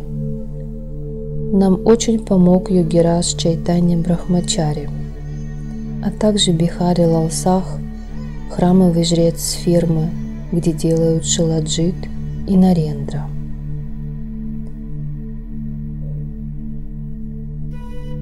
Оттуда мы пошли в Кедарнатх, а побывав там 2 дня, отправились в Харидвар, где встретили мать Анандамайи.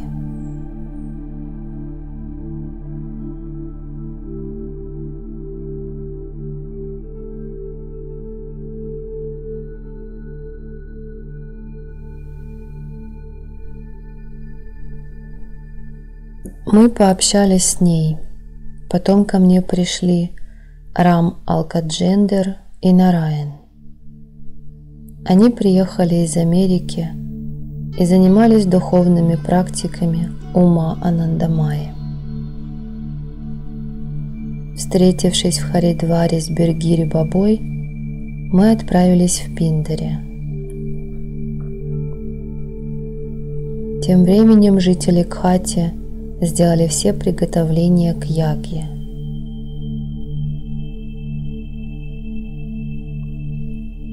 Из Девидхуры позвали Ханшьяма Датта Шастри и Тарадатта Шастри, а кроме них еще 15 брахманов. Я пригласил на эту религиозную церемонию всех выдающихся людей, которые жили в Гималаях. Ратан Сингх и Чанчал Сингх очень много сделали для организации этой церемонии. Люди были обеспечены теплыми одеялами. Нам также очень помогли председатель деревни Супи Тарасвани, Дев Сингх и Пушкар Сингх. Учитель Диван Сингх тоже потрудился на славу. Еще до начала церемонии в Агре было заказано изваяние Нанды Деви. Эта религиозная церемония началась при благословении всех великих людей Гималаев. Она проходила под огромным шатром и в течение 9 дней.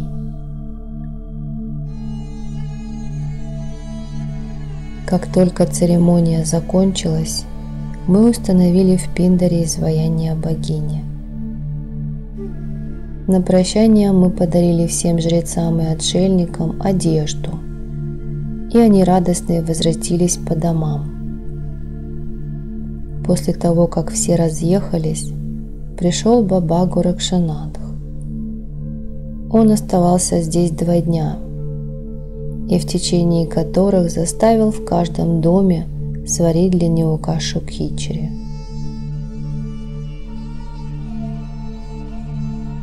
Этой кашей он потом всех кормил, а через 2 дня ушел в Гималаи. После того, как церемония закончилась, в Кхате поселилось уныние.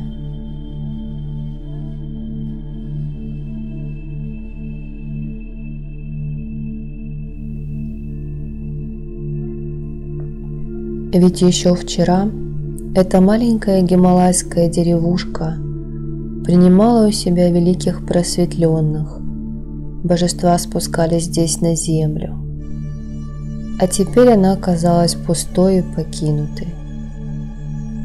Со мной остался один Нага Баба. Мы провели в деревне несколько недель, а потом отправились в Багешвар. Храм на берегу реки Сараю вновь наполнился жизнью. Так и наше тело подобно светильнику, в котором теплился огонь жизни. Всевышний зажигает и гасит эти светильники в соответствии с прошлой кармой живых существ.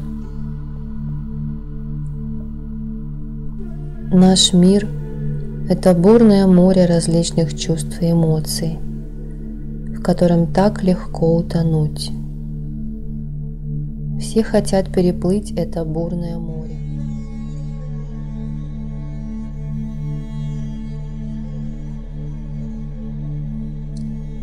В Багешваре я по настоянию моего гуру дал личную мантру Кишан Саху, Гирдхари Лал Саху и его жене Джагдишу, Чампе, Хариш Саху, Беби Пунам и Сурешу. Таким образом, я освободил их от прошлой кармы и указал им путь к духовному развитию. Открыл для них те пути, что были закрыты. Я не создавал ничего нового, просто уничтожил старое. Уничтожил последствия дурных поступков Нимы Сах и Кусум. вновь направил Падму Сах на путь созидания. Остановил разрушительный поток мыслей Муни Парихар.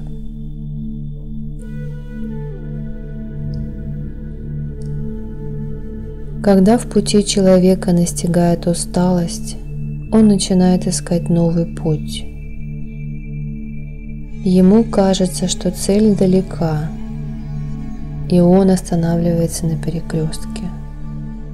Уставший человек застревает на каждом перекрестке жизни.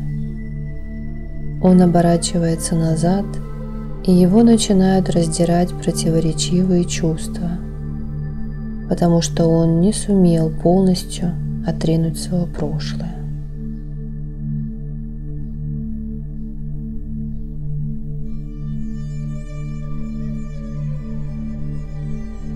Все йоги, которые погружаются в состояние самадхи, могут быть разделены на две категории.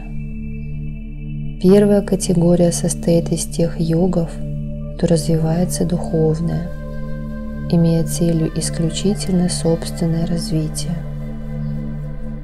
А другая категория – это те йоги, кто, достигнув определенного уровня, остается в миру и помогают людям, посылая им божественные вибрации и наставляя на истинный путь. Они делают нашу жизнь осознанной.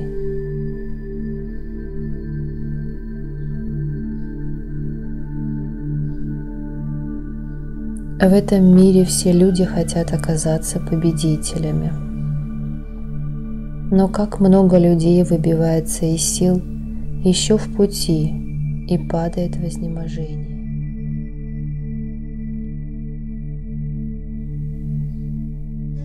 В Багешваре, в храме на берегу реки, я видел многих, кто отправлялся в свой последний путь к месту сожжения. Эти люди уже разорвали все земные связи. Потом туда пришел Кали Баба.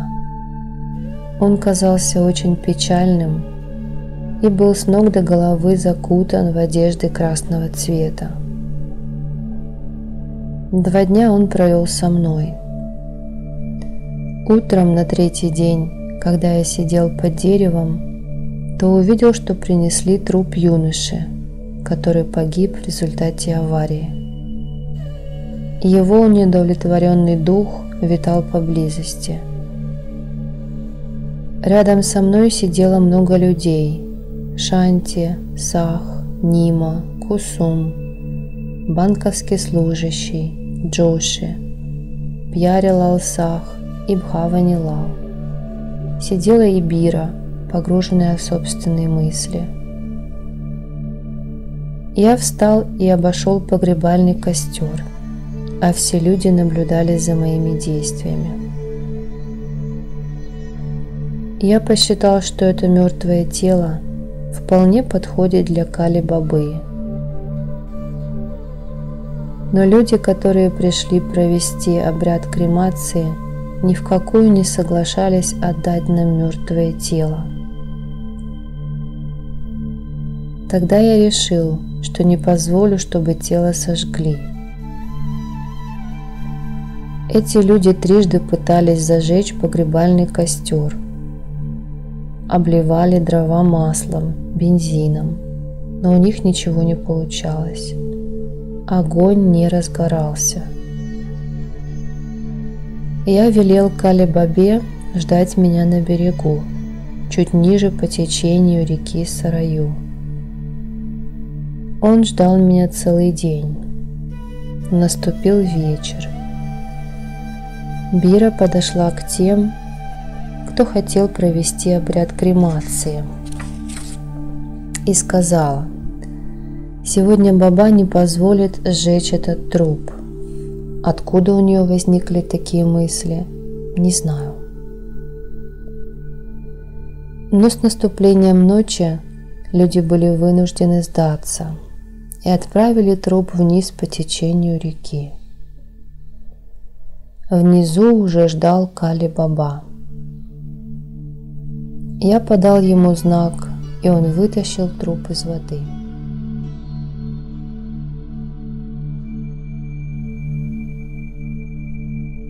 Потом он вышел из своего изуродованного тела и отправил его плыть по реке, а сам вошел в тело того юноши.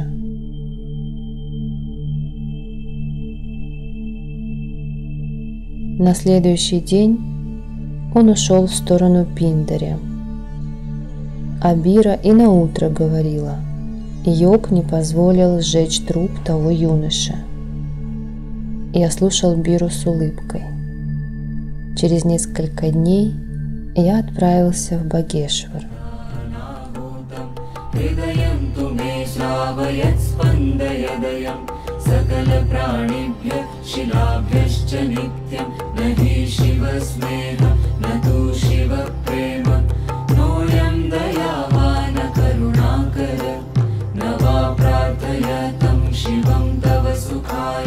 शिव तु सम्पूर्ण